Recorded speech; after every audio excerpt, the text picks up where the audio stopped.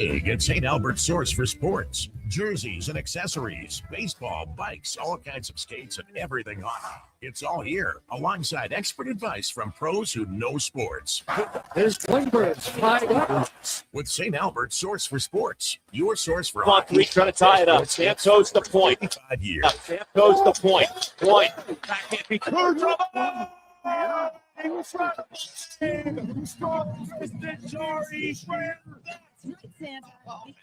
Booster Ball Out of and nowhere. Pecan Pie Booster Ball are 2 new flavors to put some extra jingle in your step. Josh, you get a haircut? So are you a pie guy, Santa, or a nod guy? Both.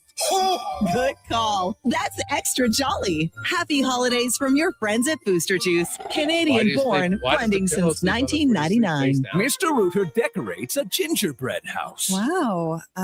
What did you do here, Mr. Rooter? Well, Stamkos the point. Point. Backhand becomes Licorice. Standard marshmallow and a candy cane sewer line. And on the outside, candy corn hose pips. Disgusting. to have your Yule clogs fixed, trust Plumber on Sir Rooter. Get the lowdown with Low Tide. Weekday. 1440. He's seen it all and then some. From stats to stories, he breaks it down like no one else. And the sports leader, Sports 1440. Vinny and Don in Hockey are dedicated to skill development for all hockey players. If you know a student athlete interested in growing as a person and a player, register for a free shadow day. Beginner or experienced, this program develops a student athlete skill in a supportive environment. It's a great opportunity for prospective student athletes entering grades 3 through 12 to see what Vimy and Donnan have to offer. Visit vimmyridge.epsb.ca or donnan.epsb.ca for more info and to sign up. Reason number 59 why Nissan is built for our winter. Because when winter storms make on-road feel like off-road, we've got you. Rogue comes standard with intelligent all-wheel drive and remote engine start to conquer even the harshest winter conditions. Now, lease a 2026 Rogue S for 0.9% for 36 months. Or get $4,000 cash purchase bonus on remaining 2025 models. Visit your local Nissan dealer today or nissan.ca for more details. Conditions apply. Visit your local Edmonton and area Nissan dealer for more information.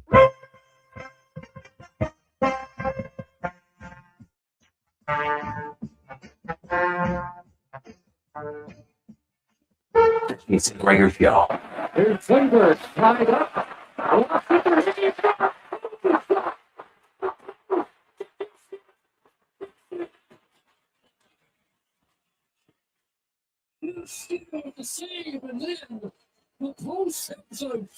Sports 1440. Presented by PlayAlberta.ca, Alberta's only regulated online gambling website. Stamkos the point. Point. Backhand becomes trouble. Incredible save from Tristan Jarry. Grand theft. Oh, man.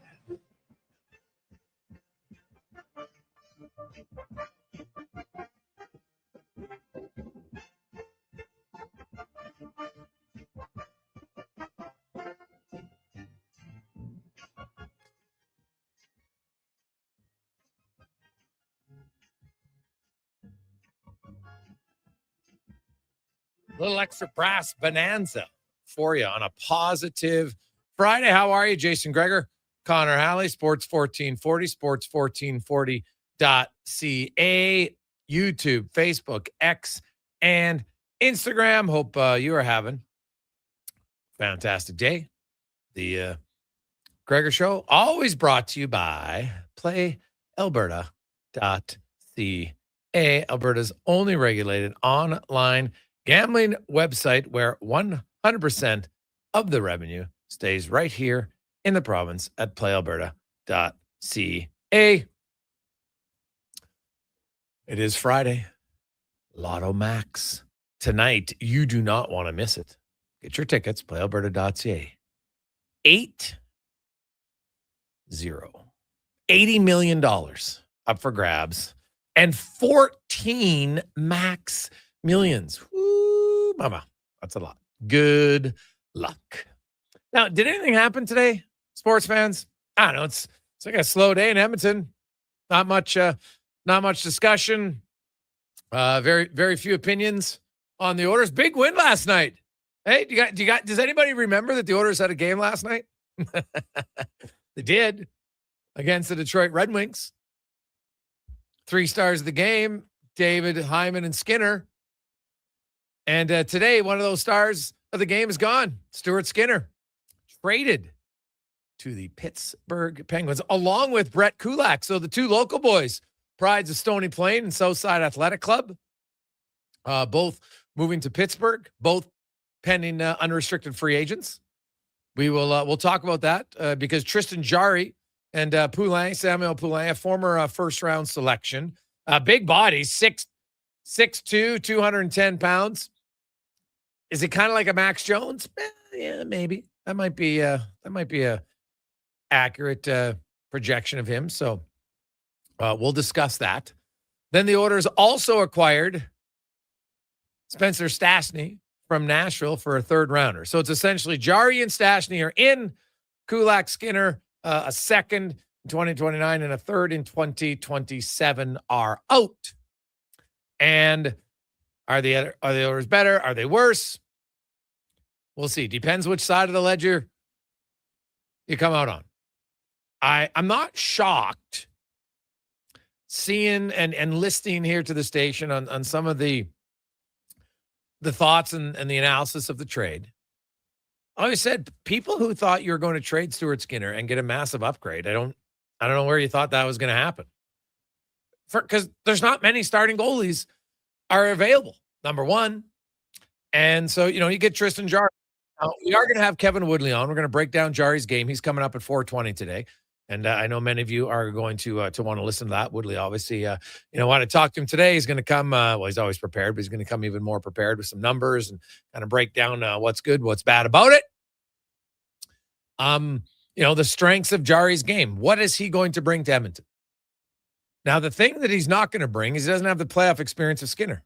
But how do you get experience? Well, you got to play there. So, you know what? Does playoff experience matter? I do think to a point, yes. Yes, it does. So I still don't. I think Edmonton, they're halfway now to being like Colorado. I won't be shocked if they make another deal before the deadline for the backup. I could be wrong, but I won't be stunned if that occurs. So we'll see. But Josh Yohe will join us here in the first hour to talk about the deal from a Penguins perspective. Like, the Penguins are in a playoff spot right now. Now, they're not in the same position as the Oilers, other than they're both in a wild card spot.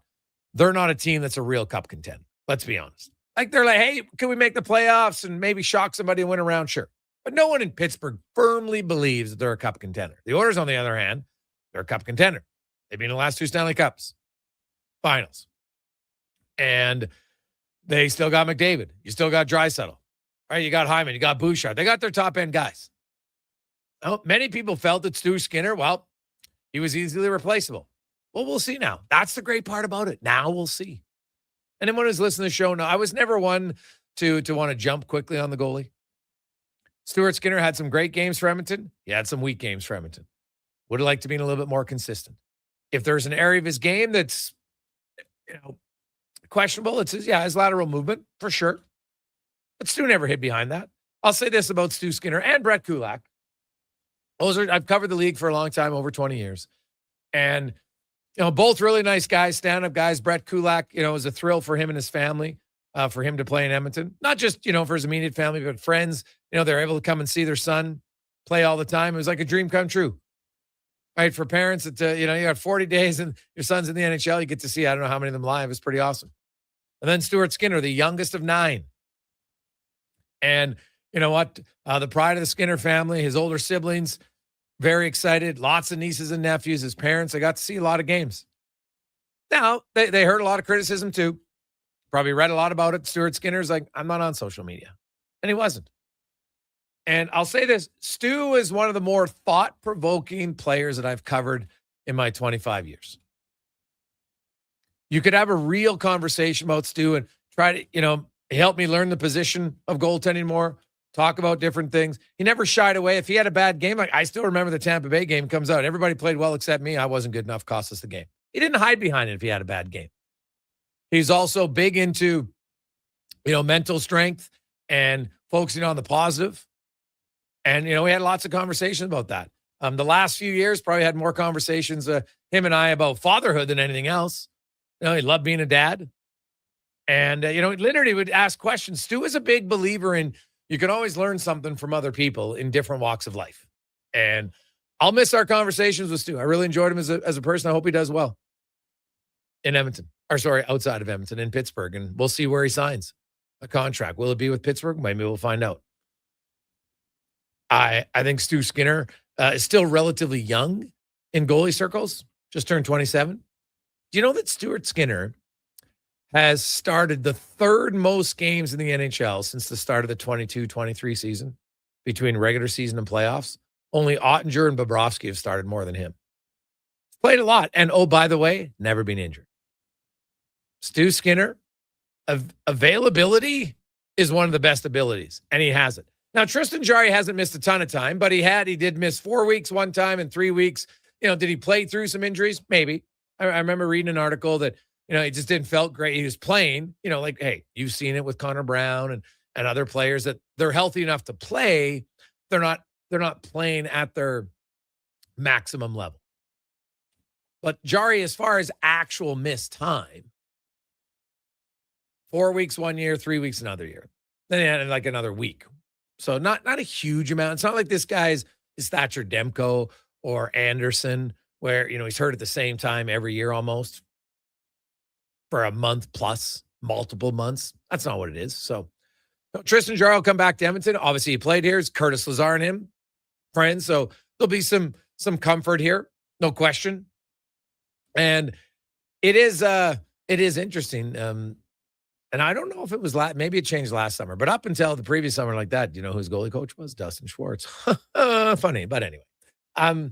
So he comes in. The other guy I did not know a lot about, I'll be honest. So I reached out to various scouts, and I was actually surprised at how positive the scouting reports I received on Spencer Stastny, just because I didn't know much about him. And if you want to read them in depth, you can go to my article today at OilersNation.com, but I'll read a few of them for you right here. Hal Gill, who's a former NHL defenseman, won a Stanley Cup. He's an analyst for the Preds. And I said, well, what do you like about him? He goes, watch him skate once and you'll see why they acquired him. He's a great skater. Not overly physical, but closes gaps super fast. Moves the puck well. Will always be an option joining the rush. Defensive zone is okay, but he won't match up against the big dogs. Great kid, been through a lot, but seems to be in a good spot. And here I got from an NHL manager scout who didn't want his name in, which is totally understandable for another organization. Guys, I'd say Stastny's an elite skater. He's got the effortless stride that gets him up to speed easily without a lot of effort. Similar in style to Paul Coffey, if you know what I mean. And to be clear, I'm not comparing him to Coffey, just mean that his mobility is great and he doesn't look like he's exerting himself to get moving fast. He's an outstanding athlete for both speed and power. Not tall, but he's strong. He has an underrated offensive skill, 9 points in 30 games in somewhat limited minutes. Nashville dressed 7 D-men at times, so his minutes were down 14. He goes in Edmonton. He thinks that in Edmonton he'll probably play 16 minutes, 18. So not on the power play, though. All his points are even strength. And, he's not like a dynamic guy. He's not Makar or Hughes in his skating ability that way. He's not going to spin around, pump fake, stuff like that. But, yeah, very good with speed, carries the puck, and has a good stick.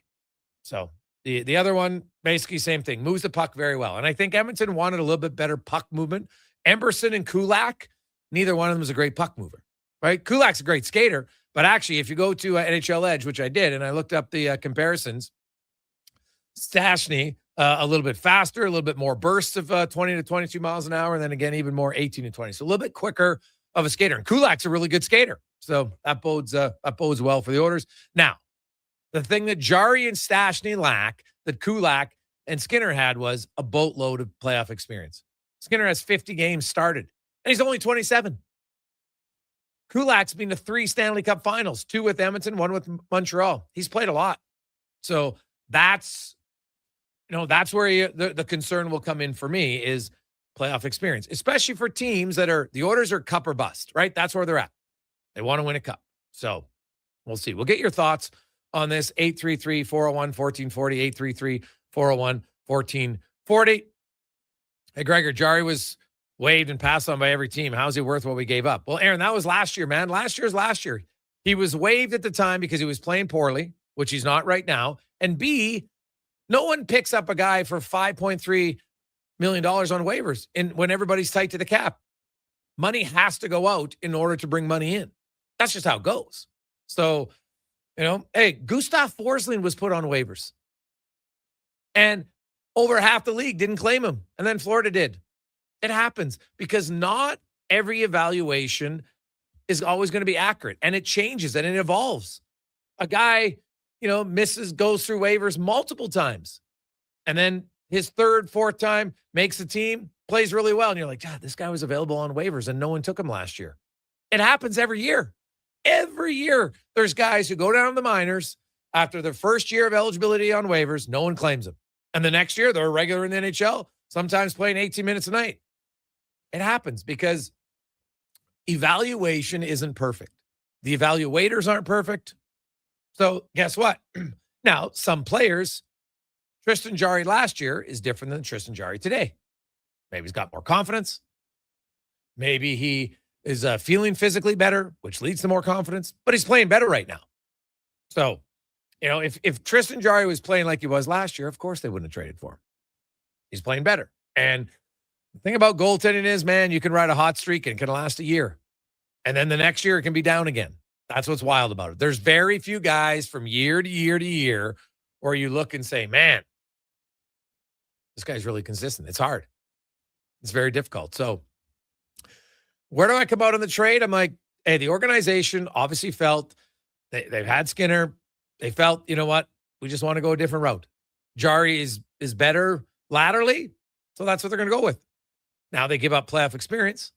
And Stu's, make no mistake, when people say, oh, they would have won a cup without the goaltending. Wrong. You're guaranteed that other goalie would have played as well as Stuart Skinner did in Game 6. You can say that with certainty. No, you can't. No one can.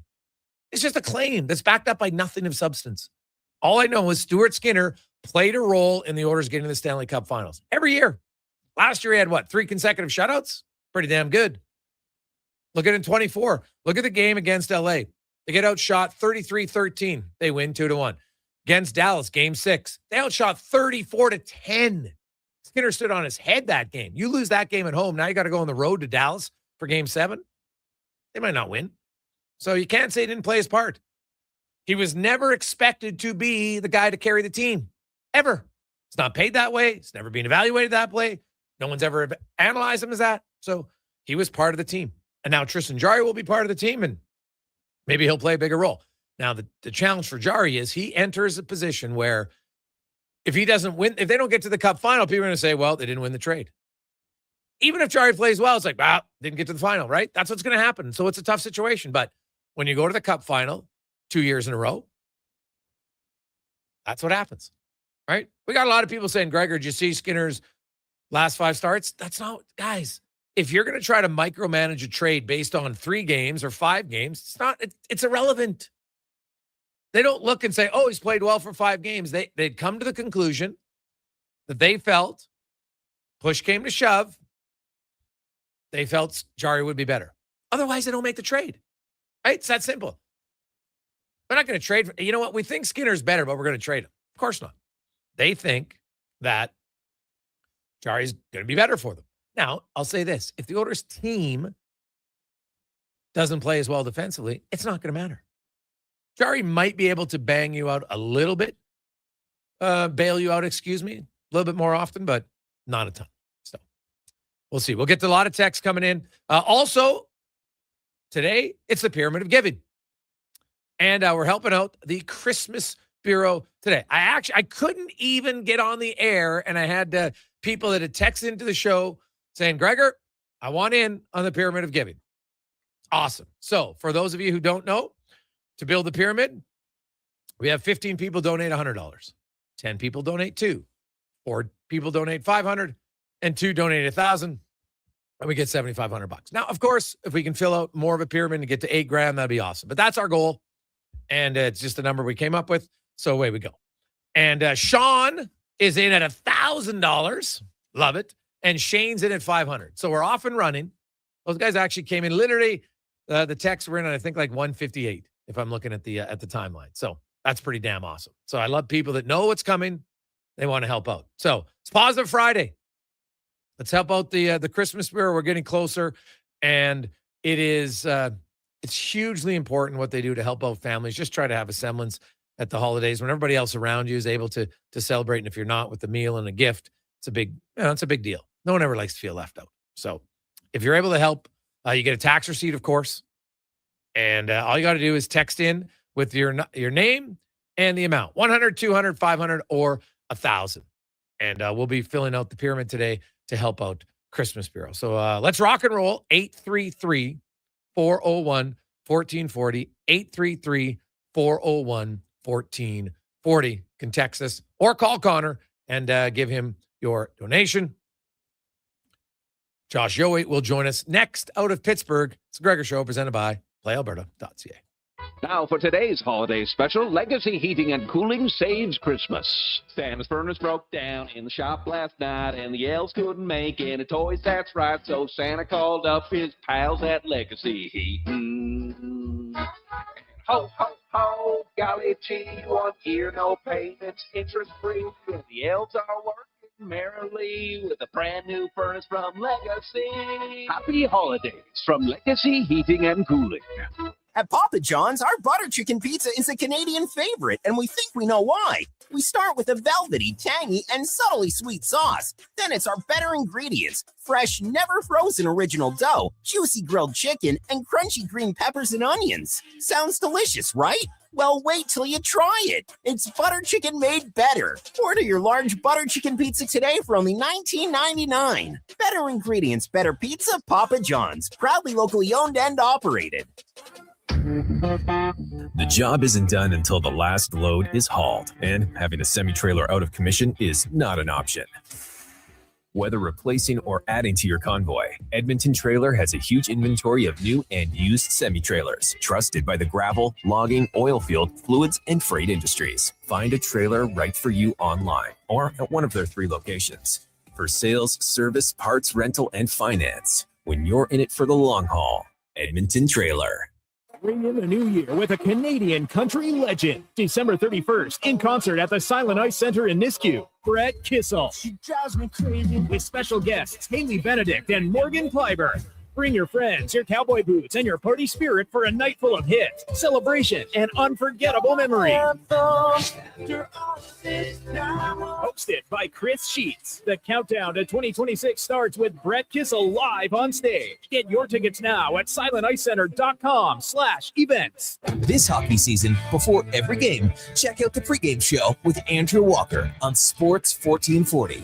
It's brought to you by Titan Supply, your only source for rigging, lifting, and hauling products. Visit titansupply.ca. The job won't wait. Why should you? At AWS Welding Supplies and Repairs, conveniently located in Nisku, we've got everything you need to get it done. From product sales to servicing and calibrating machines, we're your one-stop shop. We're a proud, locally owned and operated business, committed to serving our community with a proven track record of customer service. Don't let a broken tool slow you down. We offer fast repairs and free same-day delivery of in-stock items to Leduc, Nisku, and South Edmonton. AWS Welding.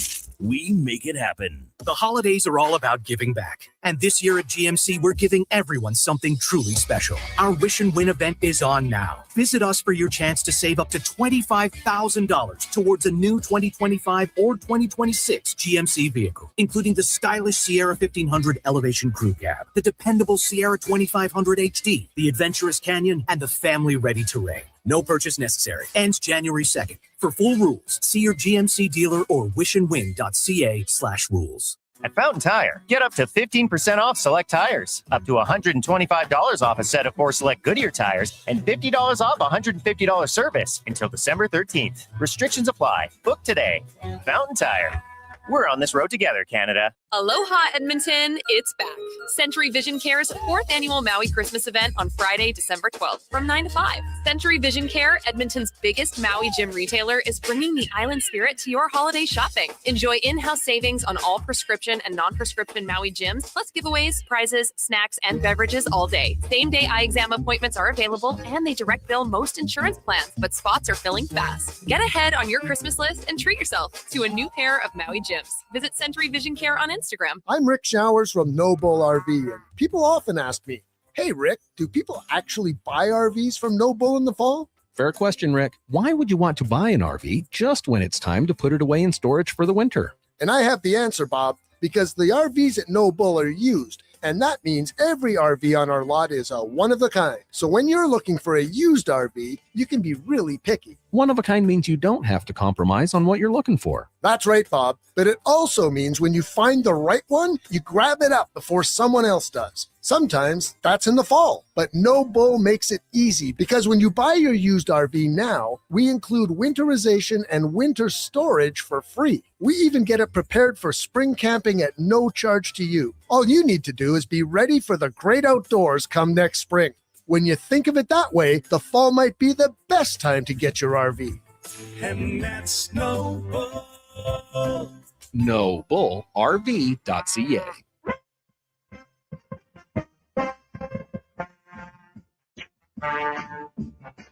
Portions of this hour brought to you by Northwest Crane, available for all your lifting and equipment needs, specializing in selling and servicing cranes. Get lifting at northwestcrane.com. The Jason Gregor Show, the best of Edmonton sports talk and beyond. This is Sports 1440. Presented by PlayAlberta.ca, Alberta's only regulated online gambling website.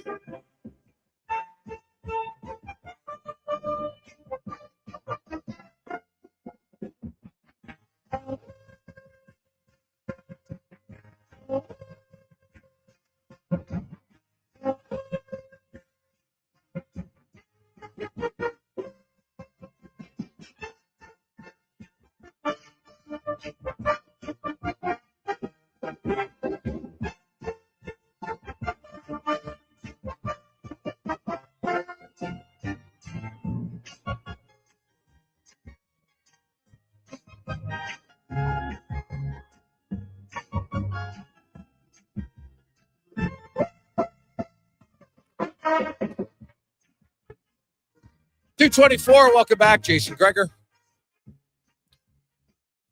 Connor Halley, Sports 1440, sports1440.ca. Gregor Show presented by our title sponsor, PlayAlberta.ca, where it's Friday. It's a little chilly outside. You want to warm up? You want to just think about being warm. Imagine how many trips you could take to paradise by winning $80 million at Lotto Max. So think about it. PlayAlberta.ca. Hey, we got, I like it. We're starting to fill up the pyramid. Todd from 3T Signs is in at $500. Awesome. And we got Reg and Wazzy each in at 100. So we're off and running. So 100, 200, 500, or 1,000. You fill out the pyramid today, and it's a positive Friday. So let's rock and roll. 833-401-1440. You know, you got 100 lots, you got $100 kicking around. You can help out the Christmas Bureau, get a tax receipt. No problem. Super easy. Make an e-transfer to them or however you want to do it. So they'll have somebody from the Christmas Bureau. All you got to do is text in your name. We'll have your number. We pass it along and they call you, and it's super easy. Now, let's go around the NHL. Brought to you by McDonald's and the Grinchiest meal. He's built a worse box with old socks as a prize and even left behind a Who Hash surprise. Looking to see the Grinch's big reveal? It's only at McDonald's, his Grinchiest meal. Oof, man, who knew we could rhyme like that? We'd be poets. I love it. Check it out at McDonald's. Now, big trade earlier today, the Edmonton Oilers and the Pittsburgh Penguins. Skinner, Kulak, and a second rounder going to Pittsburgh. Tristan Jarry, Samuel Poulet, former first rounders, currently an American leaguer, coming to the Oilers organization. To break it down, Josh Yohe joins us from Pittsburgh. Of course, a longtime beat reporter of the Pens. And Josh, I know there'd been some rumors for this for a while. And, you know, Tristan Jarry, obviously last year didn't have a great year. He bounced back. He'd been excellent this season for the Penguins. And he's probably a big reason why that, you know, he's a part of the reason why they're in a playoff hunt and not a lot of people thought they'd be in, but here they are. And from your standpoint, why did the Penguins make this trade? Oh, well, first of all, good to be on with you as always. Your rhyming made me want some chicken McNuggets. That was very good stuff. Tristan Jarry, very talented guy. I've always said I think in terms of pure physical talent, he's a top 10 goalie. My opinion is that the Pittsburgh Penguins ultimately just never really trusted him. And I know Edmonton fans don't want to hear this, but generally in the biggest games, he wilted. And when he did play in the playoffs, he was terrible. He would flash talent. He would seduce you with his talent. And, he certainly has gotten hot in the past like he is right now. And you see it, and you think, well, there it is. That guy's a legitimate big-time NHL goalie.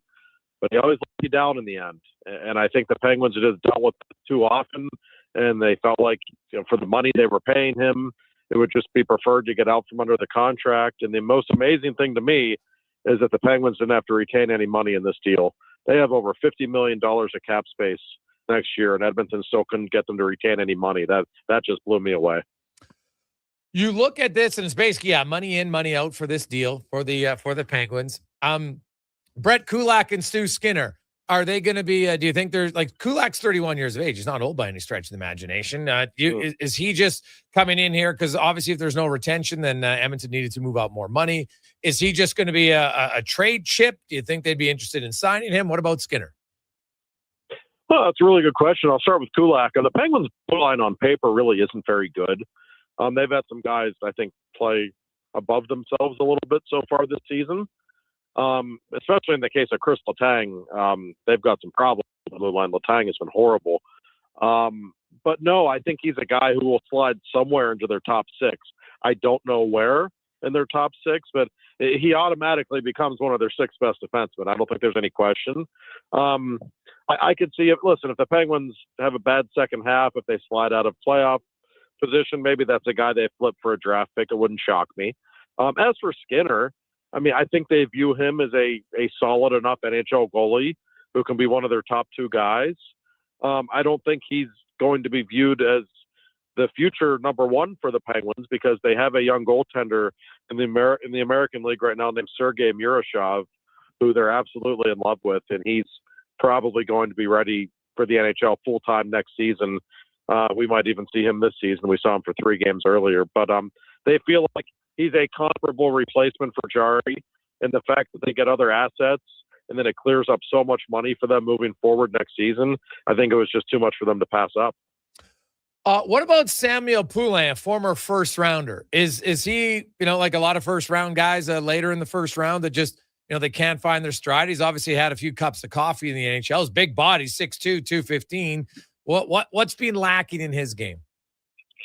Yeah, he certainly needs a change of scenery. I think, first of all, he's a wonderful kid. Everyone at Edmonton's really going to like him. He's had some off-the-ice issues. I don't want to get too invasive. His mental health issues, I think some depression problems that forced him to actually sit out for a while 2 seasons ago. But he's bounced back really well from that. Seems like he's in a good place mentally, which is great to see. He can play. He actually had a really good training camp. The issue with him has always just been his skating. You hear it all the time. He's just never really been an NHL skater. He's got the wheels to be really productive at the NHL level. In the AHL, he looks great. He clearly can excel in that level. But you're right, he's a big kid. He's pretty good defensively. He's a natural center, but he can play center or wing. I could see him catching on, and being an adequate bottom six guy, a fourth liner somewhere. It wouldn't shock me. He had his best training camp ever, I thought, back in September. But the skating's always going to be the issue with him. Okay. You look at the Penguins, Josh, and where they're at right now, I think would be a surprise to some. Is there a plan to compete and try to stay in the playoff race, or does this moving of Tristan Jarry, who's been their best goalie, does this signify that they're still looking to say, hey, we're not too worried about the playoffs this year? Well, I suspect they look at the playoffs this season as kind of a bonus if they pull it off. Kyle Dubas has made it very clear, I'm worried about the future. And listen, in the next 4 drafts now, the Penguins have 9 second-round picks and 8 third-round picks. They have an absurd amount of draft picks. They've actually finally got good young players in their system, which they haven't in literally 15 years. And they've got more than $50 million in cap space starting next season. So things are looking up in the future. But as for this season, I actually asked Kyle Dubas that question a couple of hours ago because I thought the same as you. Like, look, you just traded the guy who's been your best goalie. You're in playoff position right now. You've exceeded expectations. And I asked him, I said, do you expect this team to make the playoffs? And he said, to be honest with you, like, I think we've been really good, and I think we should have more points than we do. He said, I think we can play with anybody in this league right now. And he made it out like, yeah, I do expect this team to be in the playoffs. So we shall see. It's been a really interesting story. Nobody thought they'd be a playoff team, certainly not me. But I don't think they've been fluky either. I think their coach, Dan Muse, has made one heck of a difference. I think Evgeny Malkin and Go have to try to reconnect with Josh here, Cons. So see if we can get a better connection there. So kind of going in and out too much. So I look at the Penguins. It's interesting. We got a lot of texts coming in. Gregor, this guy's not selling me on Tristan Jarry. Yeah. Hey, you know what? You're always going to get two. That's why trades are made, right? If you love a player and you think he's really good, rarely do you trade him unless you have no choice and he's a pending free agent. He's going to walk, right? Most times when teams are trading guys, it's because they feel that there's something lacking. And so in the case of Tristan Jarry, highly skilled player, at times maybe not as consistent. That's why I said, like, Stu Skinner. Did Stu Skinner have a few games that weren't very good? Yes. But it's like everybody forgot the good games he had. Not everybody. Some people forgot, like, well, Dallas. Stu, I wouldn't have never got the cup. I'm like, really? So you don't think Stu Skinner played a big role each year in the Western Conference Final? What about his 3 shutouts against Vegas? I'd say that's pretty decent. Won a 1-0 game in overtime. I have to say the goalie did his job. Didn't give up a goal. It's pretty good. So, Josh Yohe is back with us now. So, Josh, sorry, you just cut out there. I'll just let you finish your thoughts on kind of the Penguins and what's the long-term vision here this year. Yeah. Well, I mean, listen, it is about the future for them, but they've got some young players in the lineup now who are making a real difference. And you've got Ben Kindle, this 18-year-old kid there, the 11th overall pick in the first round. He has been sensational. I mean, what a player he is. And Rucker McGroarty and some other young players are really starting to make a difference. So they are rebuilding. They're doing it with a few old guys on the team, which is unorthodox, but they're better than we thought they would be. And I could see Kyle, making a minor move or two to try to help their cause a little bit, trading a couple of, they have so many draft picks. I could see him trading a pick or two to get a depth defenseman or a forward who can help them before the deadline. It wouldn't shock me. He wants to make the playoffs. He made it very clear. Yeah. Well, hey, so they're going to make the playoffs. You look at the Penguins, with Stu Skinner, like him and Shelov, do you think it's going to split duty 50-50 kind of the rest of the way? Yeah, I do. I think it's open competition, really. Shelov's has been okay. He's got some talent, but Skinner's going to play. Those are going to be the two guys for now. If one of them would falter, you're going to see Sergei Murashov in Pittsburgh. He is the future. He's 21. He's got all kinds of talent. Hey, we might see Stu Skinner against Tristan Jarry on Tuesday night in Pittsburgh. Wouldn't that be something? Well, God, I don't see how it wouldn't happen, right? Like realistically, right. Like I think Jarry's going to play tomorrow in Toronto, and then because it's at the Penguins and the Oilers have the exact same schedule. They play back-to-back Saturday, Sunday, each of them. Now the difference is the Pens are at home for all 3 of their games. They play the Sharks and then Utah, and then they got the Oilers on Tuesday, and the Oilers play Saturday, Sunday, Tuesday. So both teams pretty even. They're all 3 and 4. They both play 2. Like they basically had the identical schedule from a week, from Tuesday, Thursday game, Saturday, Sunday, Tuesday. And then again, they have the exact same schedule, Thursday, Saturday, right up to Christmas, funny enough. But I'll say this, Josh, you're getting 2 quality people in Skinner and Kulak. Skinner, from a media perspective, there's very few guys that'll stand in and talk to you as long as he does. Brett Kulak, quiet guy, but super nice guy. And I'm interested to see how Stuart Skinner does. I think sometimes a change of scenery can help a lot of players. No, I do. And I feel that way about Tristan Jarry. And Tristan, I'll tell you this, a really well-liked guy in the locker room. And Tristan Jarry, by the way, loves Edmonton, Alberta. Of course, he played for the Oil Kings. Yeah. He still lives there in the summer, if I'm not mistaken. He spends a lot of time there. I haven't talked with Tristan since the trade. I know he'll be really happy. I think there's a part of him that probably wanted a change of scenery, and I bet you Edmonton would have been his very first pick. So I know he will be happy to be there. Yeah. Well, it'll be It'll be interesting. Both of them should get in. I know players, anytime you get traded, you want to lace them up as quick as you can for your new team and try to make a good impression. So we shall see. Josh, thanks for the rundown, man. Have a great day and enjoy the rest of the season. And Merry Christmas. Thank you. You as well. Take care. There you go. That's Josh Yohe joining us from Pittsburgh. So, hey, think about it. They top 10 talent, and we'll have Woodley on at 420 today. But Woodley and a lot of other goalie analysts have talked about Jarry's, just his natural skill as a goalie. It's very good. So consistency, shocking. Like, how many goalies do we look at and say, isn't an issue? Not many. Like, look at Jacob Markstrom. That guy can go from 930 to 901, 928, 898. He would do it every second year. It's wild, and he's a pretty good goalie. So, Tristan Jarry will get a new lease on life, and he'll go into Edmonton. And you know what? Anytime you walk into the room at a team that's won 2 cups, you're like, all right, this team's competitive. And then we got that 97 kid, and there's that 29 kid, and 2's not bad. And you go down the list, like the owner's got some skill. So we'll see how he fits in. We are going to go to Nashville a little bit later on because I think the quiet part of the deals today, because a lot of people, myself included, don't know a lot about Spencer Stastny. No relation to Peter Stastny, spelled different. 25-year-old left shot defenseman. It's actually a better skater than Brett Kulak, who's a really good skater. Moves the puck a little bit better. He's not as tall as Kulak, but strong, big. He obviously lacks the one thing that Kulak really had. And Kulak could really elevate his game in the playoffs. Remember last year, Ekholm got down. Do you know who played the second most 5-on-5 minutes on the Edmonton Oilers? Brett Kulak. People don't even really talk about it. Kulak played a lot, and he was good. So that's the risk of moving Kulak. Now, his last regular season and this regular season has been outscored 93-68. Now, that's not always on the defenseman, but, those aren't great numbers. So, you had to make the money work, and they feel that, hey, these 2 guys are going to be better for us long term. Now, Jarry signed multi-year deal. Stuart Skinner doesn't have a contract. Neither does Brett Kulak. So you do get guys because Stastny is an RFA, but both of them have less playoff experience, and you can't overlook that. So there's pros and cons to the deal. I don't think there's an obvious winner. I think you can find pros and cons for both sides, and I'm kind of fascinated to see how it works out. Sometimes trades work out for both teams and for the individuals.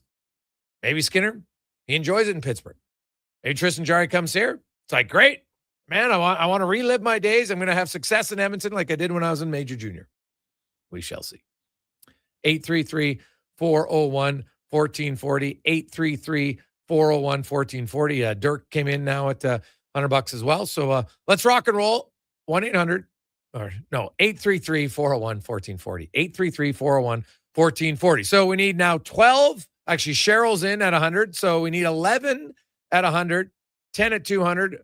We're halfway to the 500s. We already got 2 of them, and we're halfway to 1,000. So top of the pyramid, filling up quicker. I like it. But 833-401-1440. It's Positive Friday. Let's help out the Christmas Bureau today.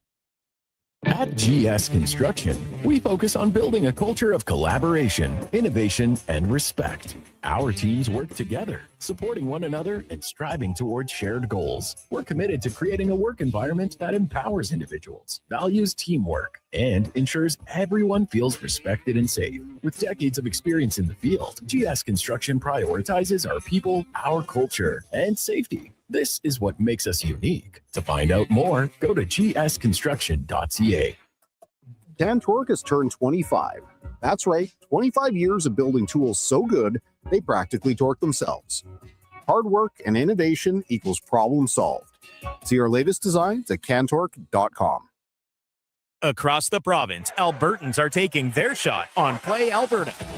With casino winners every hour, jackpots worth millions, and revenue that stays in the province, there's never been a better time to sign up.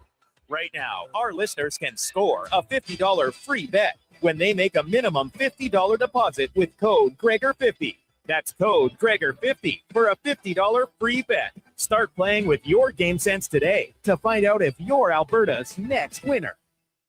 At Papa John's, our butter chicken pizza is a Canadian favorite, and we think we know why. We start with a velvety, tangy, and subtly sweet sauce. Then it's our better ingredients: fresh, never frozen original dough, juicy grilled chicken, and crunchy green peppers and onions. Sounds delicious, right? Well, wait till you try it. It's butter chicken made better. Order your large butter chicken pizza today for only $19.99. Better ingredients, better pizza, Papa John's. Proudly locally owned and operated.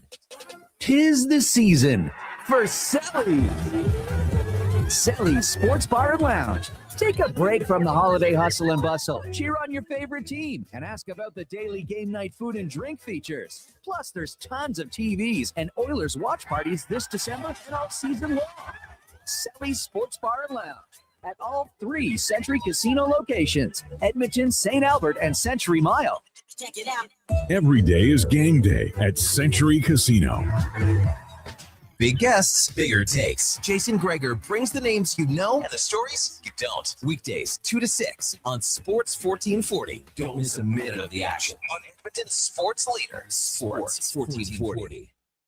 I'm Grant Fedork from Leading Edge Physiotherapy, and people who suffer brain fog might think it's just going to be part of their life. But listen, I've seen a 38-year-old mom managing a concussion read her kid a bedtime story without losing the plot, all because of cognitive rehab that rewires the brain like a GPS reboot. Your brain isn't broken, it's buffering. One missed beat in focus, memory, or balance snowballs into frustration, falls, or forgotten keys. Stroke, concussion, long COVID, even aging can all lead to brain fog. Cognitive rehab works. Check us out at leadingedgephysio.com before your next "where'd I put my phone" moment.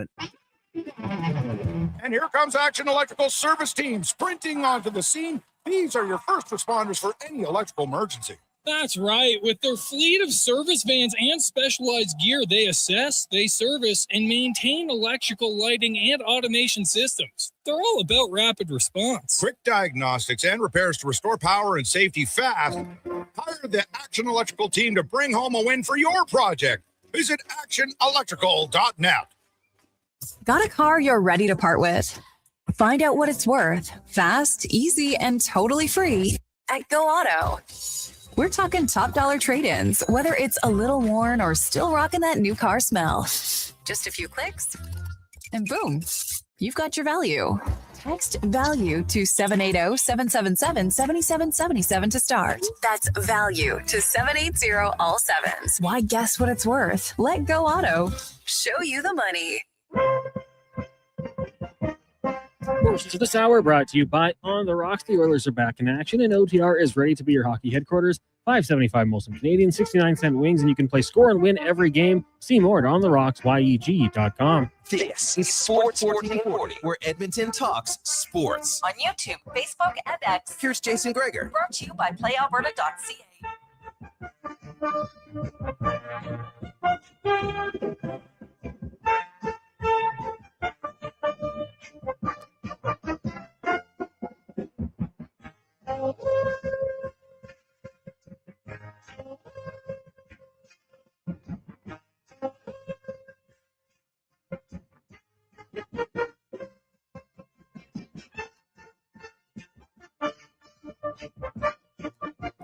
.246. Jason Gregor, Connor Halley with you, Sports 1440, sports1440.ca. I like this text from Dirk. Hey, guys, I think a positive note could be that your guest just said Kulak could slide in as the number 2 defenseman there. Kulak was never more than a 5 here, maybe a 4. Really good. But Jarry might see a positive uptick with some better defense in front of him. Well, that's the other thing. Hey, now, Jarry's numbers in Pittsburgh are actually really good this year.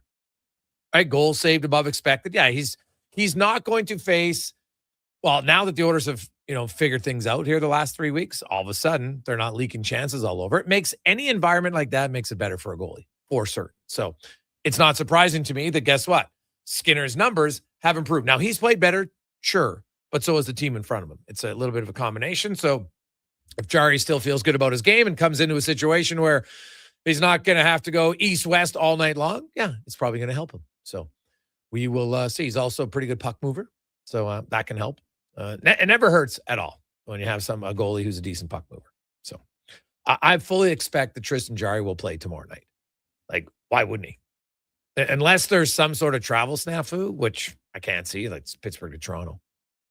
You get a new guy in, he's going to want to play. And then Calvin Pickard plays in Montreal on Sunday. And away you go. Now, let's go In the Mind, brought to you by Action Electrical, one of the most diversified electrical contractors in the province. Commercial service division. They've got a residential solar division, commercial solar, electrical preventative maintenance for commercial buildings, EV chargers, you name it. They got it, and they're hiring. Careers at actionelectrical.net for second, third, and fourth year.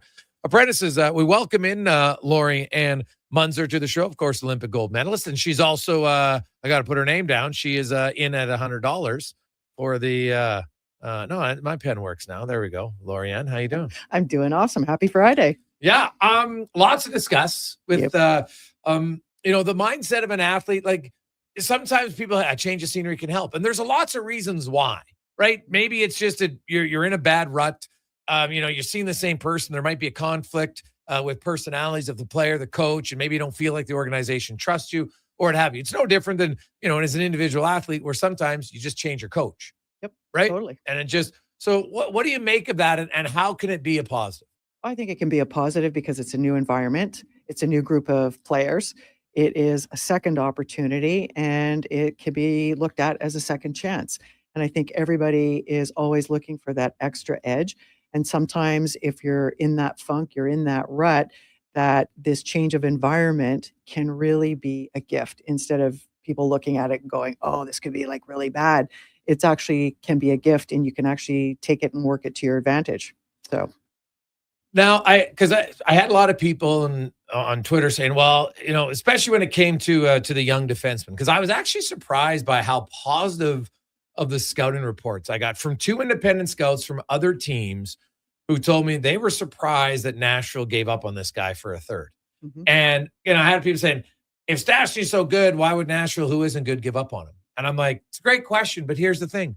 Why did Carolina, who's a pretty good evaluator of talent, put Forsling on waivers? Yep. Right now, Forsling became like a top pair defenseman in Florida for that team. And we can go through the list of guys, Marty, saying there's lots of guys put on waivers or other players get traded. Like, why did Vancouver trade Podkolzin? Right? Like, look at that for a fourth rounder. Look at Podkolzin. Now, I can't hit an empty net. I'm joking somewhat from last night, but it is because I said evaluation isn't perfect, nor are the evaluators. It's always changing, and all of us as humans can create a bias on a player. Absolutely. There's another thing called chemistry, Jason, and the chemistry is either going to be there or it's not. And sometimes in some environments, because your environment is either going to make you or it's going to break you. And some can work through that to change it, where if you're going from the bottom to an opportunity. But just because I see that you're playing really good doesn't mean that you're going to perform when it comes to be crunch time. It can also go the opposite way. Yes. And it's a drop of the hat. Number one, you have to remember all of these athletes are human beings. And we forget that because it's like, well, they're in the NHL, they're really good. Or you think about Olympians or like in any sport. And it's just one of those things. It's like the little leaguers, you know, you're playing soccer or baseball and you got the little leaguers and mom and dads are going bonkers. And it's like, one, we have to remember it's a game. Only one team can win. And sometimes you're going to be on. And when you're on, there's an energy about it that you walk onto the field or you get onto the ice or you get onto your bike and you just know. And it's an inner knowing. Part of it is the belief, the confidence. But you know what? Sometimes stats, if you're like looking at the stats all the time, it's not going to make you a better athlete, but it's just what was recorded and reported at the time that you were playing. So the next time you play or the next time you practice, you got to make it count all the time. And that's where I say, and I know that we got different thoughts on this, every game is a championship game, or every game is an Olympic final or a World Cup final. You got to play your best because number one, you're paid to do it. I was never paid to do it. It was just something I love to do. Okay, if you're being paid, that's your job. And your job is to perform. The job is to win. And sometimes athletes forget that. You get into that rut, you get into that routine. And, you know, stats are great, but what are you going to do when it's your time on the ice or in the game or at a certain point when you got to make a shot? You got to make it count. Yeah, no, that's totally valid. And I look at trades it's impactful for a lot of players because you do get out of your routine. Now, Tristan Jarry being from Edmonton might be a little bit easier, right? Like he knows the route to drive. Like I know some people whatever. But it is different for people. Now, the other thing is, if you go from living in a house or a condo, now you get traded and you're living in a hotel for weeks on end, trust me, it's not good. Like, I know you think about, man, I live in a hotel. I don't have to clean up. Somebody cleans up after me. That is good after a while. But even after 3 weeks or a month, because I know my nephew, things I learned this year in the NHL, that when you're on a two-way contract and you're in the NHL, you can't go get a permanent residence until they tell you, because in the CBA, if you get sent down and you've got a place on a two-way, then they have to pay for it. So he had to wait until Florida said, okay, go get a place. Yeah. And so it was like, 6 weeks, after training camp and everything, it was like 2 months. He's like, oh my God, this is the worst right now. And he had a suite it still. puts you on an island. Yeah. It puts you on an island. And one of the hardest things to combat as an athlete is when you're off on your own and it's like, oh, it sounds great. You're on a trip, you're somewhere else, but you don't have the support around you that is necessarily your biggest cheerleaders, or there's a routine that you have, and that will really shift and change everything. I think it's great that Jarry's, an oil king. He's been here. He knows part of that. So he's already been through it. So we've talked about running through things in your mind at least twice or multiple times, so that in your mind it becomes familiar. And you can do the same thing if you're traded. But again, that's a mental game. And if you're not strong, you're going to have troubles with your game. And usually you go down that slide and it doesn't go in your favor. Yeah. So I will be fascinated by it. Now, Stuart Skinner's someone who, he's not on social media, so he doesn't read it all. But, when you have 8 siblings and, your family, you do hear certain things. Like, it's impossible not to hear certain things. Somebody, someone wrote about you, but you're like, why would you tell me? Like, I don't want to know, right? Because I know some players have said, like, don't talk to me about what someone writes about me. If you want to talk about it, go right ahead, but don't tell me, because there is something to be said about, it's none of my business what other people think of me. And that was one of the best things I learned many years ago from going to a therapist. Said, you know what, you can't worry about that. And then the other one was, never take criticism from someone that you would never take advice from. Oh, absolutely. Right. It's not, absolutely. It's kind of pointless in that regard, but it is. I do wonder that, Skinner, like, you feel the pressure. You just do. There's no way you can't. And, if it will change anything, it's not going to change physically what you're able to do moving side to side, but mentally, maybe it's lighter. I'll be curious to see how it goes. It might go the other way too. Oh, absolutely. And that's the coolest part, is just, we got to wait and see. That's the hardest part for us, the public. As an athlete, you're in your zone. You know what your routines are. You know what your training is. You know what your schedule is, and you can pretty well script it out. But it's just like, oh, okay, well, what am I going to do? And it can go either way. And sometimes people do just dumb things, and they just poke the bear the wrong way and go, hey, well, I heard this about you. And sometimes it's just to rattle your cage. Sometimes it's those combinations of how you are with somebody that, well, maybe that's the jolt that you need to actually smarten up. Not that I'm saying it in this case, but I mean, there's family dynamics, there's team dynamics, and then it's just, all right, well, what are you going to do? Because the only thing you can do is control you, what's inside of you. You can't control what other people are going to do. You can control how you respond versus react. And that's going to be one of the biggest things that we see with any athlete. The other thing I wanted to touch on is, at some point, you probably are going to get traded, or you're going to decide to go to another team. And that is something that, it doesn't come as a surprise, Jason. It does come as a surprise if you haven't been feeling or taking in the information or the feedback, because if you're not following the feedback, in corporate, you get canned, or you get fired, or you get put into a different position. But it's something that my first coach said to me. He said, Lorianne, it's just a jersey. But it's the attachment that we as the athlete hold to, well, what does this mean? Mm-hmm. I grew up in Toronto, and then I moved to Montreal, and then I came back to Toronto. I moved to Edmonton.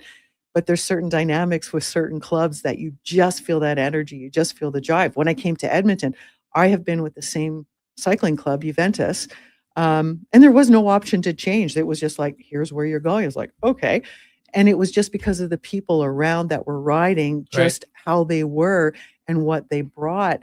And that made the difference, that it was a welcome family. And I was welcomed in with open arms right away. And I hadn't even done my first Olympics yet. Yeah. But it was just the mindset, the culture of the people. And we can bring cultures from one team or one group into a new culture when you've been traded, and you just bring the best of you out, and that's what it'll show. Any advice, like when you go through a change like that for athletes, even other people, like you change work all of a sudden, now it's next Monday, maybe some listener is starting a new job and you're excited and you're nervous and all this, because you want to do well at the job. It doesn't matter what the job is. Most people want to do well at it. I know you work with a lot of people in different walks of life. Any advice on the best way to kind of approach change? Absolutely. Write out what you want. I wish somebody would have told me that. Like, write it out. Don't just think it out, talk it out. Write it out, because there's power in the pen. There's a connection between the pen, writing, and your brain. Okay. And again, it's like when we go through and we've talked about visualization, is do a run through and go, oh, well, that was a little bumpy, or certain parts worked and some didn't. You can actually rewrite your story. And that is what taking and writing out what you want. On the other hand, the flip side, if you're having a hard time going, well, I don't know what I want, what do I do? Do the opposite. Write out what you don't want to happen, get a fresh sheet of paper, and then write the opposite of what you wrote that you don't want to have, because we can figure that out pretty easy. That's the law of polarity. And then go burn or shred that paper of what you don't want, because if you keep hanging on to it and you keep reading it and marinating in it and just going over and over, well, it's going to come to life, because whichever one you're focusing on, whether it's an opportunity, the positive side, or the negative, you can only hold one of those vibrations or one of those thoughts in your mind, and whichever one is more is the one that's going to take over. So write out what you want. Write out what you want. And it's probably even something, for young kids to do. Oh, yeah. Right? Just to write out, well, you think about it, you make a list of Santa, right? You don't just say you write out the list, and that's, you never know. If you put it out there, sometimes it can happen, right? Put it out there. In relationships, you should write it out and just send a note to your spouse. Just, this is what I would like. God, that would be awesome. And not just for Christmas. It's like for every Yeah. day. Yeah. No, hey, I never thought about the Santa list. It's like, I think that's actually where it starts, because you start visualizing it, you start imagining it, and usually those gifts will show up. And whatever you think about, you bring about. And if you can see it in your mind, you can literally hold it in your hands. I'm a big believer in what we put out there usually come. Like, I find some people who are Eeyores and that are always negative, and eventually something bad happens. I'm a big believer in that. I'm always kind of like, why do I worry about what could go wrong rather than why never worry about what could go right? Right? That's what I was trying to. Well, coach, if I do this could happen. I said, yeah, but if you do it, this could happen too. And this is a good play. Right? It's really like defense when they don't want to gap up because they're worried if I get too close, the guy will blow by me. Like, yeah, but what if you get too close and knock the puck off a stick? Now we go the other way. Oh, never thought about that, right? Because a lot of times we think about the negative one rather than what's the positive outlook and positive outcome, I should say. Yeah, and that's because our brain has been wired for so many years, like even way before we were here, that it's a survival thing. So the survival thing is to run from the saber-toothed tiger. There are no saber-toothed tigers in Edmonton. No. But it's the crap that we make up that brings the saber-toothed tiger out in terms of a person or a job opportunity or an event or a game. It's just like, oh, I'm facing this person. Now what am I going to do? Oh, game over. Did you ever have an athlete that you had to convince yourself, okay, like maybe there was an intimidation factor early in your career and finally said, you know what, I don't care. I can beat her. Oh, absolutely. Absolutely. And it usually comes from the smaller athletes. And I just tell them, hey, look, just stand up tall, because when you stand up tall or sit up tall, you have a different feeling. It's a different energy. And then keep telling yourself, I can do this. Yeah. I can do this. And it becomes a prayer, an affirmation, a mantra, whatever you want to call it. And whatever you think about, you bring about. So can you flip it over to what it is that you do want? And a lot of times we don't ask for what we truly want. We go with what others think we should be doing or what we should have or what we should be saying. But when you ask and really give the athlete or the kids carte blanche to really speak openly and honestly, no judgment, you'd be surprised at what you get. Awesome stuff, Lorianne. Thanks for the donation. And we appreciate it. And have yourself an awesome weekend. And you too. Thanks, Jason. There you go. That's Lorianne Munzer in your mind, brought to you by Action Electrical. Jason Gregor, Connor Halley with you. Got a loaded Friday edition of the Gregor Show. Lots of good guests coming up. We got 2-minute warning with Tater. Craig Button's in the 3 o'clock hour today. We got Kevin Woodley in the 4 o'clock hour. Max Hulse will be by. Give us a little scouting report on the newest defenseman for the Edmonton Oilers. Speck will join us from Toronto. We got LT, Wanya Gretzky, Livingston. Man, it's loaded show. And the Pyramid of Giving. We got Wally and Wade coming in at $200. Paul's in at $100. So, hey, it's a good first hour. Really good first hour. We'll update you on where we're at, but if you want to, just text in 100, 200, 500, or 1,000. We're looking for multiples of each yet, so don't worry. We got time. We're not going to overdo it. We'd love to get you. We want to get to $7,500 to help out the Christmas Bureau today. 833-401-1440. Let's get to the con man and a sports 1440 update brought to you by Fountain Tire. When we say we're on the road together, we mean it. From tires, wheels, and oil changes to vehicle repairs. Visit fountaintire.com to find out more. This is the Sports 1440 update. Casey Mister, the Edmonton Oilers have acquired goaltender Tristan Jarry and forward Sam Poulin from the Pittsburgh Penguins for Stuart Skinner, Brett Kulak, and a 2029 second-round pick. They also brought in Spencer Stastny from the Preds for a 2027 third-rounder. Oilers in action tomorrow night, taking on the Leafs out in Toronto. On the ice tonight, just 2 games, Blues, Blackhawks at 6, and then 7, the Kraken taking on the Mammoth. In the association tonight, you've got the Warriors and Timberwolves. Jazz take on the Grizz. Wizards up against the Cavs. The Pistons host the Hawks, and the Bulls travel to Charlotte. BCHL schedule. Spruce Grove in action. They'll host Blackhawks at the Thompson Family Arena at 7 earlier today. Crusaders defeating the Oilers 5-4 in overtime. And in the AJ, you got 5 games tonight, including Camrose and Fort Mac. Evan hosting Old and Jerome Heller taking on Whitecourt. Coming up in hour 2 of the Jason Gregor Show, we'll hear Cam Tate's 2-minute warning. We'll be joined by TSN's Craig Button and speed things up in the Cantor Racing Report with Colin Livingston. I'm Connor Halley. This has been a Sports 1440 update. Sports 1440, a Stingray radio station broadcasting on Treaty 6 territory. Download the free iHeartRadio app and listen to CKJR wherever you go. Well, get ready for a silly hockey fans. Your partner in power just skated onto the ice. EWEL.ca, the new e-commerce website for electrical wholesalers Edmonton, is ready for the power play 24/7, 365. UL skates to where the puck will be. I'm hope, Now that's Friday, how are you, thinking. Jason? Killer selections, For you family on a products from the best positive, brands, and legendary service. Don't sit on the bench. Get your account today at EWEL.ca and win that project. Plug into your Connor Halley, partner in Sports power. 1440. Get an EWEL.ca account today. Top quality flooring, locally owned, and Jason Canadian Gregor, products from Connor Beaulieu. Halley, too. Yeah, that's CFI. CFI what? No, CFI, Custom Floors Inc. From free estimate to professional installation, contact Custom Floors Inc. at customfloorsinc.ca. The job isn't done until the last load is hauled, and having a semi-trailer out of commission is not an option. Whether replacing or adding to your convoy, Edmonton Trailer has a huge inventory of new and used semi-trailers, trusted by the gravel, logging, oil field, fluids, and freight industries. Find a trailer right for you online or at one of their 3 locations. For sales, service, parts, rental, and finance, when you're in it for the long haul, Edmonton Trailer. More Edmonton families than ever are struggling as food prices skyrocket. The Holiday Hamper Foundation provides festive meals for 2,000 homes in need. Your donation ensures a turkey is on the table for every family. Donate today at holidayhamper.ca. You matter. Your mental health matters, and you're braver than you think. Not Alone is an organization focused on creating a space of acceptance and support through tough, meaningful conversation. My name is Tyler Smith, and you are never alone. NotAloneCo.com. It's okay to not be okay.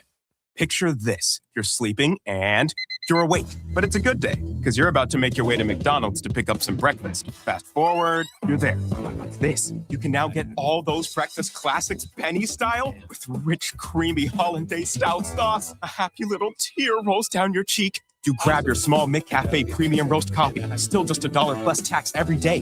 And see. Get up and at 'em with the Egg McMuffin. At participating McDonald's restaurants in Canada. Prices exclude delivery. Vinny and Don in Hockey are dedicated to skill development for all hockey players. If you know a student athlete interested in growing as a person and a player, register for a free shadow day. Beginner or experienced, this program develops a student athlete skill in a supportive environment. It's a great opportunity for prospective student athletes entering grades 3 through 12 to see what Vimy and Donnan have to offer. Visit vimyridge.epsb.ca or donnan.epsb.ca for more info and to sign up. He's heading into the driveway. Temperature's dropping fast, folks. He opens the hood and, oh no, the battery's on thin ice. Yeah, that's a tough break, Tim. I mean, you can't expect to compete and win with weak parts in your game like that. But wait, he's made a clutch move. He's gone to Napa Auto Parts for the win. They've got batteries, winter-grade oils, antifreeze, and wiper blades built for cold Alberta conditions. That's a championship play, Tim. With over 85 Alberta locations, visit your local Napa store today or shop online at napacanada.com. That's Napa know-how. Portions of this hour brought to you by Cantork. We offer sale, rental, repair, and calibration of hydraulic, pneumatic, and battery-powered torque wrenches, stud tensioners, and flange maintenance equipment. Order today at cantork.com. The Jason Gregor Show, the best of Edmonton sports talk and beyond. This is Sports 1440. Presented by PlayAlberta.ca, Alberta's only regulated online gambling website.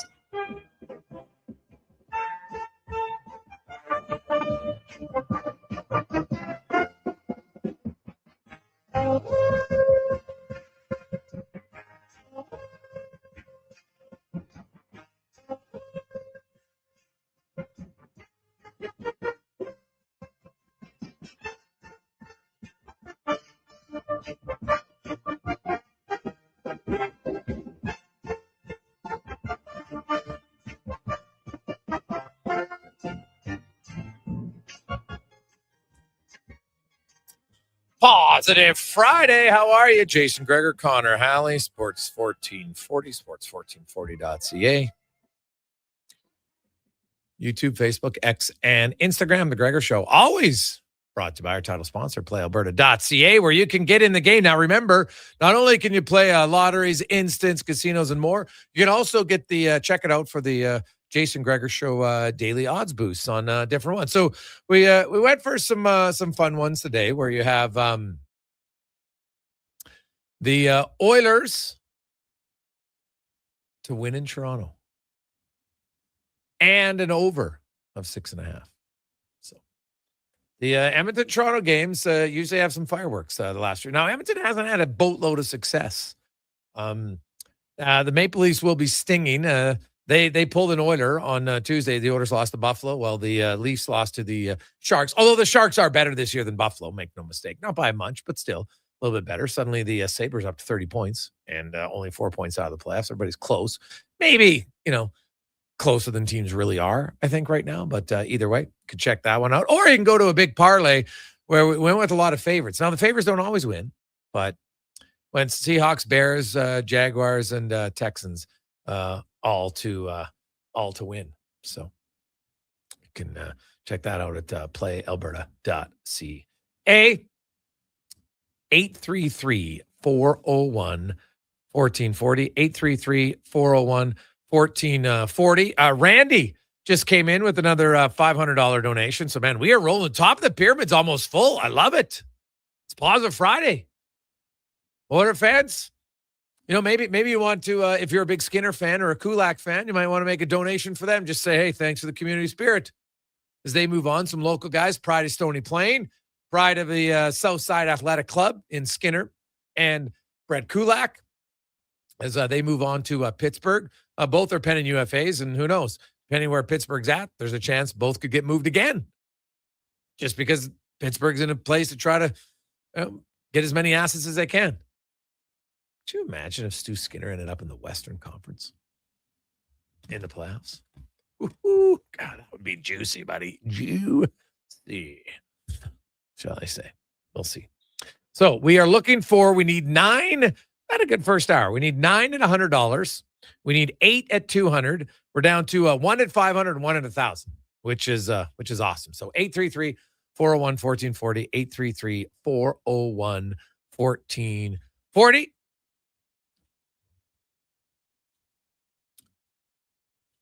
A lot of text coming in, and we'll get, actually, first, before I get to the text, let's get to the 2-minute warning.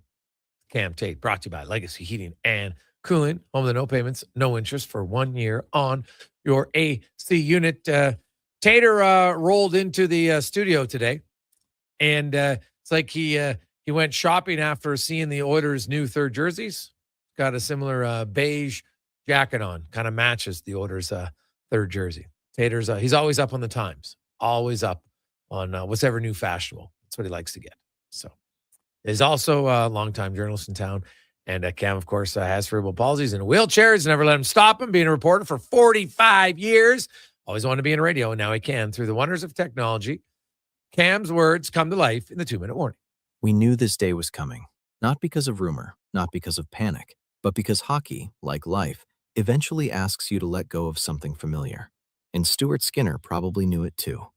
Today, the Edmonton Oilers travel east to Toronto. Routine, business, another dot on the schedule. But Skinner's flight continues on to Pittsburgh, a different destination, a different life, a different sweater.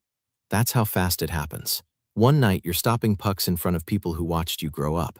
The next morning, your jersey has changed. Your area code has changed. Your postal code has become a zipper code. And everything that once felt permanent suddenly isn't. Coming back to Edmonton is Tristan Jarry, a name with roots here. In 2014, he helped deliver a Memorial Cup to the Oil Kings. Time moves on, circles back, and sometimes meets itself in the middle. A friend once told me, you go in the front door, and when the time comes, you go out the front door. Stuart Skinner did that. Last night, in a 4-1 win over the Detroits, he may have played his best game of the season. Calm, controlled, proud. If that was his final performance here, it was an honest one. This morning, there's an uneasy feeling in this city. Because change always does that. And because beyond the saves and statistics, we remember the person. Young Mark Spector said it best. Goaltenders don't like the spotlight, especially on game day. Silence is part of the job. Skinner didn't hide. He spoke. He smiled. He showed us who he is. And here's the part that lingers. We were told all season that Oilers fans didn't have Skinner on their Christmas list. Some wanted him moved. So this morning, we asked the city, on X, or Twitter, as some of us still call it, did Stan Bowman make the right call? 280 votes later, the city split right down the middle. 49.7% said yes, 50.3% said no. No winner, no closure, just emotion. And maybe that's fitting, because hockey decisions are made by managers, but they're felt by people. On a personal note, nothing but the best to Stuart Skinner and his family. Careers move on. Character stays. 2-minute warning. Gregor, Halley, Kruger, apparently shoveling snow tonight in a Speedo. Tater, weekdays, sports, 1440. And you know what? Kulak, Skinner, they're really good people in the community. And I do think that's important. If I had my druthers, I think at times I would like to see the Oilers players do more in the community. I think it helps all parties involved. You feel a little bit closer to the community. There's a little bit more normalcy in your life that isn't just focused on hockey. And if it was me running, that's what I would do. And it's, especially for young guys, they don't have kids. I remember talking to young players. They got so much time in their hand, like they're bored lots of times. There's not much to do. So you could, that's something that if it was me, I'd be looking at doing in the organization. I don't think they're going to, but I think it would be a smart thing to do. So, hey guys, I'm not happy they traded Kulak. Good, solid D-man. I can't help to think how the $4 million is being paid to Frederick could have helped them retain Kulak and be cap compliant after trading for the new goalie. Unless their new D-man is as good as Kulak, the Oilers might be better in net, but worse on defense. From Gord. Well, Gord, that's the part of Stastny that comes in here. So the last 2 years in the regular season, Kulak's kind of struggled. Now, playoffs, he was really good last year. He's always been good in the playoffs. And to me, that's the concern about trading Kulak. But young Stastny's actually a better skater, a little bit better puck mover. And, Kulak last year at 5-on-5 got outscored 68-53. This year it's been 15-10. So hasn't been great. That's, you're outscored 93-68 over the last 2 years, 5-on-5. And so I think that played a part. So you're going to get a guy who, even if he's just as good as Kulak, is going to cost you way less, right? Kulak was making 2.75. Stastny's making 875, right? It's basically $2 million, $1.9 million less. Now, he could get a raise next year, but it's not going to be significant because he's an RFA. He doesn't have big point numbers. I don't think he's suddenly going to jump off the scene and score points. Like, he's probably going to finish with 23, 25 points if he plays every game here. And it might push it up to a little bit above 25. And it's a fair question to think in the playoffs, how much are they going to miss Kulak's experience? The guy went to 3 Stanley Cup finals, Montreal, and then 2 with Edmonton. That's where they're going to miss him. I don't debate that for a second. So, but usually you got to make the cap work. So that's why basically these moves were simultaneous at the same time. They wouldn't have pulled the trigger on the Jarry trade until they had a defenseman to replace Kulak. Right? That was just so, did they have to wait a day or two? I don't know. But either way, they weren't pulling that deal off until you had the other deal in. So, hey, Gregor, that 2-minute warning by Tate was perfect. Well said. And you know what? Tater's guy, he's got pretty good days some days. When he remembers to write it out. So it's good. I'm just giving him the gears because he's right here. So that's awesome. Kane is in at $200. Attaboy, Kane. He'll be reaching out to you. Hey, guys, at the end of the day, does it matter who the Oilers goalie is? If they don't play good defense, they're not going to win. They play good defense, they got a really good chance to win. I don't think goaltending ever cost us in the actual Stanley Cup final. Well, and it's an interesting way to look at it, right? Because you had games where goaltending wasn't good. And then you had games where the goaltending didn't need to be good. And then you had games where the goaltending was great because the skaters were bad. And that's why it's a team. I'm a big believer that teams win you the Stanley Cup. You need some individuals to have great performances. Some days it's your goalie. Some days it's your defenseman. Some days it's a forward.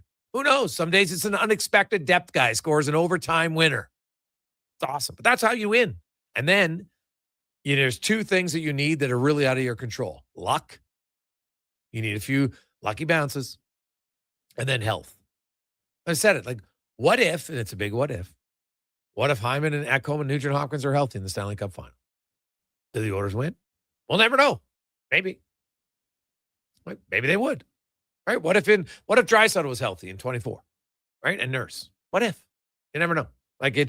Health is such a big one. And that's Skinner. You can criticize a lot of things about Stu Skinner. That guy doesn't miss games. And that's important. He does not miss games.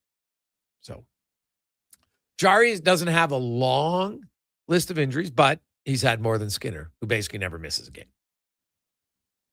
As I outlined since Skinner came into the league as a regular in 22-23, and you had now he's been on a team that's made the playoffs and been good, sure. But only Bobrovsky and Ottinger have started more games than Stuart Skinner. He's at 228, they're at 248 and 249. Pretty impressive. Make no mistake about it. And I wish him luck. I think Tristan Jarry, I think there's a really good chance Tristan Jarry can have success here. Very good chance. Greggs, do you think they would move another goalie? As much as Skinner, whatever, and Jarry, I still think they got to improve their backup. Well, I think that's something that's going to be looked at. Yes, I would agree with you. I don't think that they're automatically done. There are lots of teams right now who have 3 goalies. Look at Carolina. There's Boosie. There's another guy you could have just taken a chance on waivers. No one did. Right? It happens. Carolina did. Now I say no one. Carolina did, but they're at the top of the standings when they did, so no one else did it. Sometimes you just need to change your scenery. Sometimes it's the system that's played in front of you for the goalies, and it works out. So I wouldn't be shocked if there's, a waiver claim or something maybe put in later, for sure. Yeah, because the guys who go on waivers, none of them have big contract. Now, Ville Husso would, and I don't think Edmonton could afford him because he's making $2.2 million. So they don't have the cap space to do that. But there's some other guys out there. Don't be surprised if you see a potential waiver wire move, for sure. We'll take a quick break. When we return, Craig Button will get his thoughts on the trades, some World Junior stuff. Bo Horvat, good news. Well, kind of good news, bad news. Bad news, he got injured. Good news, it's only 1 to 3 weeks. Because he's right in the mix for Team Canada. Right in the mix. Welcome back. Gregor Show, presented by PlayAlberta.ca. He's a winner. Sweet. She's a winner too. Right. Everyone's a winner during Wish and Win at Wolf GMC Buick. Every single customer is guaranteed at least a $500 bonus with a chance to save up to $25,000 towards a new GMC or Buick. At Wolf GMC Buick, we also have 0% financing up to 84 months on most of our popular SUVs and trucks. And we're clearing out remaining 25s, including cash discounts up to $10,000 on a great selection of Sierra HDs. 90 seconds east of the Henday. Wolf GMC Buick, where everyone wins. Action Electrical Solar Team is now making a play for sustainability and savings. They're specialists in powering up for a greener future. That's the strategy. Designing and installing high-efficiency solar panels. They're helping homes and businesses combat rising utility costs by harnessing the power of the sun. A smart move for efficiency and the environment. Hire the Action Electrical Team to bring home a win for your project. Visit actionelectrical.net. Hey, sports fans, we've got a clear choice for you. At Crystal Glass, we provide customers with the perfect glass for any job. From home to auto and even commercial, installation or repairs, we're your team. Call 310 Glass or visit crystalglass.ca. Crystal Glass. December Oil Kings hockey at Rogers Place. Family fun that's second to none, starting at just $20 a seat. Family Fun Sunday, your Edmonton Oil Kings face the Brandon Wheat Kings. Enjoy the Kids Fun Zone, face painting, and bouncy castles. Have your photo taken with Santa on the concourse and receive a printed copy with a donation to Santa's Anonymous. Plus, there'll be a pregame mini locker room sale just in time for the holidays. Oil Kings, Wheat Kings, photos with Santa, 4 p.m. this Family Fun Sunday. Great seats at Rogers Place start at only $20 at oilkings.ca. Do you sit around at work listening to sports radio all day? That's right, my friend. There's no shame in it. It's the good life. And we're not here to snitch. Say, if your company advertised on Sports 1440, you could be the one listening for your company's ad every day. Now you've got an excuse to listen to Sports 1440 all day. It's part of the job. Sounds like someone's getting a promotion. Email Gregor at sports1440.ca. Let's get to work for you. Diablo Boots sells only Canadian-made work and biker boots made by Canada West. No American or boots made in China, so no tariffs. All of Diablo's boots have replaceable soles and heels for longer life. Sizes 6 to 14 EEE. Buy quality, buy Canadian. And support Canada West and Diablo, the two best names in the boot business. So save on boots by Save On Foods. That's Diablo Boots, 3340 Gateway Boulevard on the east side of Save On Foods. Buy Canadian. They're terrific.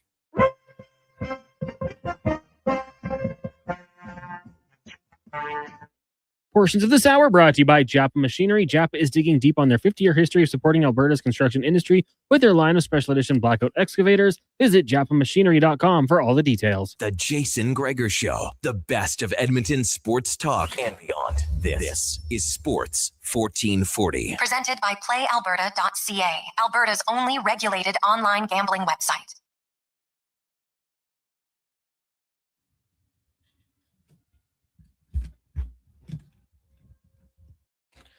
Positive Friday. How are you? Jason Gregor, Connor Halley, Sports 1440, sports1440.ca. Hope you're having a lovely day. It's 324, Pyramid of Giving. Today, we, have had a good start, but let's rock and roll. We're trying to get 15 at 100, 10 at 200, 4 at 500, 2 at 1,000, and we fill out the pyramid at 7,500. Okay, it's great. We're helping out the Christmas Bureau, and we've had a good start. We need 9 people at $100. That's pretty easy. I know 9 of you have $100. It's like chump change for some of you, sitting in your couch cushions even. All right, 5 at $200, and then only 1 at 500 and 1 at 1,000. So top of the pyramid's looking pretty good. So let's go. 833-401-1440. 833-401-1440. Do the math. That's only 16 of our listeners. That's not very many. So, okay. That's like what, 80% of our audience? No, I'm kidding. But feel free. We're helping out the Christmas Bureau. 833-401-1440. 833-401-1440. 100, 200, 500, or 1,000. And we help out the Christmas Bureau, which needs a lot of it. Demands are higher than ever. So if you and your family are in a good spot, you can help them out and it'll feel great. You get a tax receipt. All you got to do is text in your name with the amount you want to donate. Let's get to our big guest of the day today, brought to you by the Spruce Grove Saints. Go to sgsaints.ca where you can get your tickets anytime you want to see the Saints in action at that brand new facility. It's unreal arena, the Thompson Family Arena. And you have opportunities to check them out on home ice. Guess when? Tonight. Taking on Blackfalds. And then tomorrow in Sherwood Park, big rivalry game, the Crusaders and the Saints. So check it out tonight in person in Spruce Grove, and then maybe you want to go to Sherwood Park. I know the Saints fans travel well. Should be fun. We welcome in from TSN, Craig Button. Butts, how you doing, man? I am really, really good. How are you doing today, Jason? Any news? Well, yeah, you know what, Craig? Not much going on in Edmonton today. It's kind of quiet. Not much people are talking about. What's your thoughts on the deal, Craig? What do you make of it? Well, okay. Well, let me just say one. this: How do you find a way to bury a great performance by '97 and make that quickly forgotten? Well, I guess you go make a trade for a goaltender. Well, here's what I make of it. I think that the chatter around Stuart Skinner and the goaltending for the Edmonton Oilers has been ongoing. And at some point in time, and players will never say this, managers, coaches will never say it, but it's a constant distraction. Yeah. You're constantly being questioned. Does it affect performance? Can it affect performance in many ways? Yes. I mean, when you're Stuart Skinner or any other player, all you're hearing is, oh, it's not good enough. It's not good enough. And then when you do play well, all you hear about is, oh, don't worry. When it matters, it won't be good enough. And I think as a manager and an organization, you have to recognize that. You have to understand that. And I think you get to a point where you say, okay, we need to make a change here. And do I think that Tristan Jarry can come in and be a capable goaltender? Yeah, I think he can be. Do I think that he might have some of the same type of up and down and in and out play the last couple of years that Stuart Skinner's had? Yeah. But you're changing the person in the net to try to change the narrative around the goaltending.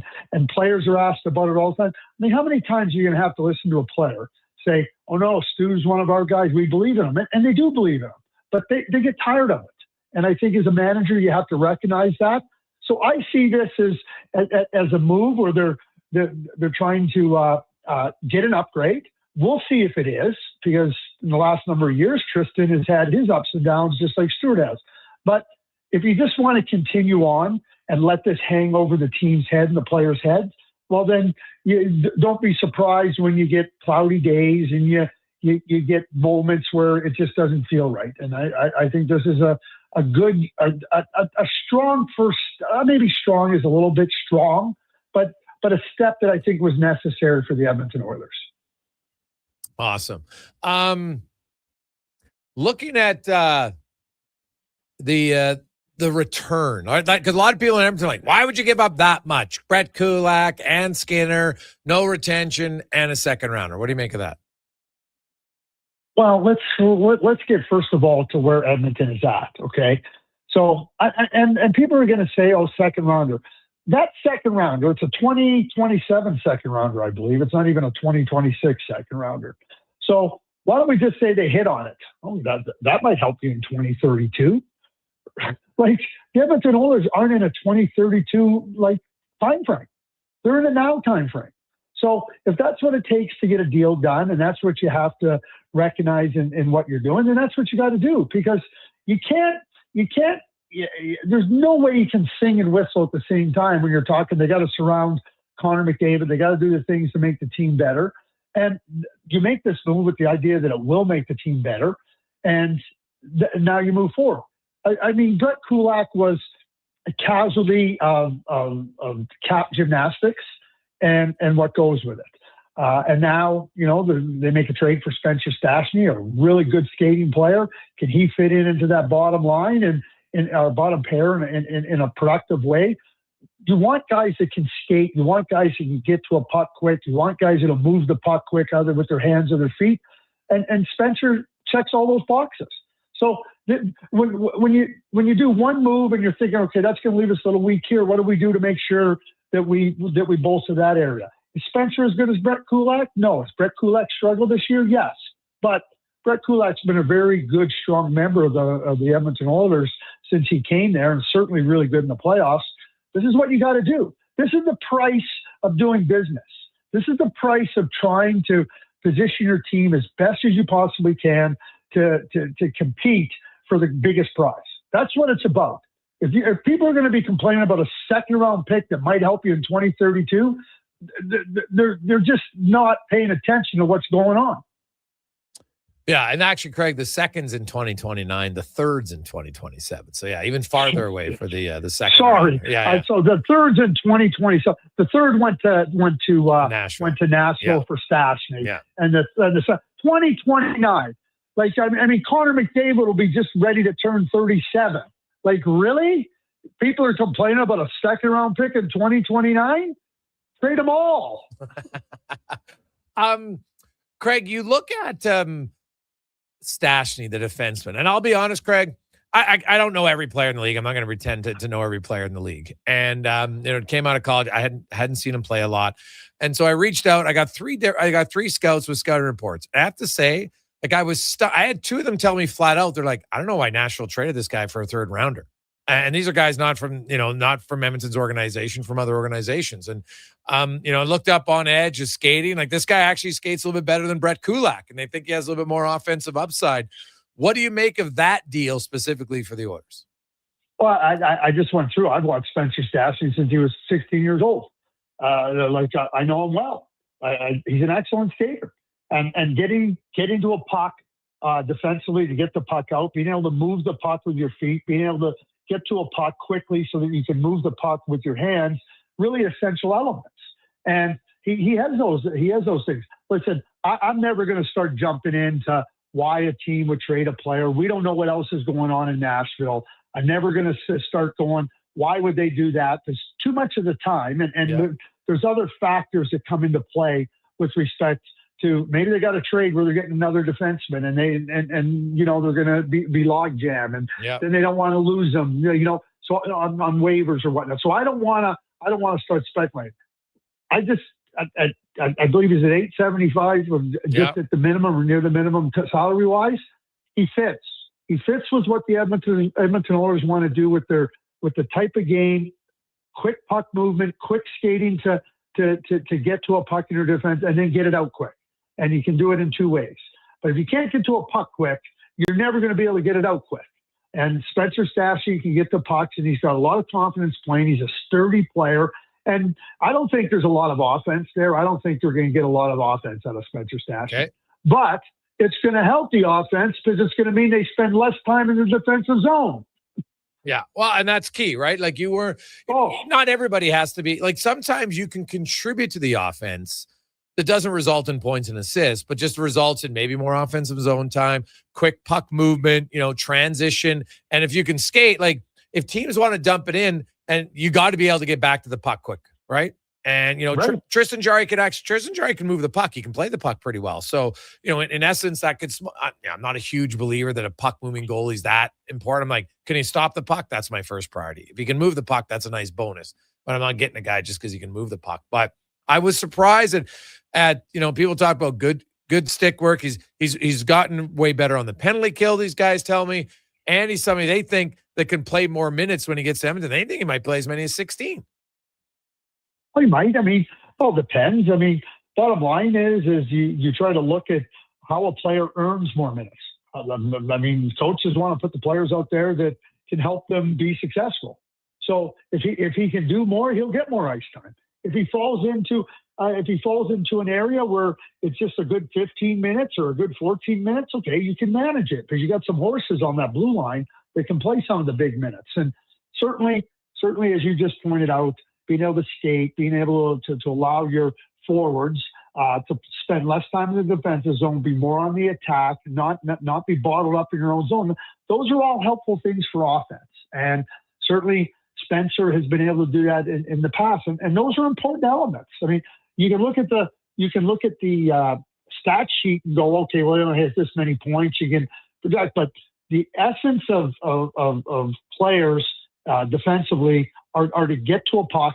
And I don't care how good you are offensive. If you can't get to a puck defensively, you're in trouble. The Edmonton Oilers won 5 Stanley Cups with Huddy, Lowe, and Randy Gregg on the blue line. 5. And, Kevin Lowe he's a Hall of Famer, okay? But he wasn't Paul Coffey. And he wasn't, but he was effective. And Randy Gregg and Charlie Huddy, they were able to get the puck up and out of their zone. That's effective defense. Yeah, no, 100%, right? Like the quicker you get it out of your own zone, the better you are as a defender because you're not defending as much. That is, you're right. That's You're pretty exactly easy right. For anybody. What about the Penguins? Let me just say a couple of things too. Tristan Jarry. So Tristan Jarry, just quickly, I think he's got better athletic ability than Stuart Skinner. He's not as big, and he does handle the puck better than Stuart Skinner. Yeah, those are things. Listen, teams target certain areas of your team. If you can improve.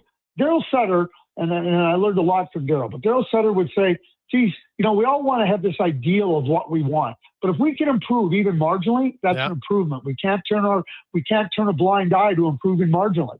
And a puck handling goaltender, puck handling isn't about moving it, it's about getting to a puck, setting it for your defenseman and everything.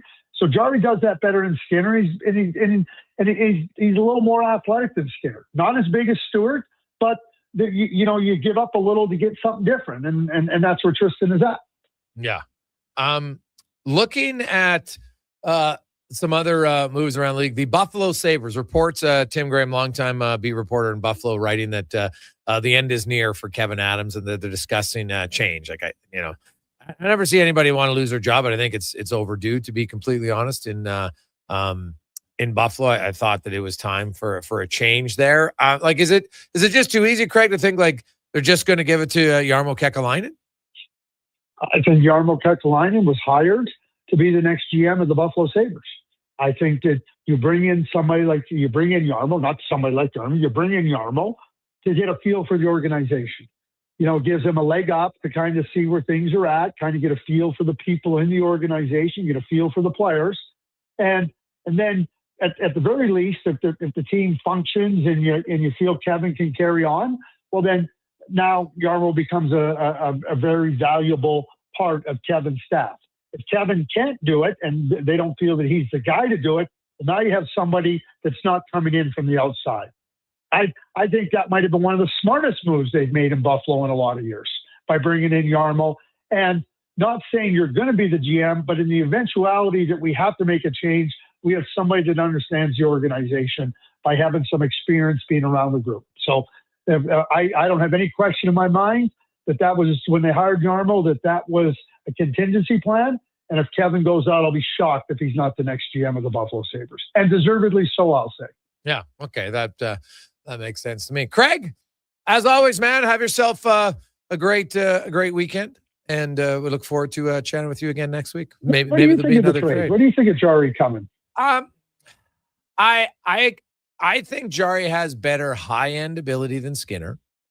I think at times he's shown the same inconsistencies, which I would put like 80%, 90% of goalies in that category. There's very few, right? There's very few goalies that are consistent. Like I used to look at Markstrom, 925, 901, 928, 899, like year to year. It's crazy. I think that both will benefit from a change of scenery.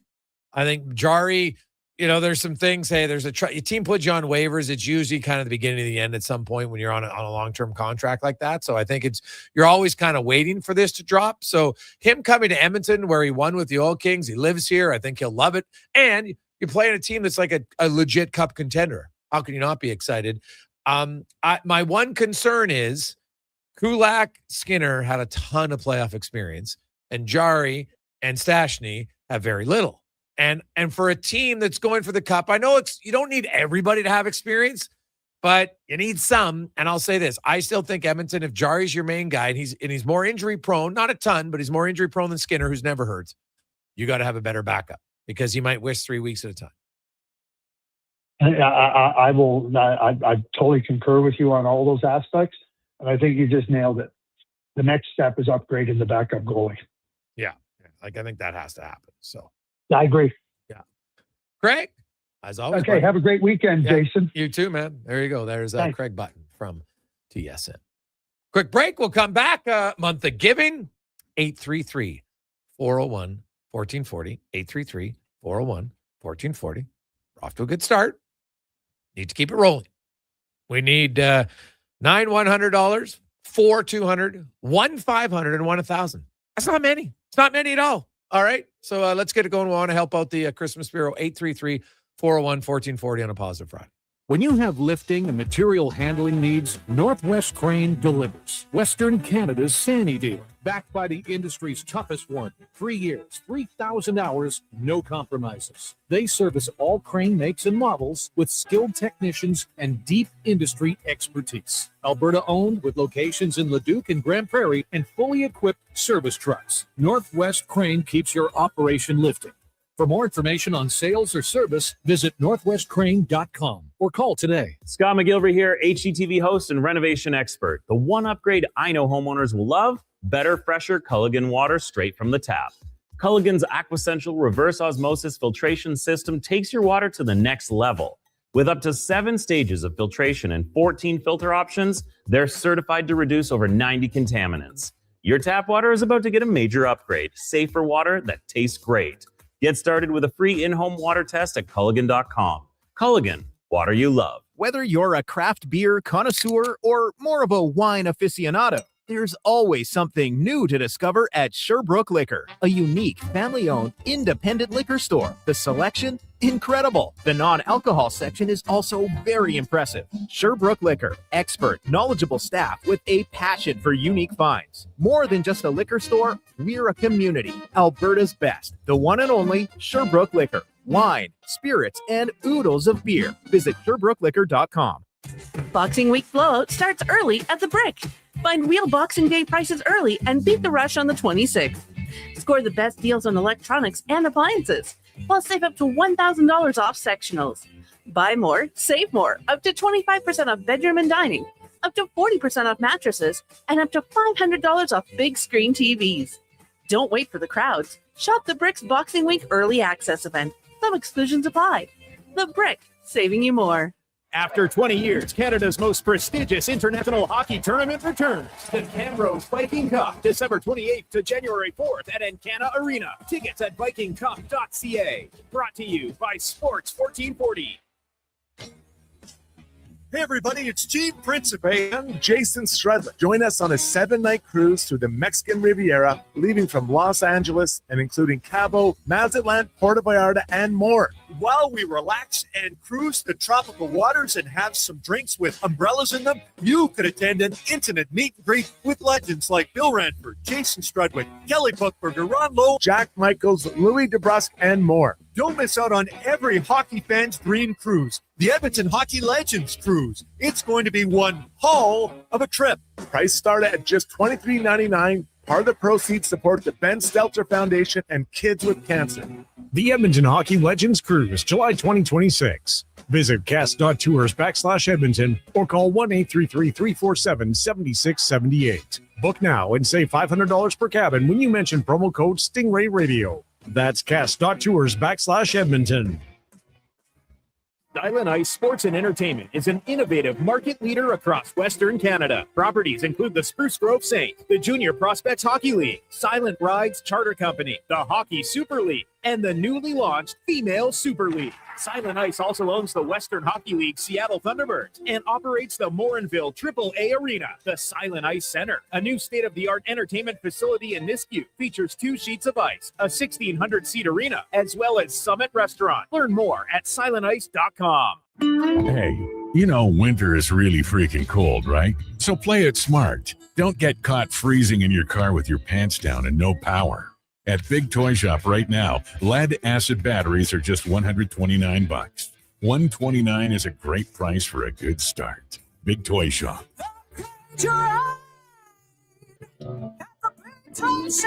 Power up and save some bucks at Big Toy Shop, 8315 Argyle Road, 780-298-2797.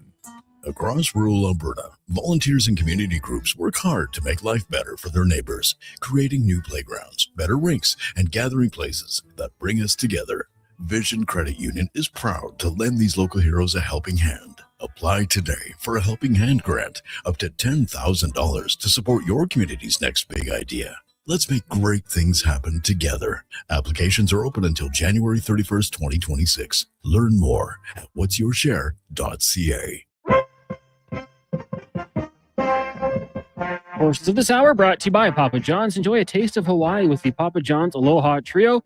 Try the classic Hawaiian, Super Hawaiian, or Hawaiian barbecue chicken pizzas for only $19.99 each at papajohns.ca or on the Papa John's app. This is Sports 1440, where Edmonton talks sports. On YouTube, Facebook, and X. Here's Jason Gregor. Brought to you by playalberta.ca.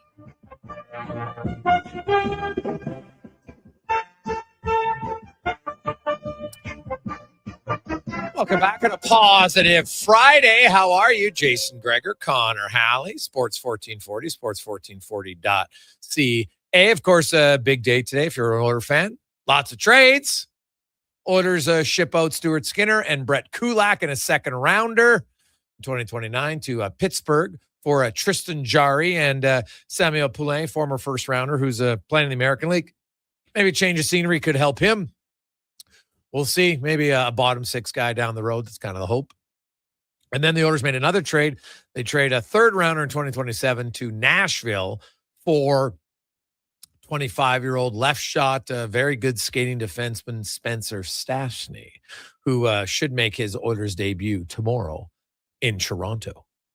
Now, I'll be curious if he can get a working visa in time. That might be the challenge because he's an American and now he's like Tristan Jarry's Canadian, so it's easy. He already has it. But when you're an American and then you get traded to a Canadian team, now you got to apply for a different visa, right? I know earlier this year when my nephew signed in Florida, he had to wait 3 weeks. Well, the government was shut down, so maybe that played a part of it. So I don't know. Maybe because the Oilers are in Toronto, maybe they can work on it a little bit quicker. We'll see. But there's always those small little factors. You've seen it at the trade deadline. A guy gets traded, and then they're like he's waiting on a visa, and sometimes it takes longer than others. So that it's not 100% certain Stastny would be ready to play. He's got to get a work visa. Jarry's different. He's Canadian. He can work in Canada. Doesn't need one. So just keep that in mind. Also, Jonathan from Culligan. Not only did they donate a package, he just donated $500 for our Pyramid of Giving. Thank you very much, Jonathan. That's awesome. And we got this coming in from Kelly. Hey, guys, I'm in for $1,000. Happy to do it. I grew up in a single-family home and was the beneficiary of the Christmas Bureau. Glad to be able in a position to give back. Well, Kelly, that's awesome, man. That is an awesome story, and that's why I help. Because you know what? Sometimes when you give to strangers, you just give them hope, and you give them an opportunity. And, Kelly's a great example of it. Right? Was able to come through and now be successful. So that's awesome, Kelly. They'll be reaching out. So we're looking for $100 and $200 donations now. I love it. 833-401-1440. We need 9 and 4. That's pretty easy. Probably could get 4 and 2 before the top of the hour, right? $100, $200. How about that? A few of you listeners, you can text in $100 or $200 donations. 833-401-1440. Now, let's speed things up because we got a lot to talk about as we get to the Racing Report brought to you by Can Torque, where Can Torque not only, geez, I should find my sheet. I've only been reading it for like 2 years. And I got a new sheet, but I can't find it. But you want to know the best way to beat the tariffs? Buy Canadian. Can Torque's product, not only made in Canada, but right here in the City of Champions. Check it out, cantorque.ca. And Colin, we talked about it lots as Colin Livingston joins us about F1. I'll give him credit, man. Max and everybody, and obviously, I guess even McLaren, by getting the double disqualification, did make the final race pretty entertaining. And ultimately, Norris comes away with not the smallest of margin in history, but pretty close by winning by 2 points.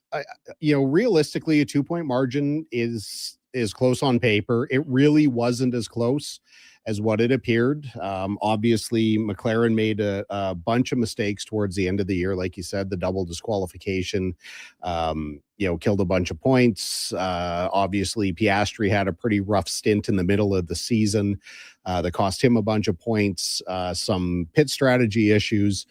2 points is 2 points. Max never really had a shot. He did everything he had to do, dominated the race. McLaren did a really smart thing by splitting their team. So Norris started on mediums. Piastri started on the hard. So that kind of took away Red Bull's ability to play any real pit strategy, because really they only had Verstappen in the mix. Tsunoda really wasn't a factor for them. But yeah, at the end of the day, I think the right guy won. Great that Max had a little push at the end of the year. Really seemed that once they cleaned house by getting rid of Horner and moving up Laurent Mekies, everything seemed to gel. That some of that dysfunction was gone.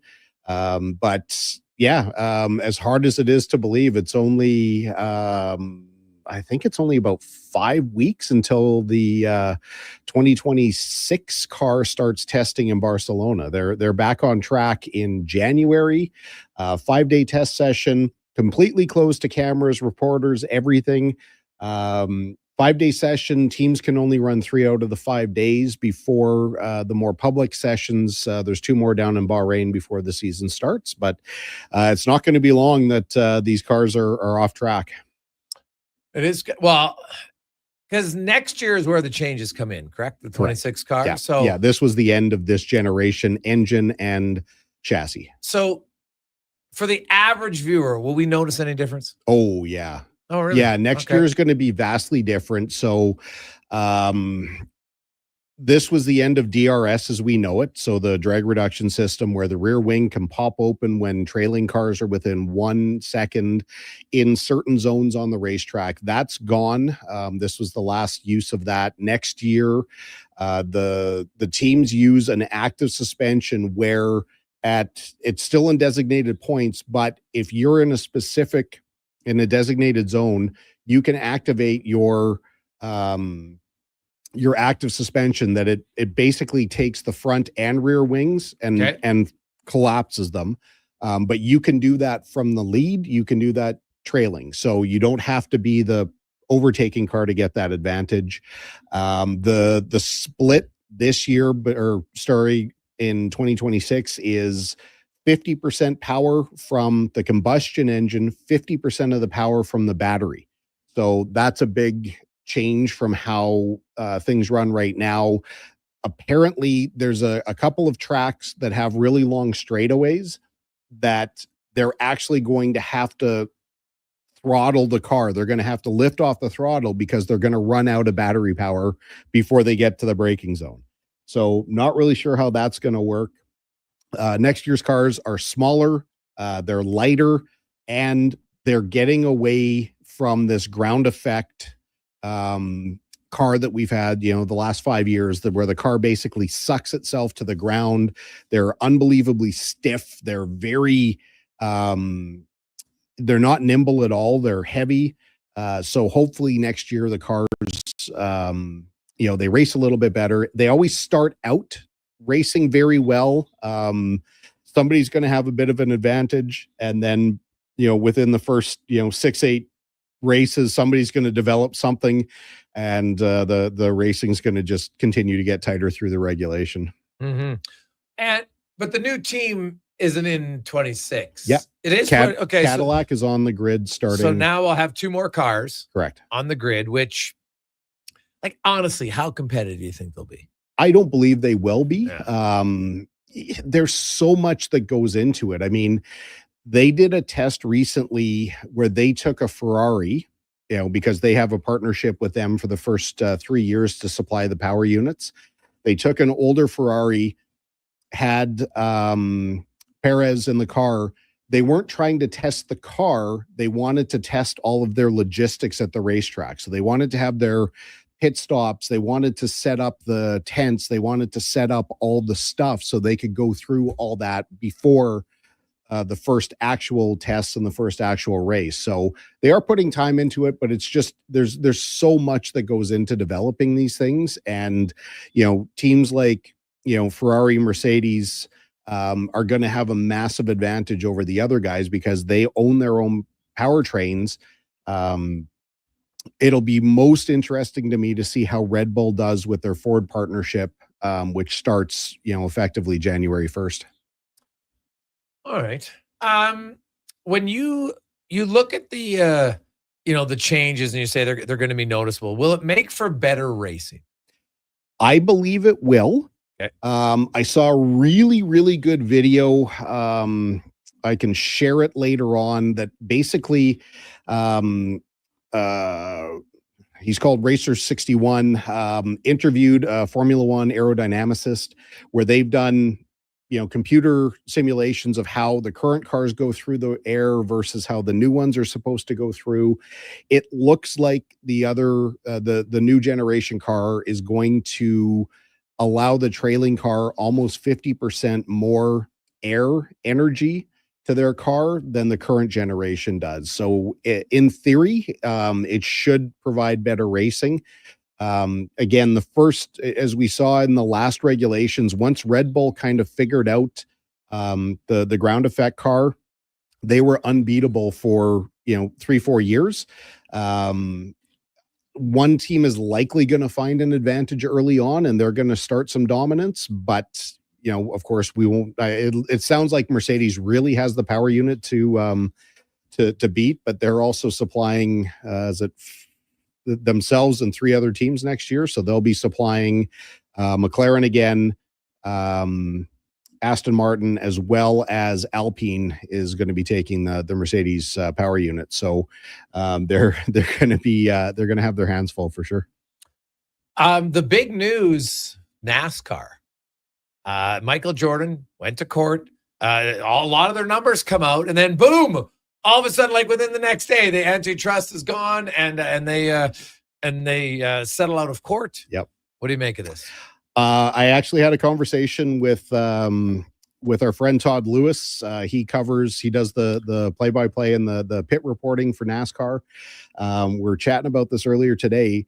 The details haven't come out, so we don't really know how this is going to affect the charter system, how the revenue sharing is going to work going forward, what kind of damages NASCAR is going to be paying to 23XI and Front Row and the teams that held out. But the fact that they're walking away calling it a victory is huge. Number of the team owners have talked, the owner of Front Row Motorsports, even Jeff Gordon, who runs Hendrick Motorsports now, has said even a team the size and scope of Hendrick, with all the success they've had with, multiple championships with Jeff Gordon, 7-time champion Jimmy Johnson, they've never had a profitable season, which is shocking. Now, obviously, these teams have ways of reporting their income to their best advantage, but the fact that they continue to put more money into their team than they take out is shocking. Considering how much money is generated, the bulk of the money should not be within the track owners and the series. I mean, the teams are really doing the bulk of the heavy lifting when it comes to the development, the fan engagement, the drivers are putting their lives on the line. The crews are on the road, 45 weeks a year. Hopefully they can find some kind of equitable balance. And at the end of the day, these guys like Denny Hamlin and Michael Jordan are going to go down in history as legends for, altering the path of how NASCAR operates. Yeah, I'm very, you see how much, I wasn't shocked when it was like all these teams are losing all this money, right? And now sometimes people we're losing money and, to fix the books in different ways and all those sorts of things. Cause I'm like, well, if you're all losing money, how would it still be going, right? I don't know many people hey, guess what? I just want to lose hundreds of millions after hundreds of millions after hundreds of millions because this is awesome. It doesn't really work that way. So, but racers have a really strange mentality, though, and most of us do it because we love doing it. At our level, with go-karts, even with our level at NASCAR, NASCAR Canada, we're not making money. And it's not hard to see that when you scale to a larger element, like the drivers are making money, they're getting paid pretty well. I mean, Denny Hamlin, I think his salary was reported at $14 million a year. That's not bad. That's a pretty good salary. He's also in the very highest percentage of what NASCAR drivers are getting paid. But when a NASCAR team has the infrastructure, like Hendrick Motorsports is a monstrous complex. They have hundreds of acres. They've got multiple buildings. Back in the day, they had full engine department. They had full chassis department. They had all their R&D was done under one umbrella. Nowadays, with the pre-approved parts and all the rest, they can't do as much as what they used to do, but they still carry crazy overhead. They obviously do well with their sponsors, but their ability to generate revenue is entirely based on what they can do within the NASCAR world. So it makes sense that the teams are they're going to see a better piece of the pie. Awesome. What were you breaking down the Oilers trades today? What did you think? Honestly, I noticed. Yeah, I mean, it's no secret. I don't really follow what's going on. When I was listening, it's been kind of a running joke in the shop. I'm not going to say it right, but there's a goalie. Was he with Buffalo? Lukanen? Yeah. I want that guy in there because that's the coolest name in all the sports. I would buy that jersey and I would proudly wear it. Okay. I think that's fantastic. I heard about the Skinner thing this morning. I didn't know the Kulak was part of the deal. That's kind of disappointing to lose local talent. Yes.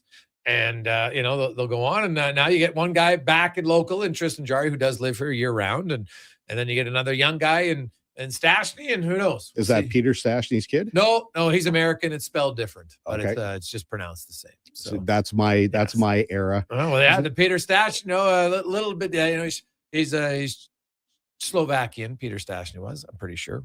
And, but it was, there's no E in their Stastny, but there's an N-E-Y Gotcha. in this Spencer Stastny's name. So yes, but it's pronounced the same. See, I like the Positive Friday. I like the upbeat environment, but Thirsty Thursday, there's always remnants. I actually have a gift for you before you leave. There's no empties. There's no samples. Dave left something for you here. Oh, fantastic. It's a good thing you brought it up. He's a good man. I have it, so I will get you that during the break. All right. Have yourself a great weekend. We'll see you next week. It's Colin Livingston in the Race Report, brought to you by Cantork. Let's get to the con man and a Sports 1440 update. This is the Gregor Show, is always presented by PlayAlberta.ca. Sports update presented by Loca. Your next dinner is ready. Super easy. They have 2 locations. You go in store, but if you're too busy, go online. meals.loca.ca. Real chefs, real flavor, real food. Get a week's worth of familiar favorites and world flavors delivered to your door every Sunday. No prep, no hassle, just heat, eat, and repeat. Meals.loca.ca. This is the Sports 1440 update. In case you missed it, the Edmonton Oilers have acquired goaltender Tristan Jarry and forward Sam Poulin from the Pittsburgh Penguins for Stuart Skinner, Brett Kulak, and a 2029 second-round pick. They also brought in Spencer Stastny from the Nashville Predators for a 2027 third-rounder. Oilers in action tomorrow night, taking on the Maple Leafs. Tonight, you got the Blues and the Blackhawks at 6. Then at 7, the Kraken taking on the Mammoth in the Association. Getting going at 5, Hornets and Bulls. Hawks meet the Pistons. 76ers take on the Pacers. Cavs in Washington. The Grizz will host the Jazz. Nets take on the Mavericks. And the Warriors up against the Minnesota Timberwolves. In the BCHL today, Spruce Grove in action tonight. They'll host Blackball. It's at the Thompson Family Arena. Puck drops 7. Earlier today, Crusaders getting past Okotoks 5-4 in overtime. And in the AJ, 5 games tonight, including Camrose and Fort Mac. Devon hosting Olds, and Drumheller takes on Whitecourt. Coming up in hour 3 of the Jason Gregor Show, we'll be joined by the voice of the Preds, Max Hulse. We'll talk some goaltending with Kevin Woodley of In Goal Magazine, and we'll ask 5 questions. I'm Connor Halley. This has been a Sports 1440 update. Sports 1440, Stingray Radio Station. CKJR broadcasts from West Edmonton Mall and Wetaskiwin. Download the free Stingray music app and listen wherever you go. Mr. Rooter decorates a gingerbread house. Wow. What did you do here, Mr. Rooter? Well, we've got a Jube Jube toilet, complete with an icing base wax seal. The main water line is licorice, red for hot, black for cold. You got your standard marshmallow hot water tank and a candy cane sewer line. And on the outside, candy cone hose bibs. Disgusting, but they get the job done. To have your Yule clogs fixed, trust one plumber, Mr. Rooter. I'm making my list, checking it twice. And guess what? I'm giving Will Hawk beef jerky to every everyone, naughty and nice. Because Jason. honestly, everyone 14, deserves a taste of 14, Alberta's finest, Yay. no matter if they've been bad or good. So this holiday season, skip the chocolates and pass on the turkey. Make sure you're Will Hawking around the Christmas tree with Alberta's best beef jerky. Ho, ho, ho! Call to place your pre-order today. Pause it, Friday. 986-2537. Across the province, pause it. Albertans are taking their shot on Play Alberta. Welcome back. Casino winners every hour, jackpots worth millions, and revenue that stays in the province. There's never been a better time to sign up. Right now, our listeners can score a $50 free bet when they make a minimum $50 deposit with code Gregor50. That's code Gregor50 for a $50 free bet. Start playing with your game sense today to find out if you're Alberta's next winner. The longest running basketball show in Canada airs every Saturday morning at 10 on Sports 1440. Hoop City with Paul Sir introduces a new generation of basketball talk, and it's right here on Edmonton's home for sports, Sports 1440. Hi, Mike here from Northgate Chevrolet Buick GMC. December is here. Christmas shopping, Christmas wrapping, Christmas baking, grocery shopping. What about our vehicle? Does it need tires? It's not running. And, no problem. We got you covered. At Northgate GM, we have a tremendous selection of newer used vehicles, winter tires at cost, and of course, service with a smile. Come in and see us today, 13215 97th Street, or visit us online at northgategm.com. You're in Northgate country. Picture this. You're sleeping and you're awake, but it's a good day because you're about to make your way to McDonald's to pick up some breakfast. Fast forward, you're there. But what's this? You can now get all those breakfast classics penny style with rich, creamy hollandaise style sauce, a happy little tear rolls down your cheek. You grab your small McCafe premium roast coffee, still just $1 plus tax every day. And see. Get up and at 'em with the Egg McMuffin. At participating McDonald's restaurants in Canada. Prices exclude delivery. Born from work, built for play. Carhartt's all-new Super Ducks tech jackets are built for hard-working people who can't sacrifice mobility for durability. This ultra-tough gear fights off wind, snow, and cold, while full-swing technology flexes with every move and still packs 3M insulation for maximum warmth. Try your new Carhartt Super Ducks at JobSite Workwear. 3 locations in Edmonton and online at jobsiteworkwear.ca. JobSite Workwear, tough gear, tough jobs. As 2025 comes to a close, GS Construction would like to take the time and thank our crews, our partners, and our communities for another successful year of teamwork and growth. Together, we've helped keep Edmonton and the surrounding area moving by building and maintaining the underground infrastructure that keeps everything running smoothly. It's been another year of dedication, pride, and hard work the team has put in to make it all possible. To learn more about our people and our projects, visit gsconstruction.ca.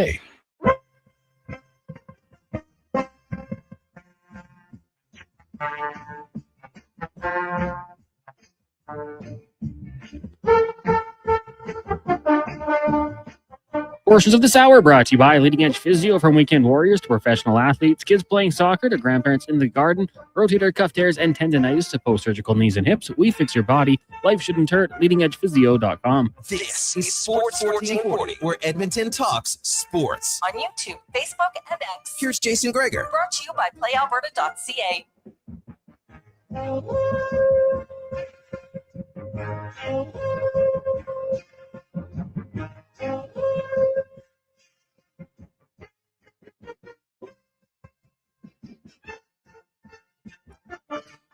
.410, welcome back. Jason Gregor, Connor Halley. Positive Friday, the Gregor Show, presented by PlayAlberta.ca. I'm screwing with my chair during the break. What's going on? All of a sudden, I'm like way down low, but now it's all good. Who knows? Piston might have just exploded. Either way, welcome back. The Gregor Show, presented by PlayAlberta.ca, where $80 million tonight. Lotto Max. And 14 Max Millions.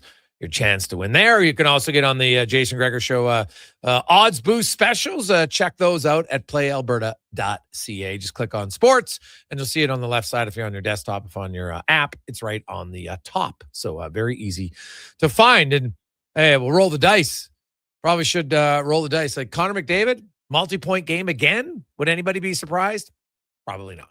the way he's playing right now, with 5 multi-point games in his last 6 games, and now he's within 5 of Nathan McKinnon. Those two are starting to separate themselves a little bit from the rest of the pack in the Art Ross race.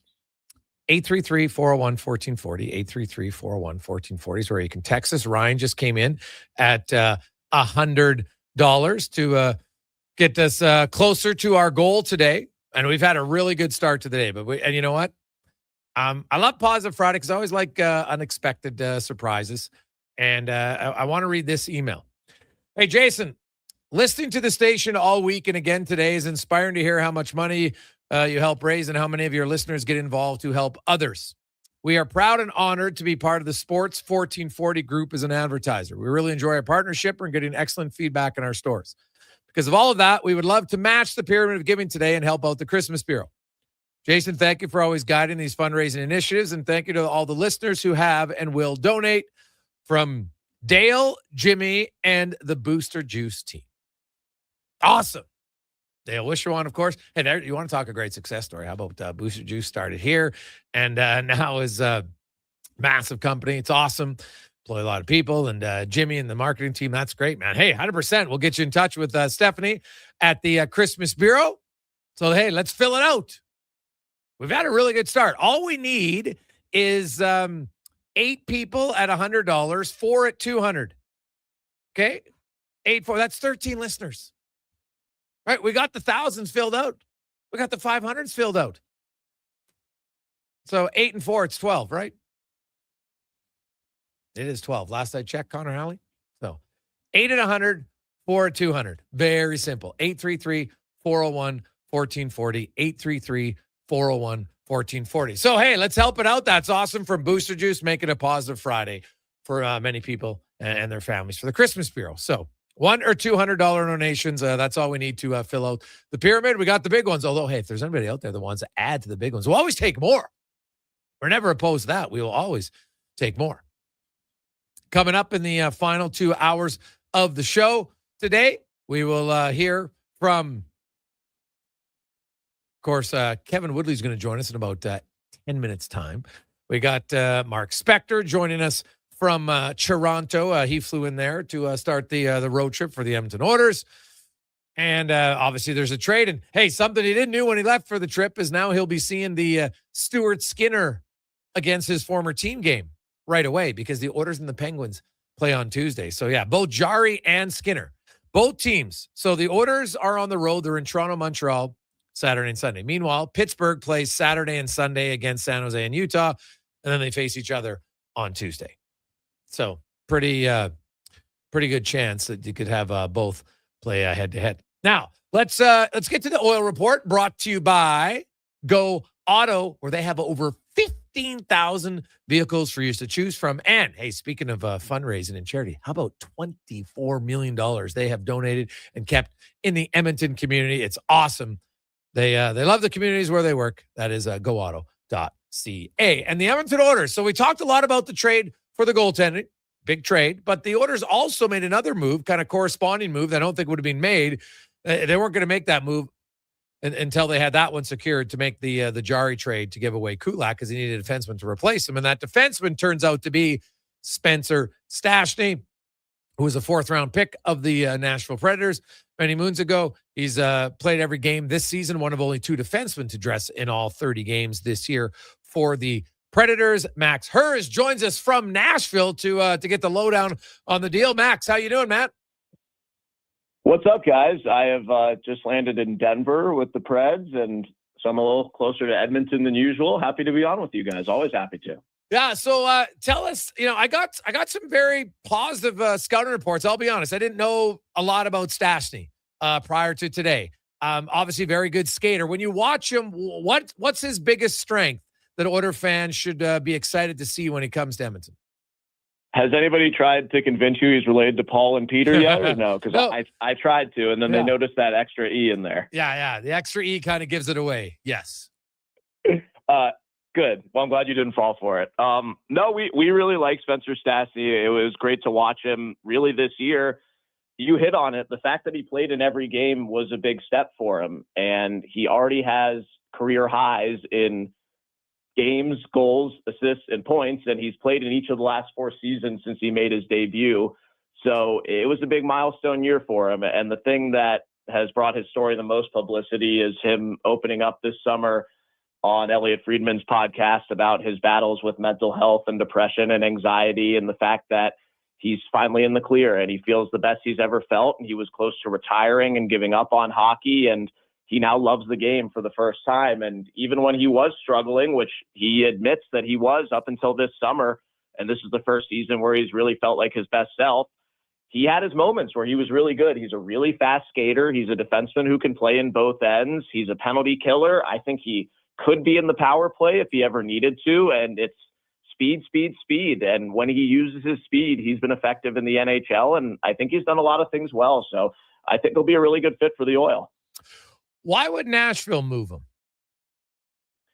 They got a lot of defensemen right now. And that was what Barry Trotz said this morning after the trade. And I mean, it's no secret that the Predators are open for business. And the fact that they hadn't made a trade yet this year doesn't mean that they hadn't fielded offers. And as you said, I think the fact that the Oilers pulled a big trigger opened up a trade for the Preds and an offer that Barry Trotz liked enough to make the move on. And I don't know if they necessarily chose other guys over Stastny, because they have Adam Wilsby, who's very, very similar profile in every way and is also left-handed, and Justin Barron, who is a couple years younger, but just as experienced in the league and right-handed. And those are guys who are going to stay up in the NHL this year.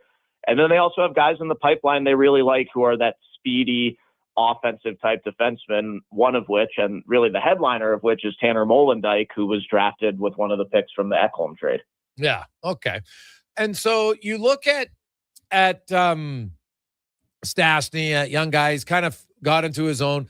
I hear he's very good at going back to get the puck. He's an excellent skater. He's one of those kind of effortless skaters. Doesn't look like he's going fast, but moves very well. And I looked at his numbers. Like Brett Kulak's a really good skater for Edmonton, and Stastny's numbers are actually all quicker than his this year, so it matches it. The Preds themselves overall, we saw Steven Stamkos score 4 goals last night, and for a goal scorer, that could do wonders for a team. Now they are taking on the juggernaut Avalanche in their next game, so that'll be tough. But what do you make of Stamkos' season, and how deep do you think the Preds are going to go here in selling off some pieces before the deadline? Well, we got a long way to go, so I don't feel qualified to answer that part of it right now. And last night was definitely a big release for Stamkos. And the Preds have won 6 of their last 8 games. They're 5 points out of a playoff spot right now. Like, the dream is a little bit alive, and the team has been in solid shape even when they've been losing. Like, last year was a tough time. They started 0-5, and things were never really good. This year, I think the team has been really tight-knit, and the last few weeks, the buy-in has shown on the ice much more, and they've won 6 out of 8 games. And they beat the Avalanche earlier this week already in a nationally televised game in the U.S. They gave up a goal in the second minute. They let the Avs tie it in the final minute of the third, and they still found a way to win. And last year especially, and even earlier this year, that would have been enough to break them, and it wasn't this time. And the reports that they have the most toxic environment in the history of the NHL, even when they were on losing streaks, were so wrong. And I don't know where that was coming from, to be honest with you. But the players are all really happy to be on the team. They're happy to be together in a way that I don't think they were last year at all. And it's shown these last 3 weeks with wins, which is good to see. When you look at Stamkos, obviously a game like that can boost confidence to any player, but a guy who's been a longtime goal scorer who hasn't scored at the level that he would have liked, what was maybe missing than maybe what he kind of unearthed last night? Yeah, sorry, I didn't mean to duck the Stamkos portion of your last question. It's funny because looking at those goals, they weren't really Stamkos goals. They were all 5-on-5 goals. One of them was a 2-on-1, but his shot was actually stopped and he scored on the rebound. And then the other ones are either working the net front or getting a deflection to go in his favor, and they weren't one-timers. So he's showing that he can score in different ways, and the way it worked out last night, the Preds had 11 forwards and 7 defensemen in that game. He ended up, for all 4 of his goals, on the ice with Matt Wood, who's a rookie, and Fedor Svechkov, who's in his second year, and those guys were both +4 on the ice for all 4 of his goals. So if they can get him line mates, like the last few weeks he's been with Ryan O'Reilly and Luke Evangelista, and he's been better. But if he can get those guys into the fight with him and make that more than just a one-game thing, that would be great for Stamkos. But Andrew Brunette was exceptionally complimentary of him after the game, just for how he's handled the tough times. And I would echo that. I mean, he's been a gentleman. He's been a Hall of Famer. And even when times are tough, he's been the same guy, was what Brunette said. And I thought that was a really high compliment, and I'd second that. If you look at the Preds, because it is funny, like this year, teams win 3 in a row and suddenly you're right close because there's not a lot of separation in a lot of divisions. And really, like the Winnipeg Jets, Connor Halley injury has brought them right back. Like the top 3 teams in the Central are pretty much, the Avs, Stars, and Wild would be stunned if they're falling out of the top 3. So that means you got Nashville, you got Utah, who just lost Logan Cooley, the Chicago Blackhawks, who I think are surprising people a little bit this year, Seattle, San Jose, all these teams are kind of battling for a playoff spot. Obviously, players are never going to want to quit. It comes up to management if management decides what direction we want to go in. And I get that some of these teams might say, well, let's just wait until we have to. And then if we have to decide to sell off, we'll do it. But there's no reason to rush. Yeah. Well, you got to remember, too, the reason why I'm on with you guys right now, that the Preds did just trade a 25-year-old homegrown player for a future asset today. Yeah. So I think that signals to you that 6 out of 8 is not going to make them buyers all of a sudden. Yeah. But no, I think it could go a lot of different ways. They do have veteran players on expiring contracts who I think a lot of teams would want. Michael Bunting, Michael McCarron, Eric Halla fit that bill. And then you have the guys with the no moves. And that's going to be an interesting conversation because those are players that other teams want, but those guys have stays in it. And it has been widely reported that even though he doesn't have one in his contract, the Predators are going to honor Ryan O'Reilly in the same area as if he had a no move, regardless of the fact that he does or not. So those are players that teams would really, really want. So it's a lot to be decided, but like I said, I think the trade they made today kind of answers that question for now. Yeah. So, and that's fair. Yeah, it is. As an organization, if you're going into a retool or a rebuild, and it's difficult. Like you look at Nashville, they've got some young players, but all you got to do is look at the scoring leaderboard. You need a top 3 pick if you want a big time offensive player, usually, right? Like, hey, look at Steven Stamkos. Where was he drafted? First overall in his prime, right? Like, and he was guy's gonna be 600 goal scorer for goodness sake. Ovechkin, Crosby, McDavid, like all of them, and Celebrini, Bedard, and Nashville has never really had like that dominant offensive player, Max, and like Nashville has become a really good hockey market. I was there at the draft. It's unreal. People are super friendly, but they love their hockey there. Do you say is the fan base? Do they get the they look around the league and say, hey, like the Oilers stunk for a while. Colorado stunk for a while, and that's what happens. Then you get good players. Are they prepared, do you think, to say, hey, you know what? We're okay with that because we want to get one of those guys for us? I don't think it'll get to that point. I will say the fan base is definitely fluent in the league in a way that they were not in the early 2000s and the early days of the Preds. Yeah. So they definitely understand it. But the Preds do really like their prospect group, and they do still need that blue chipper to headline it. But they have a lot of guys who were picked in the teens who they really like, who they're developing right now. One of them, Matt Wood, is in the NHL, and he's up there in rookie goal scoring leaders so far this year, which has been a pleasant surprise, and he's been exceptional in every way. Brady Martin is the earliest pick at 5th overall this year, and then they have a lot of guys who are either still in amateur leagues. Igor Surin is in the KHL, who was their first-round pick 2 summers ago.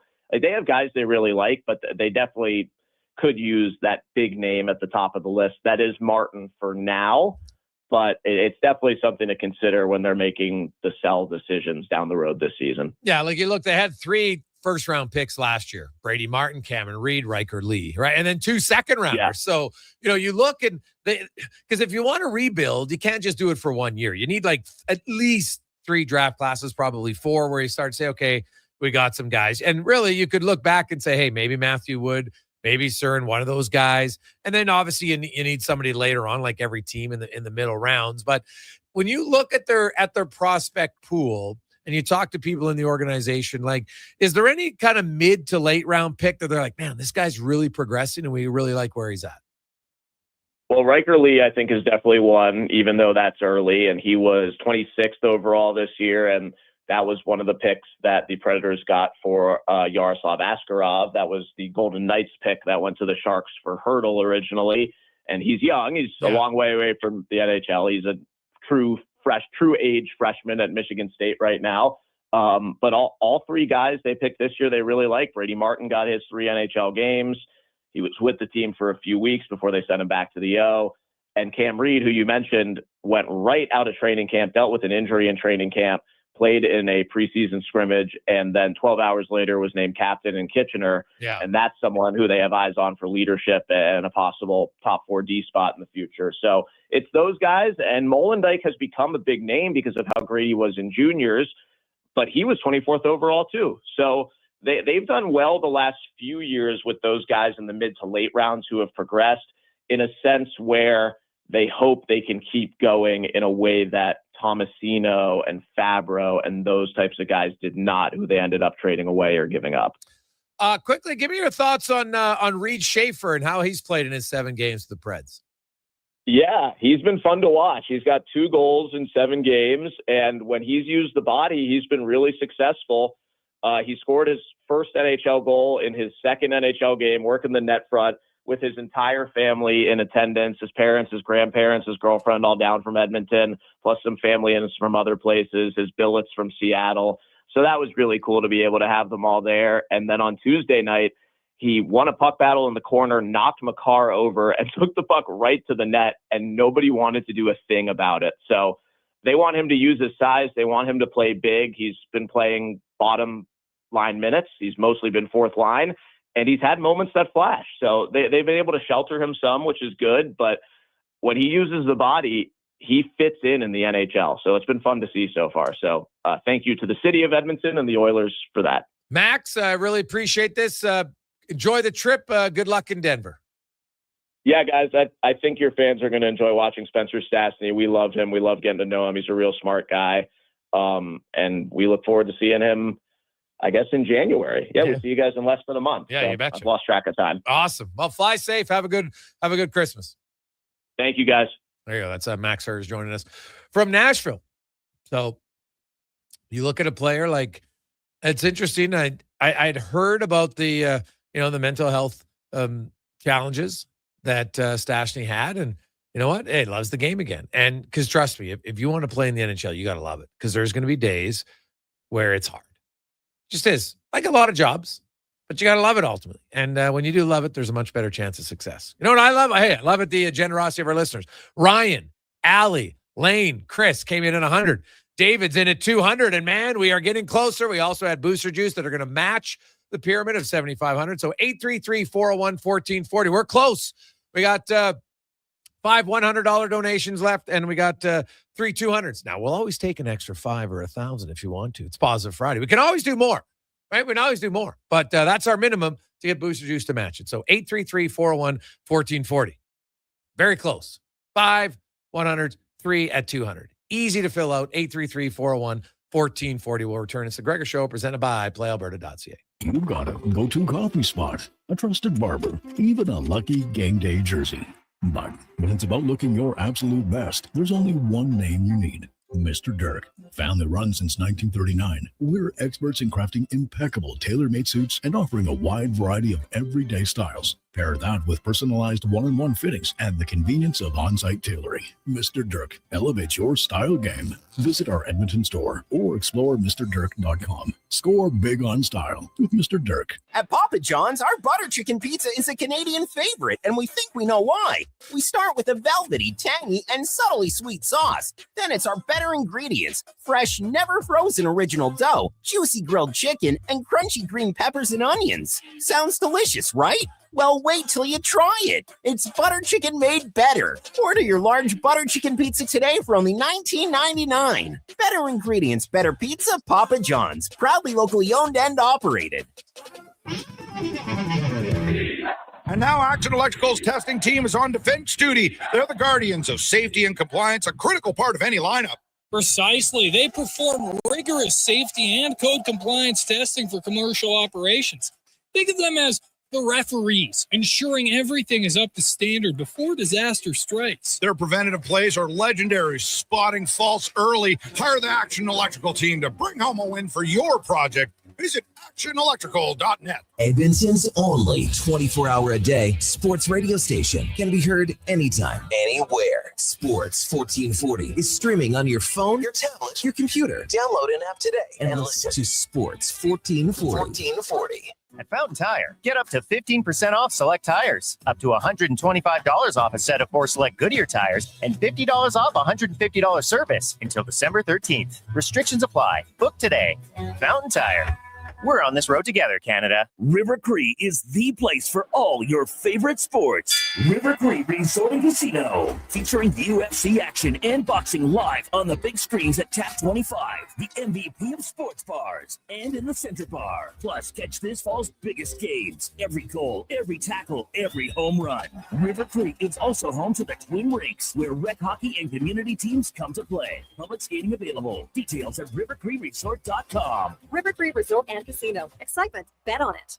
Diablo Boots sells only Canadian-made work and biker boots made by Canada West. No American or boots made in China, so no tariffs. All of Diablo's boots have replaceable soles and heels for longer life. Sizes 6 to 14 Triple E. Buy quality, buy Canadian. And support Canada West and Diablo, the two best names in the boot business. So save on boots by Save On Foods. That's Diablo Boots, 3340 Gateway Boulevard on the east side of Save On Foods. Buy Canadian. They're terrific.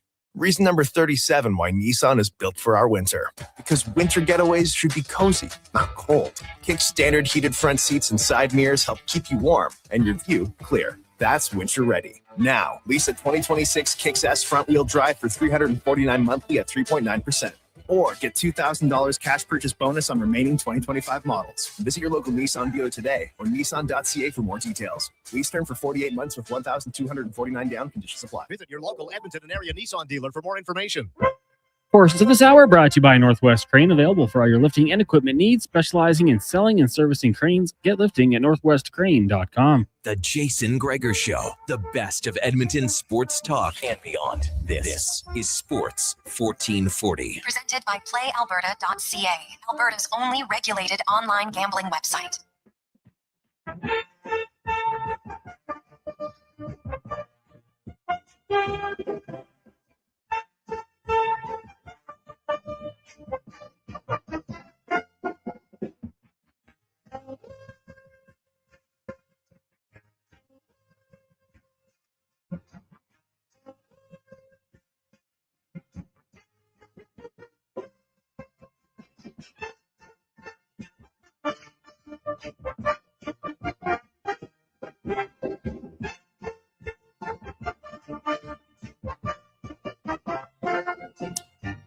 Well, so Friday continues on. Welcome back.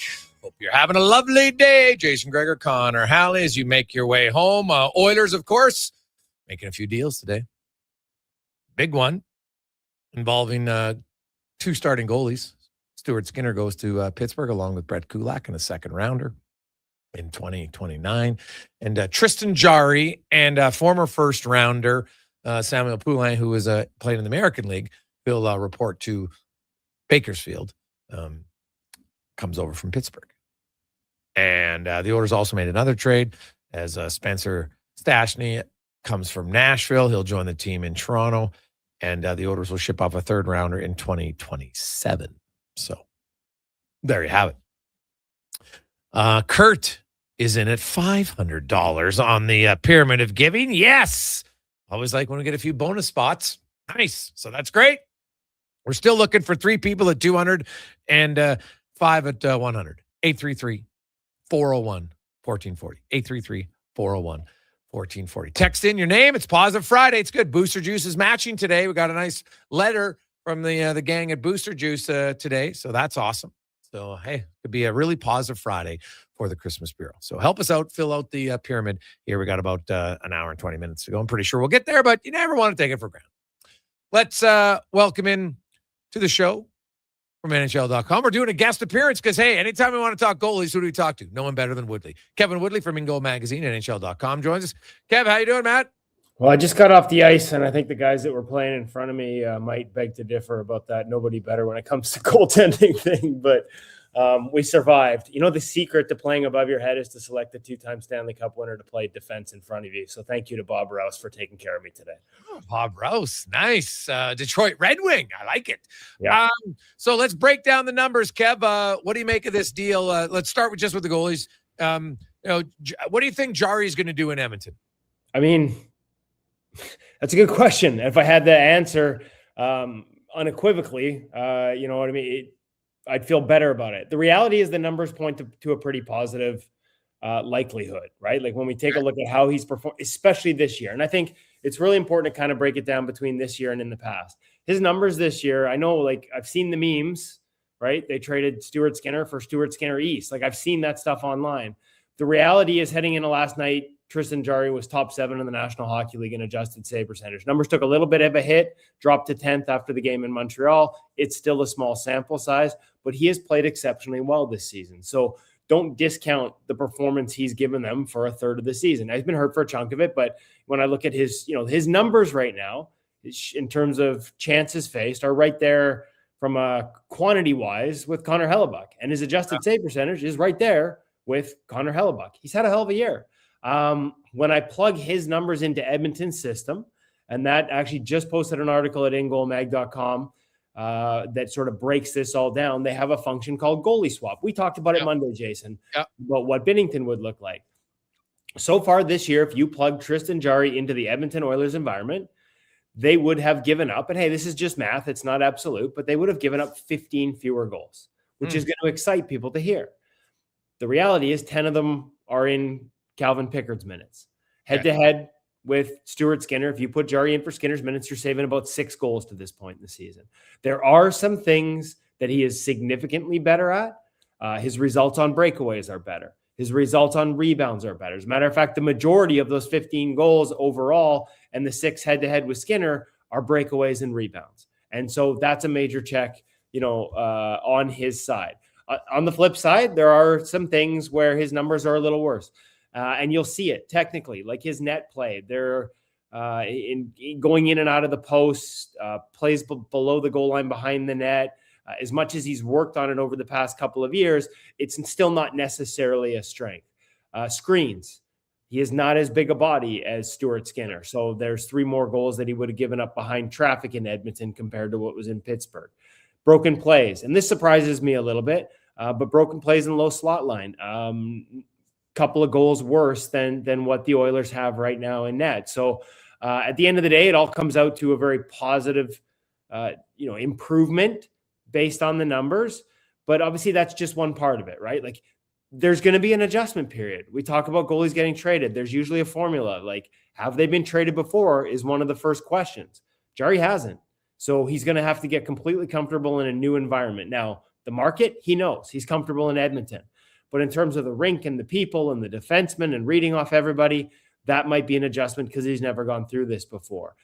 There are things he does well. Puck handling is an exceptional strength. Can you work that in? So, like, you have to add all those things up, and it looks like a net positive. The fear I would have beyond what the numbers say is, one, we've talked about how durable Skinner is, and, Jarry's had a few more injuries. And 2, sort of that adjustment period coming here. Like perfect world, I would have loved to have seen them together. I've talked to a couple of people that have actually worked with both of them, and they thought they would have been a great tandem together. But I understand the math and the salary cap numbers just don't work, and that's probably why Stuart Skinner had to go the other way. Yeah, no, that makes sense. You look at Jarry. We had Josh Yohe on. He doesn't have a lot of playoff experience, played 8 games. And Josh Yohe from Pittsburgh said, you know what, in the big moments, he didn't play well. That was his assessment into why Pittsburgh felt like it was time for a change. And, when he got put on waivers, a lot of people thought like that was the beginning of the end for his time in Pittsburgh. Other people have said, the noise at time in Edmonton has gotten loud and there's been some really great games for Skinner and then some tough games. And that sometimes just a change of scenery might be better for both players. What do you think the chances are Skinner stays in Pittsburgh after this season or even past the deadline? It's a good question. I don't know, because I talked earlier this week with you about, like, the one part I didn't see was him going back, just because they have so much young talent there. So my assumption would be probably not, to be honest with you. When I look at Artur Shilovs as a guy who's going to get more minutes, when I look at Murashev as a guy who is one of the top 10 prospects in the NHL, when you talk to goalie coaches around the league, and then Joel Blomqvist is also a guy that a lot of goalie coaches regard, if not in the top 10, then right on the fringes of it. So when you look at that sort of lineup that's coming up and that they're trying to clear space for, as much as you'd love to have Skinner's experience perhaps in Pittsburgh, and sometimes that can be beneficial behind a young team, when I look at their goalie depth chart, I'd be surprised if he's in their long-term picture, their long-term plans. And again, not having talked to anyone there, not having talked to their goalie coach, who, that's the other thing too with Jarry. Like, this isn't him resting on his laurels. Like, the season he had this year comes after a lot of work in each of the past 2 summers to sort of rebuild some elements of his game, with Andy Kyoto, the goalie coach there, with some consultants privately that I know that worked with Andy on that project. So there's been a real effort here. There's a couple, it's ironic to me, for sure. It's ironic that this move gets made after they move on from Dustin Schwartz as a goalie coach this summer, because he worked with Tristan Jarry in the summers every year, coming back to Alberta on a regular basis. He's one of the people that's worked with him consistently. The other thing too, that the numbers all look good for this season so far. And like I said, even when I plug the goalie swap numbers in, I think it's important to add this caveat, as I did in the story. That includes Tristan Jarry's year last year. Okay. So it's Edmonton's environment this season, but it's Jarry's numbers last year and so far this year. So the lion's share of those minutes are last year, when he was a goalie who finished in the 60s in adjusted save percentage out of 103 full guys that played in the league, and spent time in the American League and cleared waivers. So that season is included. If you get him at the way he played right now, those numbers get even higher. The caveat is, in the last 3 weeks, there's been a shift. Like, his numbers are actually worse than Stuart Skinner's in the last 3 weeks. Skinner's actually started to play really well. It looks like the environment is starting to stabilize there, especially since December 1st. And so the timing of that, again, I wish they could have kept both. I really wish they could. And no disrespect to Calvin Pickard at all. It felt like, and talking to people that know them both, they felt like they could have really fed off each other in a positive manner as well. But I've also heard, that internally within the organization, there was a sense that they just couldn't lose again with Stuart Skinner. And so, as simple as that, couldn't take the chance of that happening again. Somebody else had to be in net. Yeah, I understand that. And I think we'll see if it pans out and is the right decision or not. But I wonder if, Edmonton eventually does. Now, there's a lot of people about Connor Ingram, because we get a lot of texts. Well, Connor Ingram. I know you talked openly. You said, I'm not sold that the American League is the best league. He's not going to have great numbers in the American League because his game does not play great when it's scattered system. And that happens a lot in the American. Yeah, and he's had good numbers in the past in the AHL, so I should probably grain of salt that. But that was I talked about that when they acquired him. Like, the challenge was, I would have liked to have seen it happen in training camp, where he could have got a more acclimatized to the group there in Edmonton. The challenge was, by the time they made that trade, he absolutely needed to go play. But as I said, that he's a guy that reads the game exceptionally well and has a reactive element to his game. He's not, sometimes in the American League, you can just get away with playing a little deeper, a little more positionally conservative, especially if you're bigger, and playing a little hit me.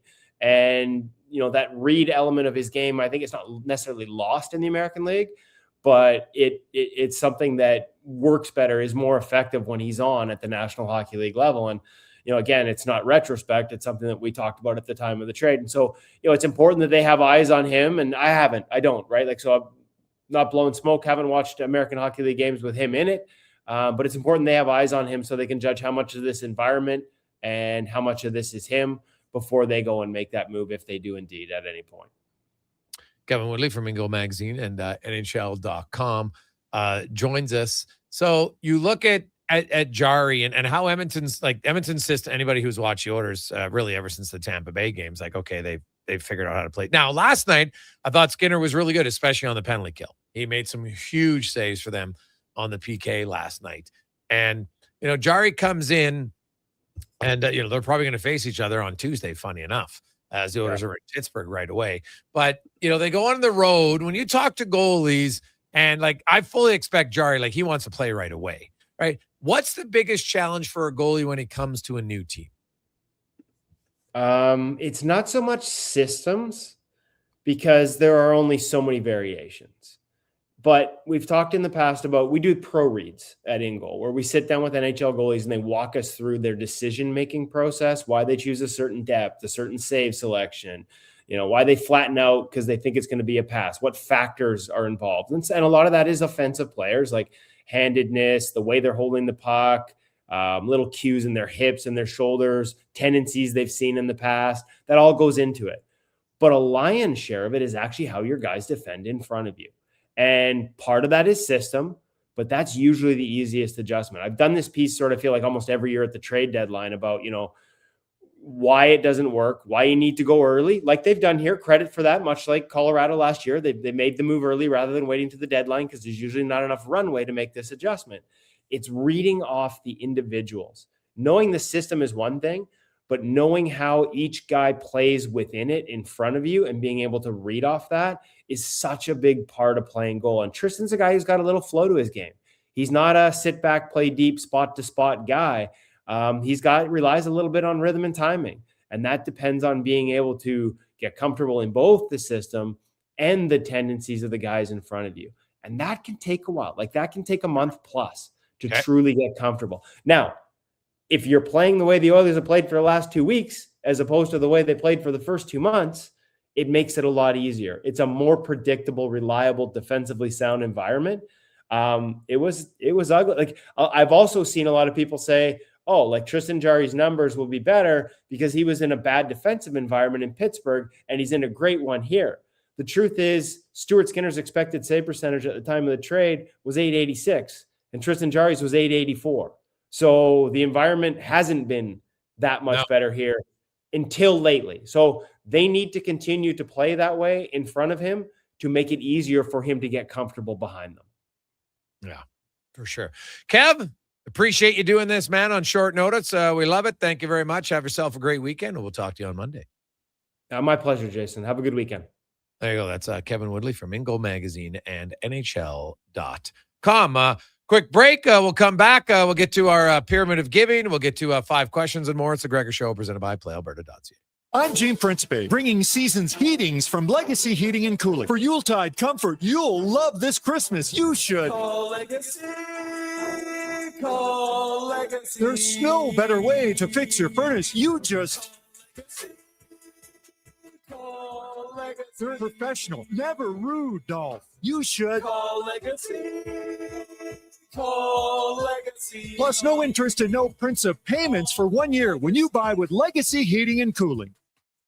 Day or night, tasting just the right. You can order Oodle Noodle at oodlenoodle.ca, delivering you the news almost right away. Remember, you can order Oodle Noodle at oodlenoodle.ca. So stay on your couch all day and order oodlenoodle.ca. Oodle Noodle. Across the province, Albertans are taking their shot on Play Alberta. With casino winners every hour, jackpots worth millions, and revenue that stays in the province, there's never been a better time to sign up. Right now, our listeners can score a $50 free bet when they make a minimum $50 deposit with code Gregor50. That's code Gregor50 for a $50 free bet. Start playing with your game sense today to find out if you're Alberta's next winner. Boxing Week blowout starts early at the Brick. Find real Boxing Day prices early and beat the rush on the 26th. Score the best deals on electronics and appliances, plus save up to $1,000 off sectionals. Buy more, save more. Up to 25% off bedroom and dining, and up to 40% off mattresses, and $500 off big screen TVs. Don't wait for the crowds. Shop the Brick's Boxing Week early access event. Some exclusions apply. The Brick, saving you more. Wondering what you can afford? Let Go Auto do the math with our free car loan calculator. No pressure, no awkward convos, just quick answers on your budget and payments. Bad credit? No credit? We got you. Text CHECK to 780-777-7777. That's CHECK to 780 all 7. Find out what you qualify for and start shopping with confidence. Go Auto. Drive what you love with payments that make sense. Ring in the new year with a Canadian country legend. December 31st, in concert at the Silent Ice Center in Nisku. Brett Kissel. She drives me crazy. With special guests Haley Benedict and Morgan Clyburn. Bring your friends, your cowboy boots, and your party spirit for a night full of hits, celebration, and unforgettable memories. Hosted by Chris Sheets. The countdown to 2026 starts with Brett Kissel live on stage. Get your tickets now at silenticecenter.com/events. More Edmonton families than ever are struggling as food prices skyrocket. The Holiday Hamper Foundation provides festive meals for 2,000 homes in need. Your donation ensures a turkey is on the table for every family. Donate today at holidayhamper.ca. Get into the holiday spirit with Stingray's free TV channels. Stream festive music hits, relax to our wellness channels, or enjoy stunning winter escapes right on your TV.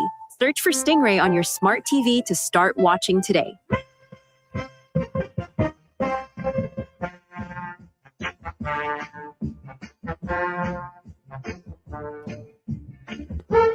Portions of this hour brought to you by Cantork. What's the best way to beat the tariffs? Buy Canadian. Cantork's products not only made in Canada, but right here in Edmonton.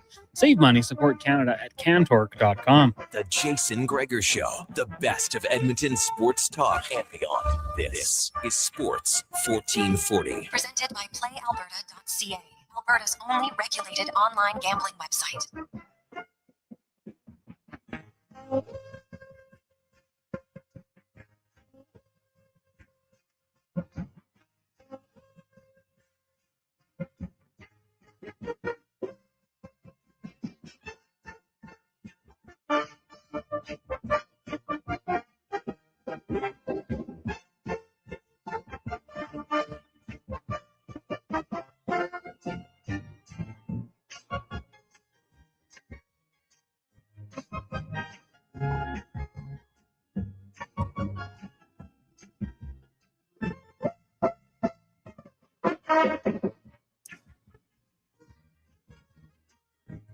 Positive Friday continues on. How are you, Jason Gregor? Connor Halley, Sports 1440, sports1440.ca, YouTube, Facebook, X, Instagram. Thanks for listening. Thanks for watching the show. We've had a very good almost 3 hours. The pyramid is almost full.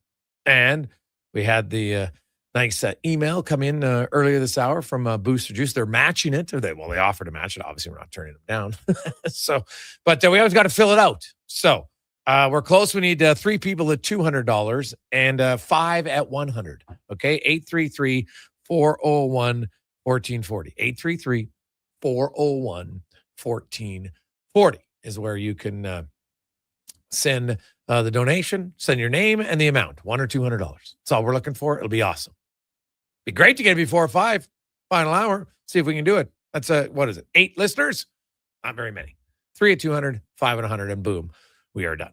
Now, while we wait for that, we get to the 5 questions brought to you by The Brick. Where?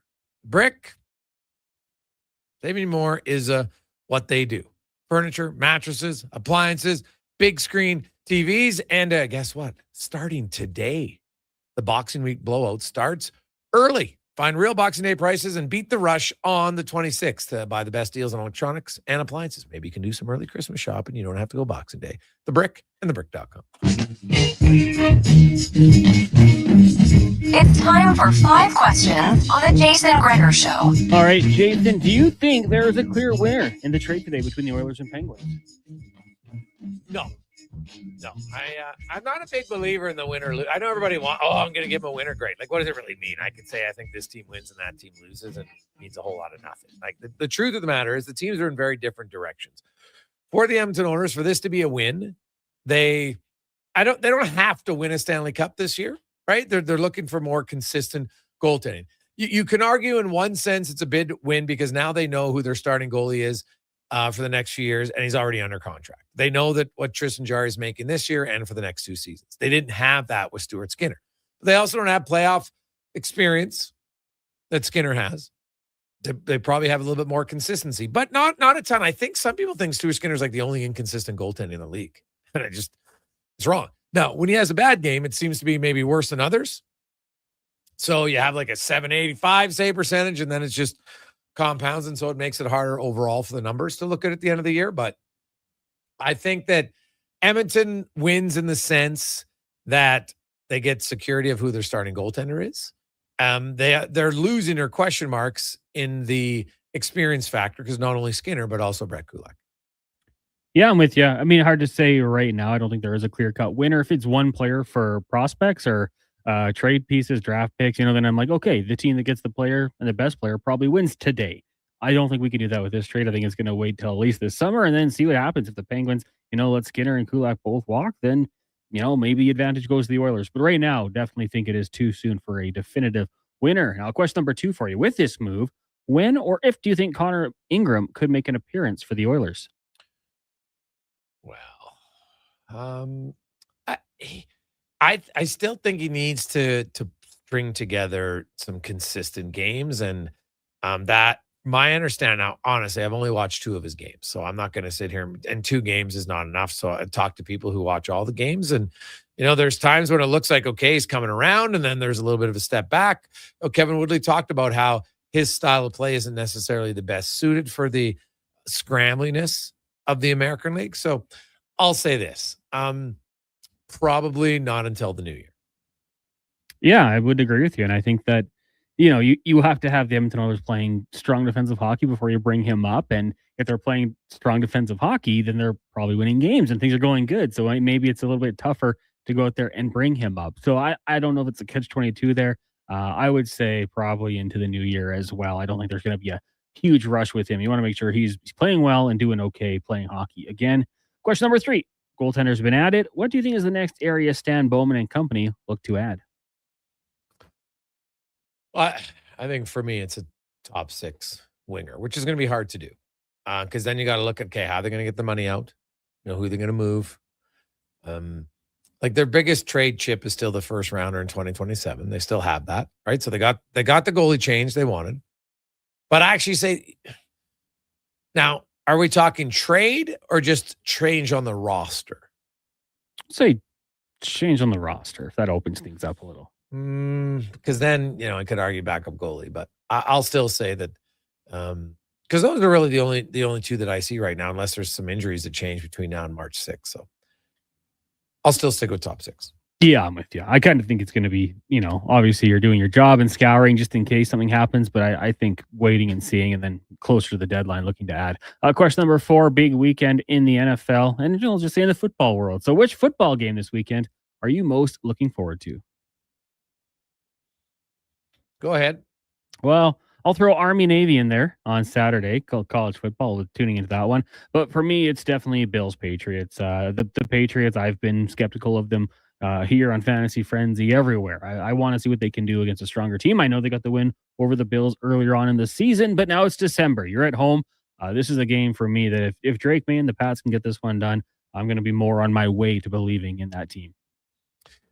Yeah, you're just holding out, though. Like the Pats have won 10 in a row. Not good enough. Wow. Not good enough for me. So I will.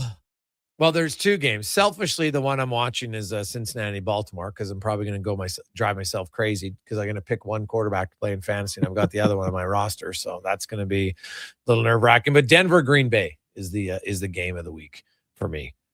The Rams-Lions too, but I'm not sure how good the Lions are, to be honest. But Denver and Green Bay. Green Bay is actually favored on the road in Denver, which is obviously shows how respected they are about Green Bay. And that Denver defense is pretty good. So I'm curious to see if they can slow down the Packers, but also can Bo Nix do some damage against the Pack defense. I'm looking at that Ravens-Bengals game. It's going to be chilly too in Cincinnati. So I wonder if Lamar's legs could be a benefactor in keeping him warm, but also if the passing game isn't there. Final question for you today. It was on this day in 1988. Rain Man was released. Would go on to win a bunch of Academy Awards. Of all the movies released in 1988, what would you say is your favorite? Go ahead. Obviously I was 1, so I didn't see any of these in theaters or anything like that. I love Beetlejuice, so that would be in there. But then I also, doing a little bit of research here, Eddie Murphy's Raw was released and Eddie Murphy stand-up routines are the best. So between those two, Eddie Murphy, Raw, or Beetlejuice. Ooh, it's a good one. It's fair. I am oh God. 1988.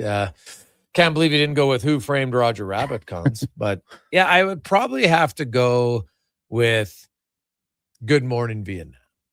Okay. Yeah, with Robin Williams. That was a clap. But there was and you know what? I'm gonna give a good shout out to a fish.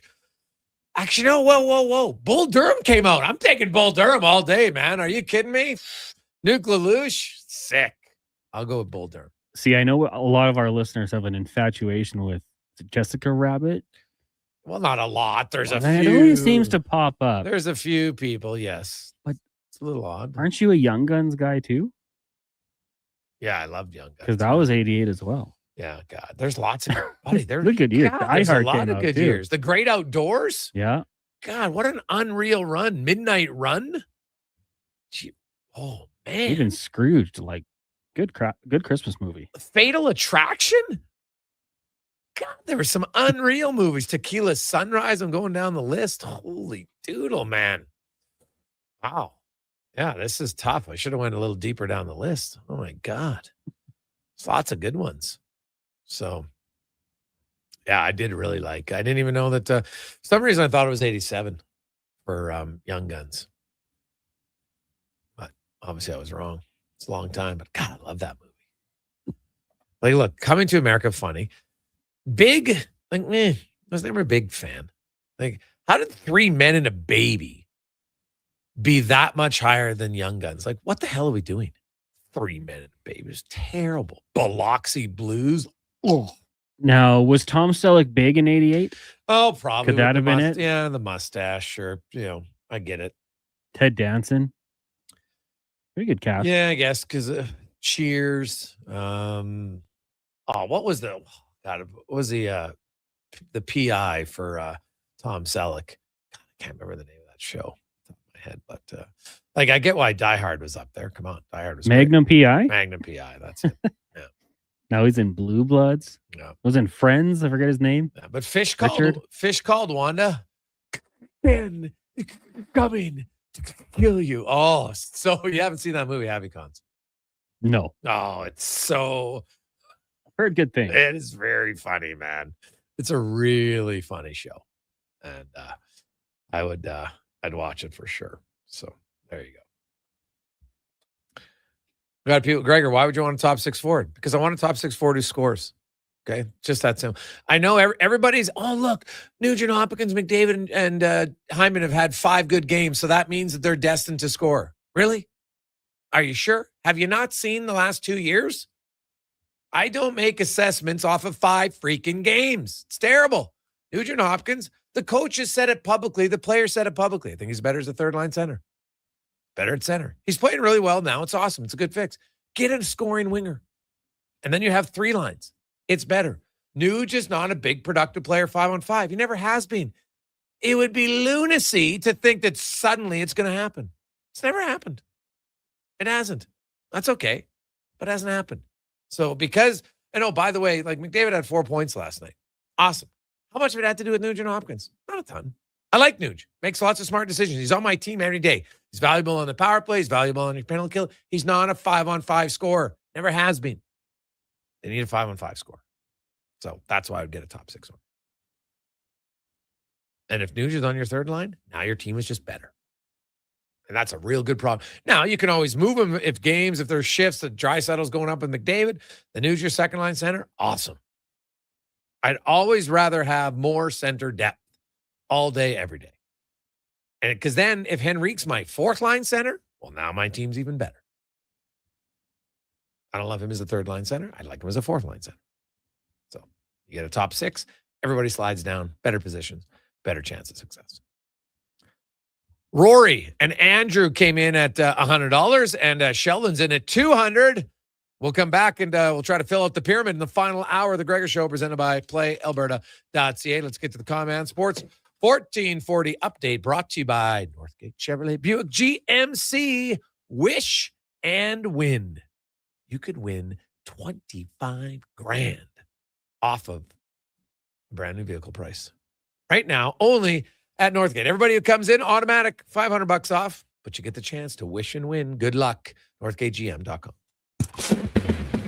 The Sports 1440 update. Okay, so you missed it. The Edmonton Oilers acquiring goaltender Tristan Jarry and Forrest Sampulin from the Pittsburgh Penguins for Stuart Skinner, Brett Kulak, and a second-round pick in 2029. They also bring in defenseman Spencer Stastny from the Nashville Predators for a third-round pick in 2027. Oilers back in action tomorrow night, taking on the Leafs at 5 on the ice tonight. Blues and Blackhawks meeting in an hour. In 2 hours, got the Kraken in Salt Lake City taking on the Mammoth. In the association, Bulls in Charlotte. Pistons host the Hawks. Pacers up against the Sixers. Got the Grizz and the Jazz, Nets, Mavericks, and the Warriors hosting the Timberwolves. ECHL, Spruce Grove in action tonight, hosting Blackballs, the Thompson Family Arena. That'll start at 7. Earlier today, Crusaders knocked off Okotoks 5-4 in overtime. And in the AJ, 5 games tonight, including Camrose and Port Mac. Devon hosting Olds, and Drumheller taking on Whitecourt. Coming up in hour 4 of the Jason Gregor Show, we'll be joined by Mark Spector from Rogers Sportsnet, and Alan Mitchell, host of the Lowdown with Lowtide, will also check in with Wanye Gretz from Oilers Nation. I'm Connor Halley. This has been a Sports 1440 update.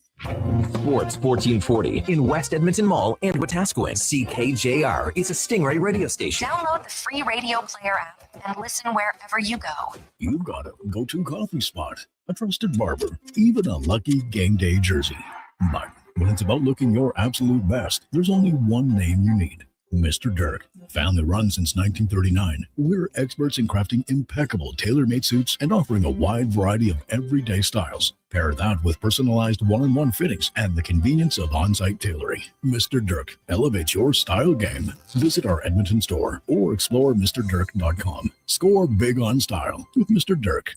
Your New Year's Eve plans just got a major upgrade. On the Rocks is throwing the ultimate party to launch you into the new year with a bang.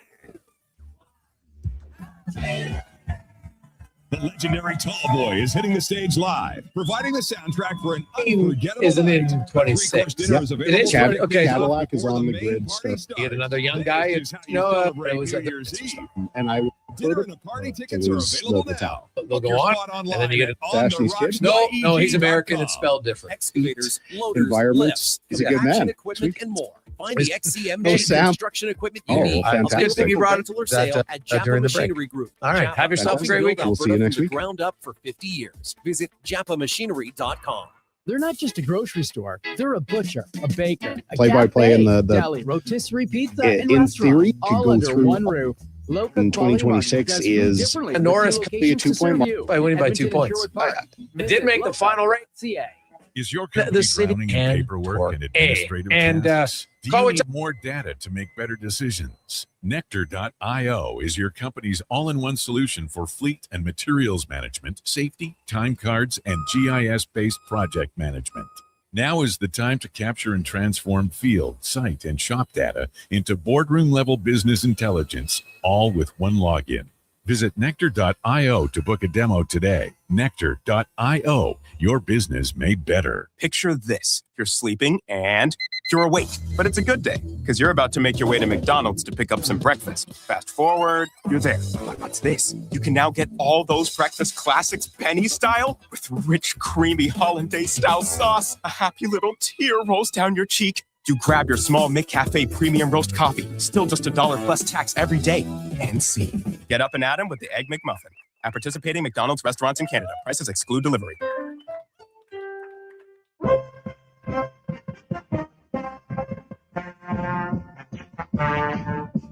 Portions of this hour brought to you by Crystal Glass, your clear choice for residential windows, locally manufactured and installed. Crystal Glass provides a beautiful product and incredible customer services for all of your residential needs. Call 310 Glass or visit crystalglass.ca for a quote. The Jason Gregor Show, the best of Edmonton sports talk and beyond. This is Sports 1440. Presented by PlayAlberta.ca, Alberta's only regulated online gambling website.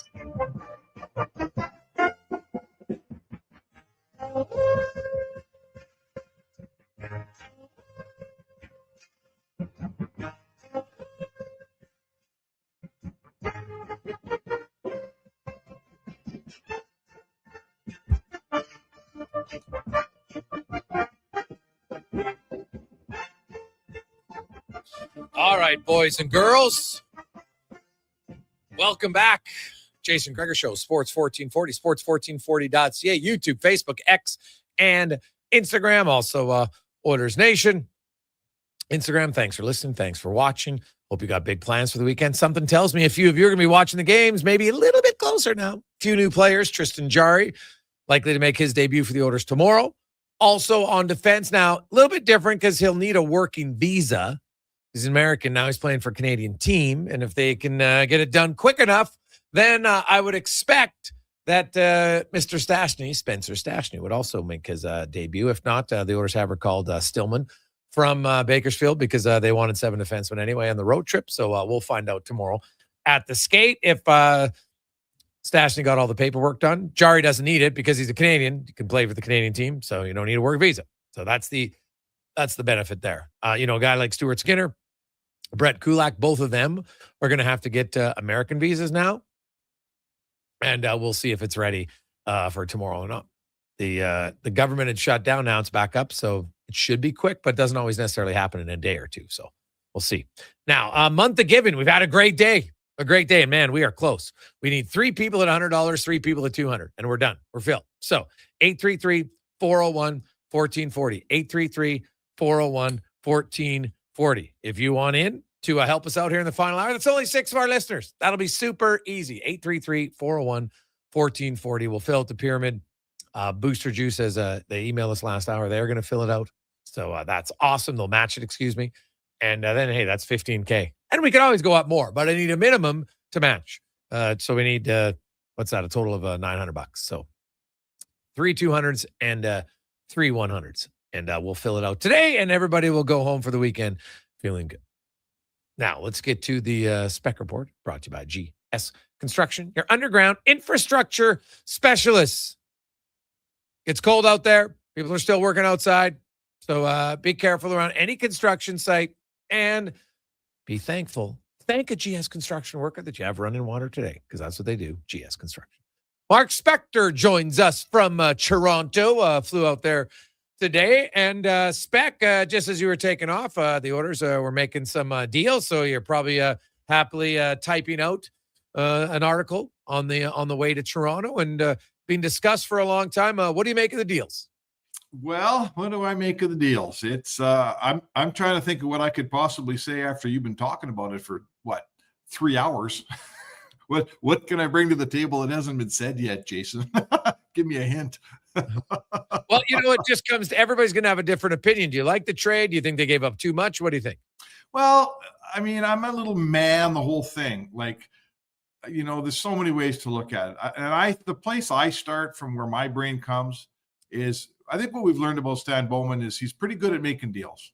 He's not a sit on your hands GM, man. This guy's brought in a lot of guys and made a lot of moves. And he's been in the market for a goalie since the Stanley Cup final, right? Prior to the draft, prior to the free agency, all summer long, first 30 games of the year. And this is the deal that he comes up with. So I think what you got to remember out there, everybody, is you like the deal, don't like the deal, that's fine. He's obviously working from a position of weakness. Every team in the league knows exactly what the Oilers need to get over the hump. It's all about the goalie here. So no one's throwing you the old life raft, right? So this is the best deal he could find.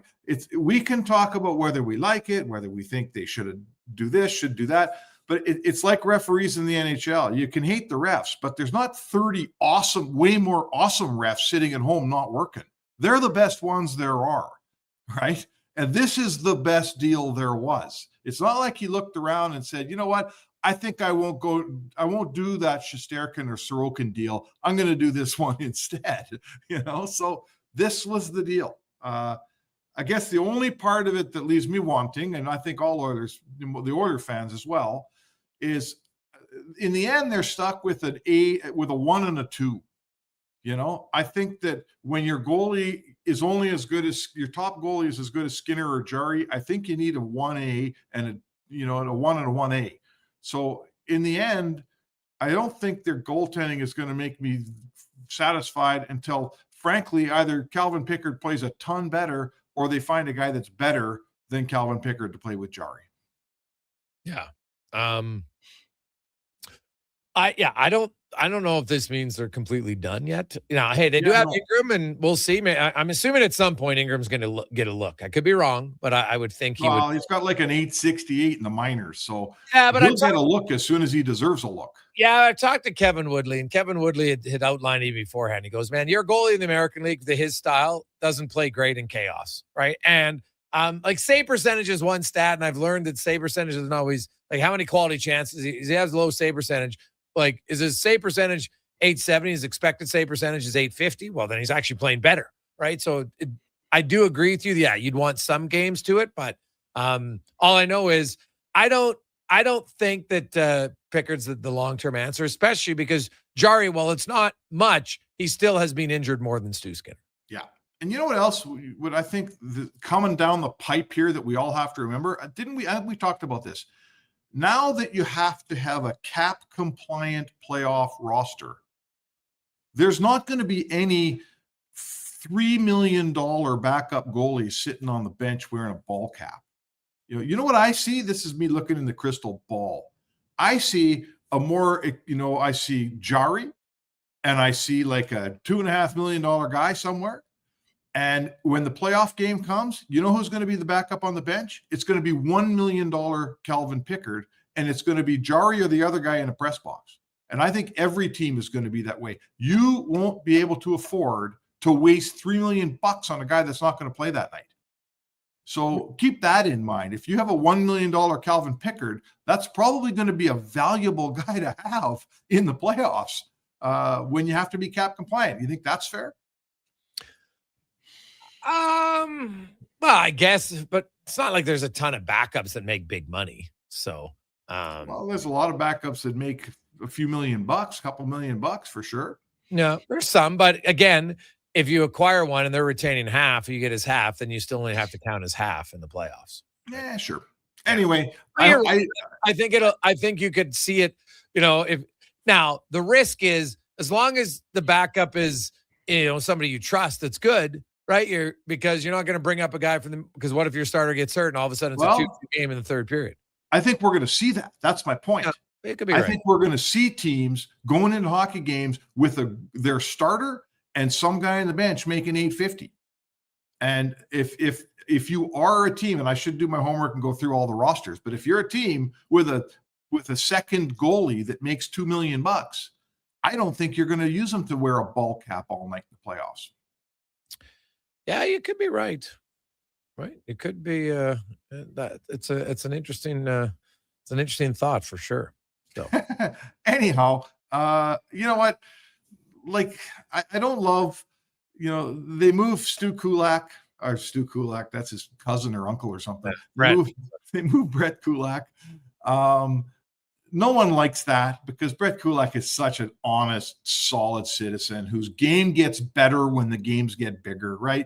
Like, if you ever walked into someone around town that said, man, I sure don't like Brett Kulak. Like, he's the most solid, everyday guy. But he's a $2.5 million third pairing defenseman. And at the same time, this team is getting a little younger. Like, none of this matters till they win a cup, Jay. And I get that. It's all about a cup, and that's all that matters. But you got to give Bowman credit. He's kind of bringing some youth in here. He's got Savoy coming in. He picked up Ike Howard, right? He's got Stastny, who everyone says plays the game a lot like Kulak, but he's 5 years younger. I don't mind that part of it, but you know what? It's not about tomorrow around here. It's about today. Yeah, I would agree. What about the Nashville trade? Well, I mean, again, like I heard someone say, how can you get rid of Kulak in the same year you lost Stetcher? And I guess my answer would be yes. You just lost two defensemen who could play in the league, but you brought in, you lose Kulak, but I'm going to say to you that I'd rather have Stastny than Stetcher. So yes, you lost Kulak in the deal. I think this tells us that Stan Bowman wasn't going to sign Brett Kulak this summer anyhow, right? Mm-hmm. I think we could probably agree on that. So he makes this deal. Again, Stu Skinner's making 2.6. If he has a real good year, let's hope he has a good year. It's going to be a $6 million goalie. How many guys are going to the negotiating table off of 2 Stanley Cups the last 2 years? He'll get $6 million for sure, maybe more. So I get it, right? He's got to manage his cap at the same time. In the end, if Jarry plays and is great and they win, it's a good trade. If Jarry doesn't play great or gets hurt and doesn't win, it's not a good trade. If this is a trade, we're looking at this one in hindsight all day long. Yeah, like it is. Yeah, no, that's fair. Well, any trade, you know, like I'm not a big believer in having to declare winners. You don't always have to win a trade to be a good trade. Both teams can have success, and it's fine. As long as the guy you bring in plays well, it's irrelevant what the guy does at the other team. It really is. The point of the trade is you're making your team better. That's what it is. And I think people get, oh, I got to have a winner and we got to have a loser. Not always, right? Some trades, there are clear winners, right? But lots of times people declare a winner on day one of the trade. It's idiotic because no one knows what's going to happen. And like, what if Tristan, so if the Oilers don't win the cup this year, I was like, oh, they lost the trade. Well, what if they win the cup next year? Now you're going to change your mind? Can't change your mind. It's either he lost the trade or won the trade. So which one is it? Yeah, that's fair. I mean, I look at Tristan Jarry and I say his numbers, his regular season numbers, and you can't judge him in the playoffs because their team just hasn't played enough playoff games and they haven't been a very good team. But his regular season numbers are slightly better than Skinner's. And for a team that's nowhere near as good, Pittsburgh's nowhere near as good as Edmonton in the last few years. So theoretically, he comes to a better team. His numbers are even better. Like if you thought it was going to work out that way, and that's what Stan Bowman would tell you, then great. You probably have a good trade there. But you know what? When the playoffs start, you know, I know a goalie in Winnipeg who's got lights out numbers all year. And when the playoffs start, they're not so lights out anymore. And we're not going to find out that about Jarry until he gets there. And let's hope for his sake when he gets there, his game stands up, right? Let's hope he can play in the playoffs. Yeah, no, it's very, well, hey, you hope so. You'll never know until he gets there. That's just that's just the truth about it, for sure. Now, have you heard anything about? Are they confident that Stastny will get his work visa in time? I don't know. I haven't seen the team. They came in after I did. It's a good question, and in today's world of American immigration, it's probably a lot more complicated than it used to be. He might have to get a DNA sample before he's allowed to play hockey. I don't know. Well, he's American though, so that does help him. I know, whatever. But I honestly don't know. He's got to get the Canadian one, right? So yeah, he's got a Canadian work. Usually, it doesn't take that long, especially being in Toronto. There's consulate here and all that stuff. They should be able to pull that off fairly quickly. Yeah, you would think so. Speaking of the Leafs, Spec, you're into Toronto. They had not a great performance last night. Had a 2-0 lead, ended up blowing it, lose to the Sharks. Yes. Keep winning and playing well. What's the vibe in Toronto? What do you expect them tomorrow? You know what? I think one of the things they're quite concerned with here is Oliver Ekman-Larsson. I have not heard if Berube came out today with a statement. Have you heard anything on his injury status, Jay? Yeah, I did. I read there. Chris Johnson read that he was really sore last night, but he was like, he was going to get tested. He felt like, you know what? I think it might be okay. So that was the thing I read this morning about that. Okay. So. Well, that is their defense is light. They're light on D-men there. So they need Oliver Ekman-Larsson, whatever he makes, and you might say he's overpaid and all that. He's still a really good player. And when you take him out of your lineup, that leaves a big mark. So for their sake, hopefully he's playing. Other than that, I mean, what's their power play at, Jay? Like 14%? It's not working in Toronto here this year for some reason. I'd call it maybe they're still trying to figure out how to run that offense without Mitch Marner, one of the biggest parts in it. I'm not sure exactly what their issue is, but they're not scoring much. Matthews isn't having a great year, and the power play is awful. So they got to get going around here. There's some teams starting to kick it up in the East, and they're not one of them yet.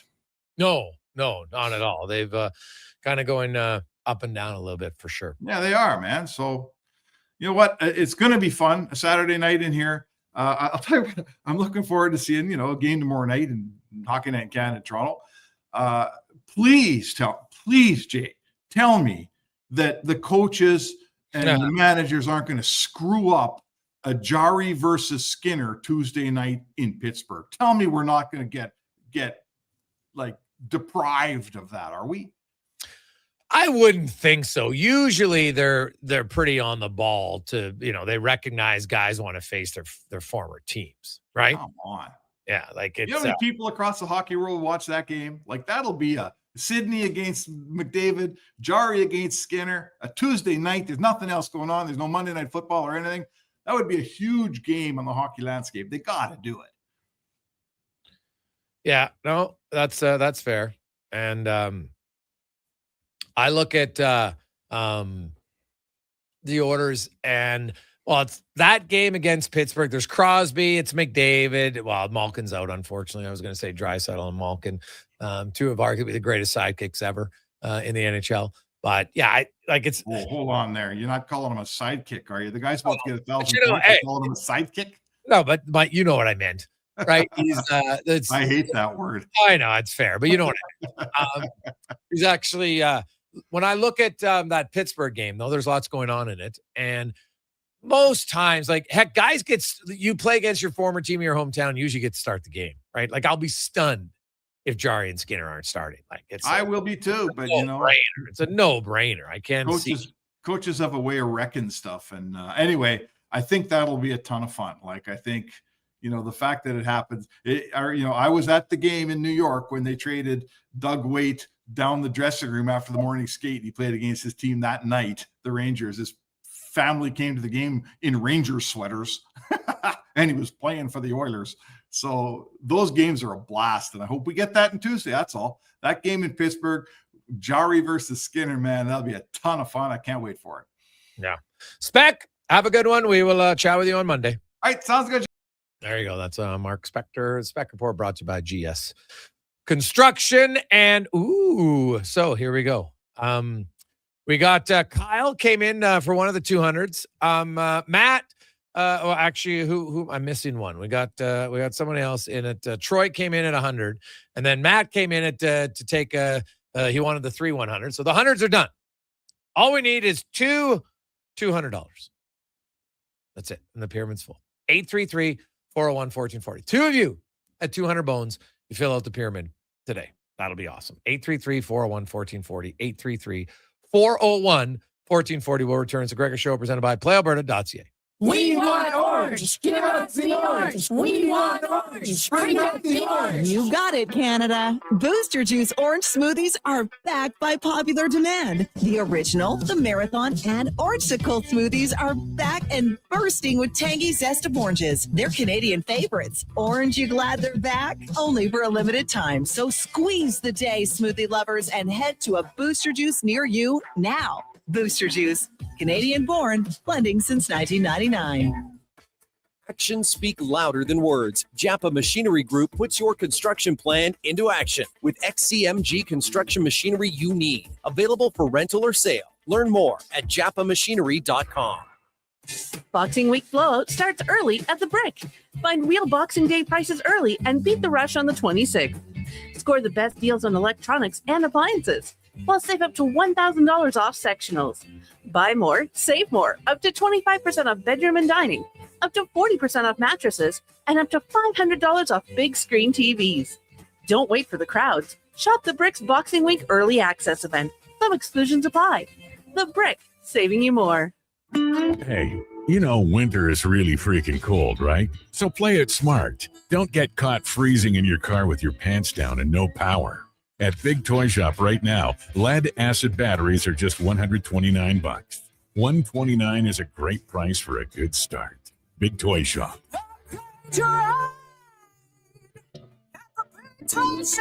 Power up and save some bucks at Big Toy Shop, 8315 Argyle Road, 780-298-2797.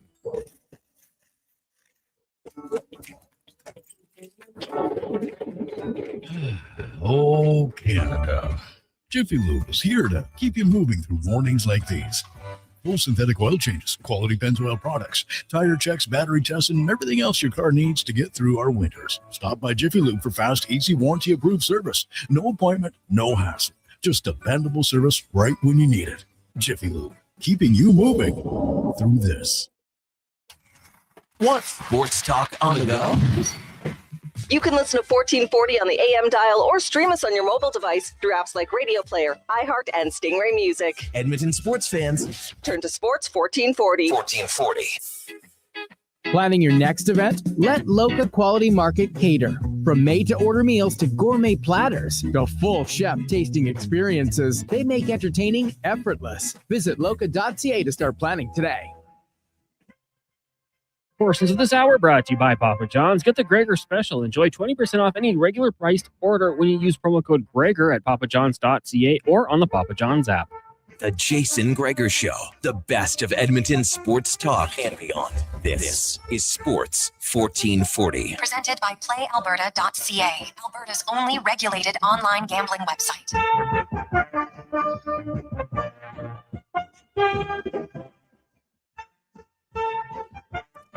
5:30, positive Friday.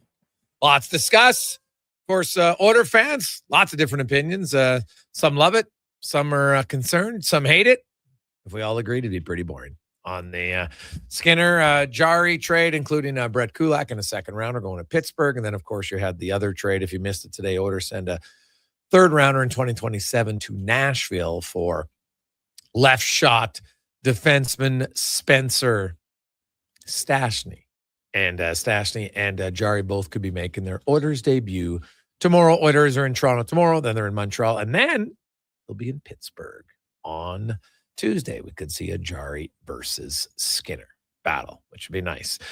Ted has come in for with the 200, so we need one $200 spot left. That's it. Very simple. 100, one at $200, and the pyramid is full. So why don't we do that? 833-401-1440, 833-401-1440. Now, you can always go over, but that's always the minimum. So there we go. Let's get that bad boy filled up. 833-401-1440 as we're going to talk a little hockey and football and more with our good friend Alan Mitchell, a.k.a. Low Tide, host of The Lowdown, noon until 2 on Sports 1440. Weekdays, LT, good afternoon. How you doing? I'm good. It's been a very interesting day in Oilers Nation. So I think everybody's said their piece and listened, and we've all sort of discussed it. And it's going to be a very interesting run here leading up to Christmas and then into January for this team. What did you make of the deal, Al? Well, I think they did upgrade. I don't know how much, but I looked at the numbers, the ones that I value, and I think that Jarry is, I'll say, a slight to a little more than that upgrade. I think he's more consistent. I like his puck handling. I think he moves sideways really well, or traverses those difficult cross slot passes. I think he'll be better. I don't know how much better. I like the defenseman they got, and overall, I like the deal. I still think there might be another shoe to drop in net toward the deadline. And if I had my druthers, I might have wanted to keep Skinner with Jarry, although the cap made that impossible. Yeah, that's fair. I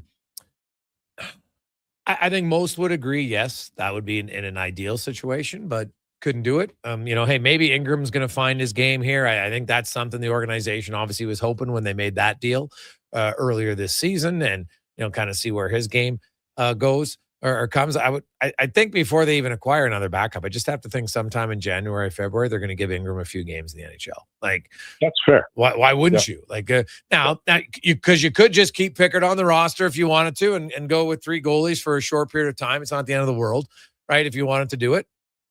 And go from there. But I'm actually like Jarry. I kind of know his game, and I think he's a little bit more athletic than Stuart Skinner. He's not as big as Stuart Skinner. So Kevin Woodley outlined the pros and the cons and the differences between the two, and I think it's good. I'm intrigued, like the Kulak departure and bringing in a younger it seems like a younger Brett Kulak who's just a little bit quicker. Maybe slightly better passer. That's what I'm hearing from Stastny and all the scouting reports that I had. I wrote at Oilers Nation, talked to lots of guys today that, that's Stastny not going to bring you a ton of offense, but he moves the puck quicker, which could allow you to be in the offensive zone more. Yeah, and his the math of his numbers at puck IQ and natural stat trick, they're good. I mean, he is I think he's a plug and play, and I think he's probably I'm guessing, but I think he's probably a little ahead of on the left side. I think he probably could play third pairing and do it well with Emberson. I don't know what they'll do when Wallman gets back, how that's going to align.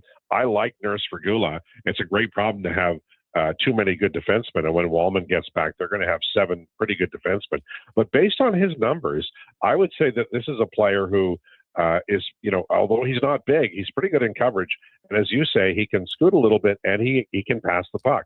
And, in a world where Edmonton wants to be in their own zone less, a good puck passer would really help, I think. And I think that Kulak, this year he's been in some tough luck. Part of it, I think, is that the third and fourth lines just aren't scoring. But he had a 38% 5-on-5 goal share.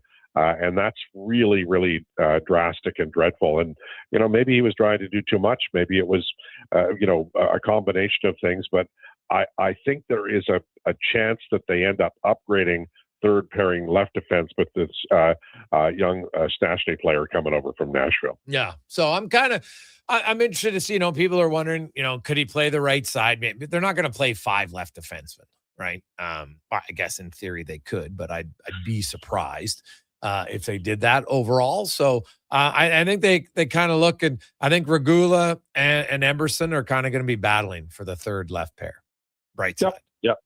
Yeah, I think that's fair. And we've talked about this before. I think we talked about it last week, but I like Regula. He's a bigger guy. He's not a physical player, but he's a bigger guy and he can pass the puck. But Emberson, Emberson's played pretty well lately. I think he's been a little bit better. So, as you say, I think they'll just battle it out. And once they get to the playoffs, they'll have a better feel for who, what the pecking order is, and we'll have seen a lot of defense between now and then, and we'll have a little better idea about Stastny as well. Is this just coming down? Wow. Quinn Hughes has been traded to. You got any guesses, Al? New Jersey? No. He's staying in the Western Conference. Oh God. He's going Vegas. He's going to the Minnesota Wild. Oh my God, you're kidding. For Marco Rossi, C. Bouillon, and Ogren. Wow. What a huge trade. Oh my God, that's Billy Guerin, right? Yeah. That is battling Billy, man. He's not afraid to wheel and deal. So Rossi, Bouillon, and Ogren. Wow. Man, it's like when he played, he'd go into the corner and he beat the daylights out of the rest of the NHL, then he went out front and scored a goal. That's a hell of a get for the Wild. Oh God. They gave up a lot. But you know what? Hey, Hughes is like a top 5 defenseman, man. I don't mind giving that up at all. Come on. Well, and also you're not sure they're all those guys are going to be all that, right? And you've got a guy who, like, I got to think about this because that division is now stupid. My God. Yeah. That is, man, give Bill Guerin credit, man. That guy, he doesn't take, he's not afraid to swing. No. And that's like, you're in a division with Colorado and Dallas and now the Minnesota Wild. I mean, that's just,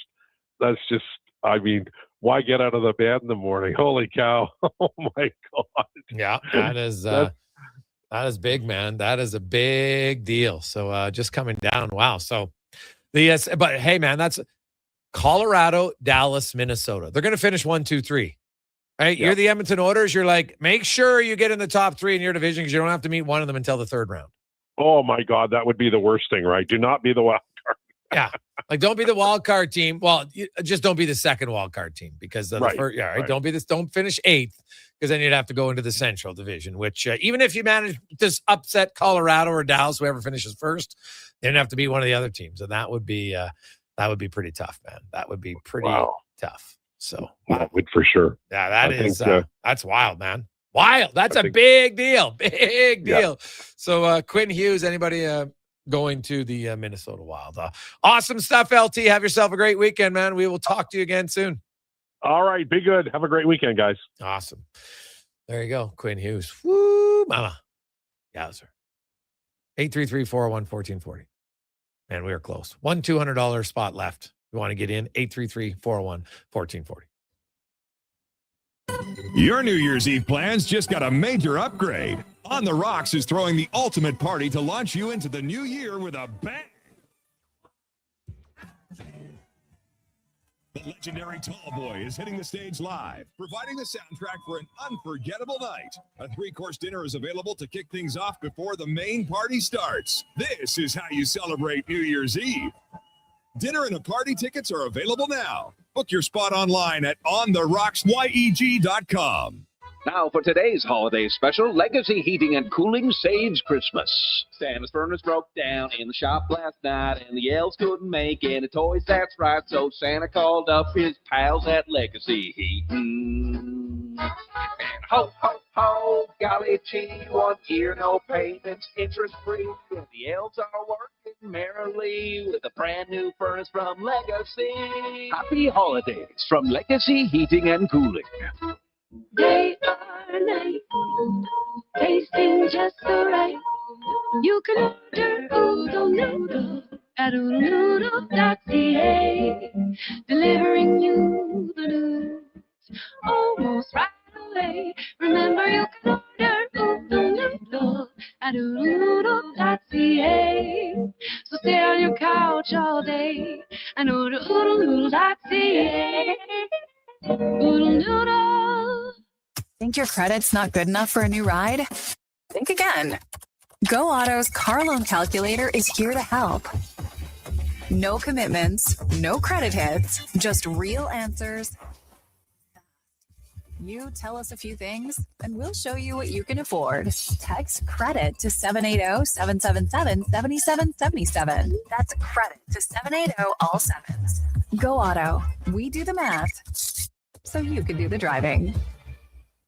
Get ready, Edmonton. Glow Christmas Festival returns to light up the Edmonton Expo Center from December 4th to 31st with dazzling activities for the entire family.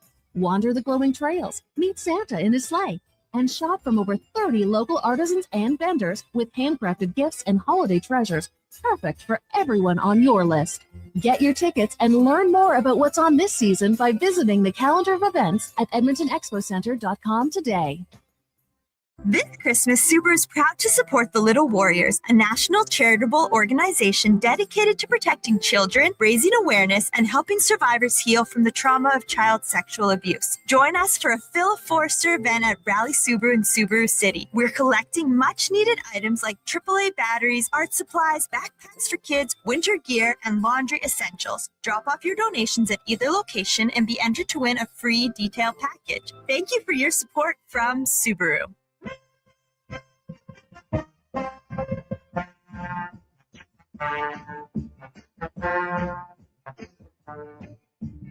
Portions of this hour brought to you by Ewell. Get your power play amped up with Ewell, supplying the city of champions in Alberta with quality electrical gear since 1975. Ewell.ca is your partner in power.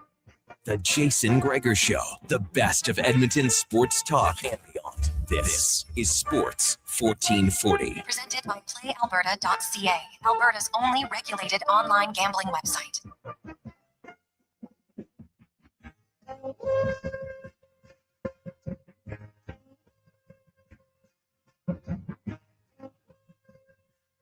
Welcome back. Jason Gregor, Connor Halley, Sports 1440, sports1440.ca. Vic, Playbook Vic came in at 200. And how about this? Just to push the pyramid over a little bit higher, Delhi comes in with $1,000 on a positive Friday.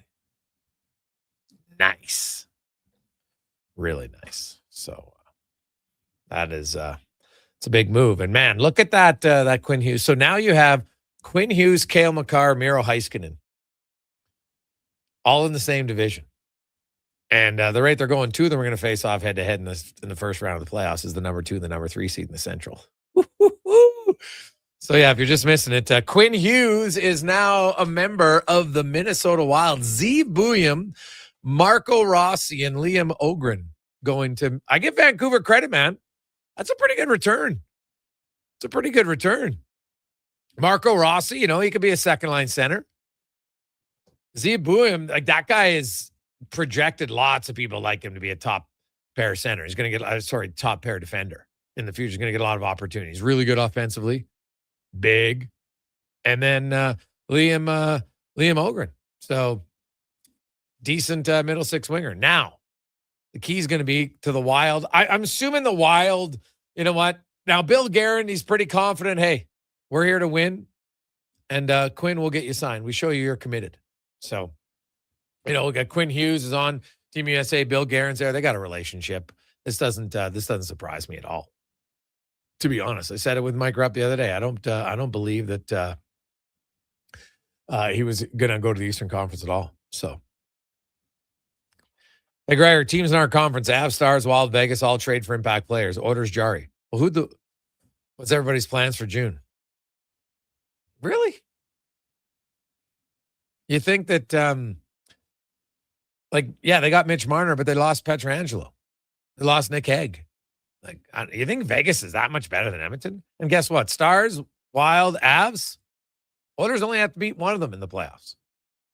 Unless I said they finish 8th, which I would be surprised. Any place other than 8th, they're not going to have to face them. So I'd be surprised. Wanya Gretz joins us now on the show. Wanya, what do you make of the Oilers trades? Well, I know you've probably gone over and over and over. I'm interested to know what you think. I think it's the riskiest trade since the Taylor Hall trade. Why is that? I don't know. I just think that the success of the franchise is wholly dependent on if this guy's going to pull through or not for the next 2 seasons. I think it's going to make or break trade. I think. Okay. What about? No?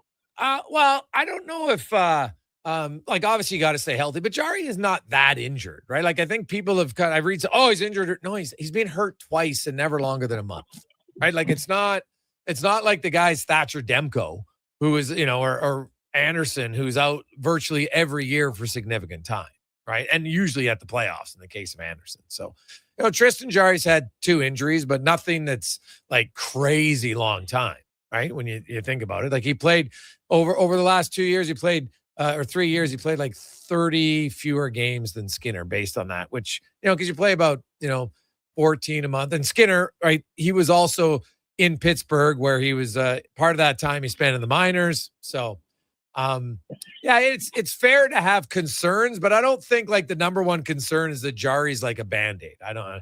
I looked into his history. I don't think he's a Band-Aid. Well, I'm not worried necessarily that he's a Band-Aid. I just think that he's coming into a situation where, I think Stuart Skinner down the road is going to be a really good goalie, whether it's in Pittsburgh or somewhere else. But Jarry's coming into a situation where it's a lot of people blame the goaltending for not having won the cup in one of the last 2 years. So he's got quite a lot of pressure on his shoulders from the jump. He used to be an Oil King. Is that correct? Yes. Yeah. They won with the Oil Kings. So, he's he won with the Oil Kings. Yeah, right now. Yeah. He lives in Sherwood Park year round. So, he's very comfortable in the city. I don't think there's not going to be any issues there at all. And, he won the title in the Memorial Cup with the Oil Kings in 2014. So, dang, he's a champion. Yeah. So we'll see there where it goes. What about who do you think won? Who do you think won the trade? Sorry to interrupt you. Who won the trade, do you think? Yeah, I don't. To be honest, I can't answer that. It's just I think it's a hollow answer because okay. What defines winning? Right? That's the thing. Winning a trade is everybody jumps to want to say they won or lost. Not every trade's about win or losing. It's did you improve your team? And so Edmonton feels that Jarry is a better goalie. Otherwise, they wouldn't have made the trade. And Pittsburgh, they get out of Jarry's contract. They take in Kulak, who's only 31 years of age. So they think, hey, we got a goalie that we like who's got playoff experience. Pittsburgh's still trying to make the playoffs, which is mind-blowing to me. But that's what Josh Yohe told us. And so they feel that Brett Kulak comes in and Kulak's going to play in their top 4, which, and there's kind of the difference. Brett Kulak can play in the top 4 of a team that's not a cup contender. And that's not a knock on him. It's just Brett Kulak was an unbelievable number 5 who could play in your top 4, which he did for long stretches last year when Matthias Ekholm was out in the playoffs. He did quite well. So, Kulak can do that. So I think Pittsburgh gets what they want. Edmonton gets Jarry. But then the other part of the trade is they wouldn't have made the Jarry trade if they didn't have the Nashville trade done, because then we're just going to lose Brett Kulak and have no replacement, right? So now they bring in a little bit of a younger Brett Kulak. My concern for Edmonton is they lost 2 guys with lots of Stanley Cup playoff experience in Kulak and Skinner, and the 2 guys coming in don't have a lot of playoff experience. Brett Kulak, he did everything you could ask of him in his time as an Oiler. I thought he was a great 5th D. Oh, yeah. He was you couldn't ask for more because he was a fifth defenseman who could easily play in your top four when you had injuries or other things, right? And he ate up a lot of minutes on those cup runs, and he did a very good job of playing responsible defense. Yeah, so no, that is good. Also, the other big trade, Quinn Hughes just dealt to Minnesota for Zeev Buya, Marco Rossi, Liam Ogren. So the Canucks, who are currently in last place, the retool is officially on. I thought he was going to play with his brothers. Yeah, I never really thought that. To be honest, no, like I know that everybody like they would New Jersey have liked it, of course, but New Jersey I don't think could offer what this Minnesota package is. Like Minnesota gave up Zeev Buya. Now all the time you're giving up a little bit of projection for a young player, but Zeev Buya, by all accounts, people think this guy's going to be a top pair defenseman down the road. He's not as good as Quinn Hughes today. He might not never be as good as Quinn Hughes, but he's a pretty good player. Marco Rossi's already scored 50 points and is trending to score 50 points again. Vancouver desperately needs a second line center. So that's what they get. And then they get, a middle six winger who could maybe score you 12, 14 goals sometime in Liam Ogren. So I don't mind the return for Vancouver when they knew that, the end was near with Quinn Hughes. He wasn't re-signing in Vancouver at the end of next season. It's a pretty randomly huge day for trades in the NHL. Well, these trades aren't necessarily connected, right? Like these two teams it's not like Minnesota is battling with Edmonton directly, right? But I think it's not at all. I just mean there's 2 or 3 trades of significance in a very random day. Yeah. Just comes down to, well, in Edmonton's case, like Edmonton and Vancouver, and even Pittsburgh, like Tristan Jarry for 11 months has essentially been available, right? So, and Stuart Skinner, being talked about a long time. I think we had a lot of people texting. I didn't see it, but a lot of people were texting suggesting they thought Stuart Skinner's in-game arena interview, he looked like he was disappointed. And I'm like, I don't know. Because I talked to him in the room afterwards. He was fine, but I didn't see that interview. I don't know if they showed on TV or not, but I think this was one where, you hear all the stuff. Sometimes it gets to the point where it's like, better, let's just pull the trigger rather than drag on another week or 10 days. I guess so. Do you think the Oilers are a better team today than they were 24 hours ago? Hard. I think for the time being, yes, because right now Jarry has been playing better, but the Oilers as a team have been playing better too. So we'll see how it continues. And the best part is we get to see Jarry and Skinner head to head probably next Tuesday. So should be fun. Well, that'll be a good game. Oh yeah, awesome. Wanye, thanks for this. Have a good weekend. Get home safe. It's a war zone out here, boys. It is a little chilly out there. Drive safe, everyone.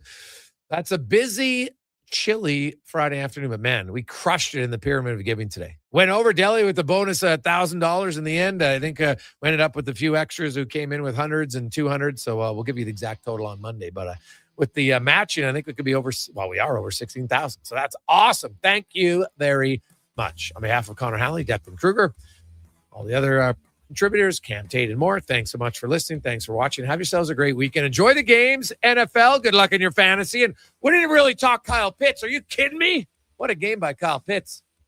Have a great weekend, everyone. Let's get to the Con Man and Sports 1440 update brought to you by Legacy Heating and Cooling, where the rates never change. If your furnace conks out this weekend and it might because it's damn cold, call Legacy. They'll come fix it. No overtime charges. That's how you build a legacy. LegacyHeating.ca. Good night.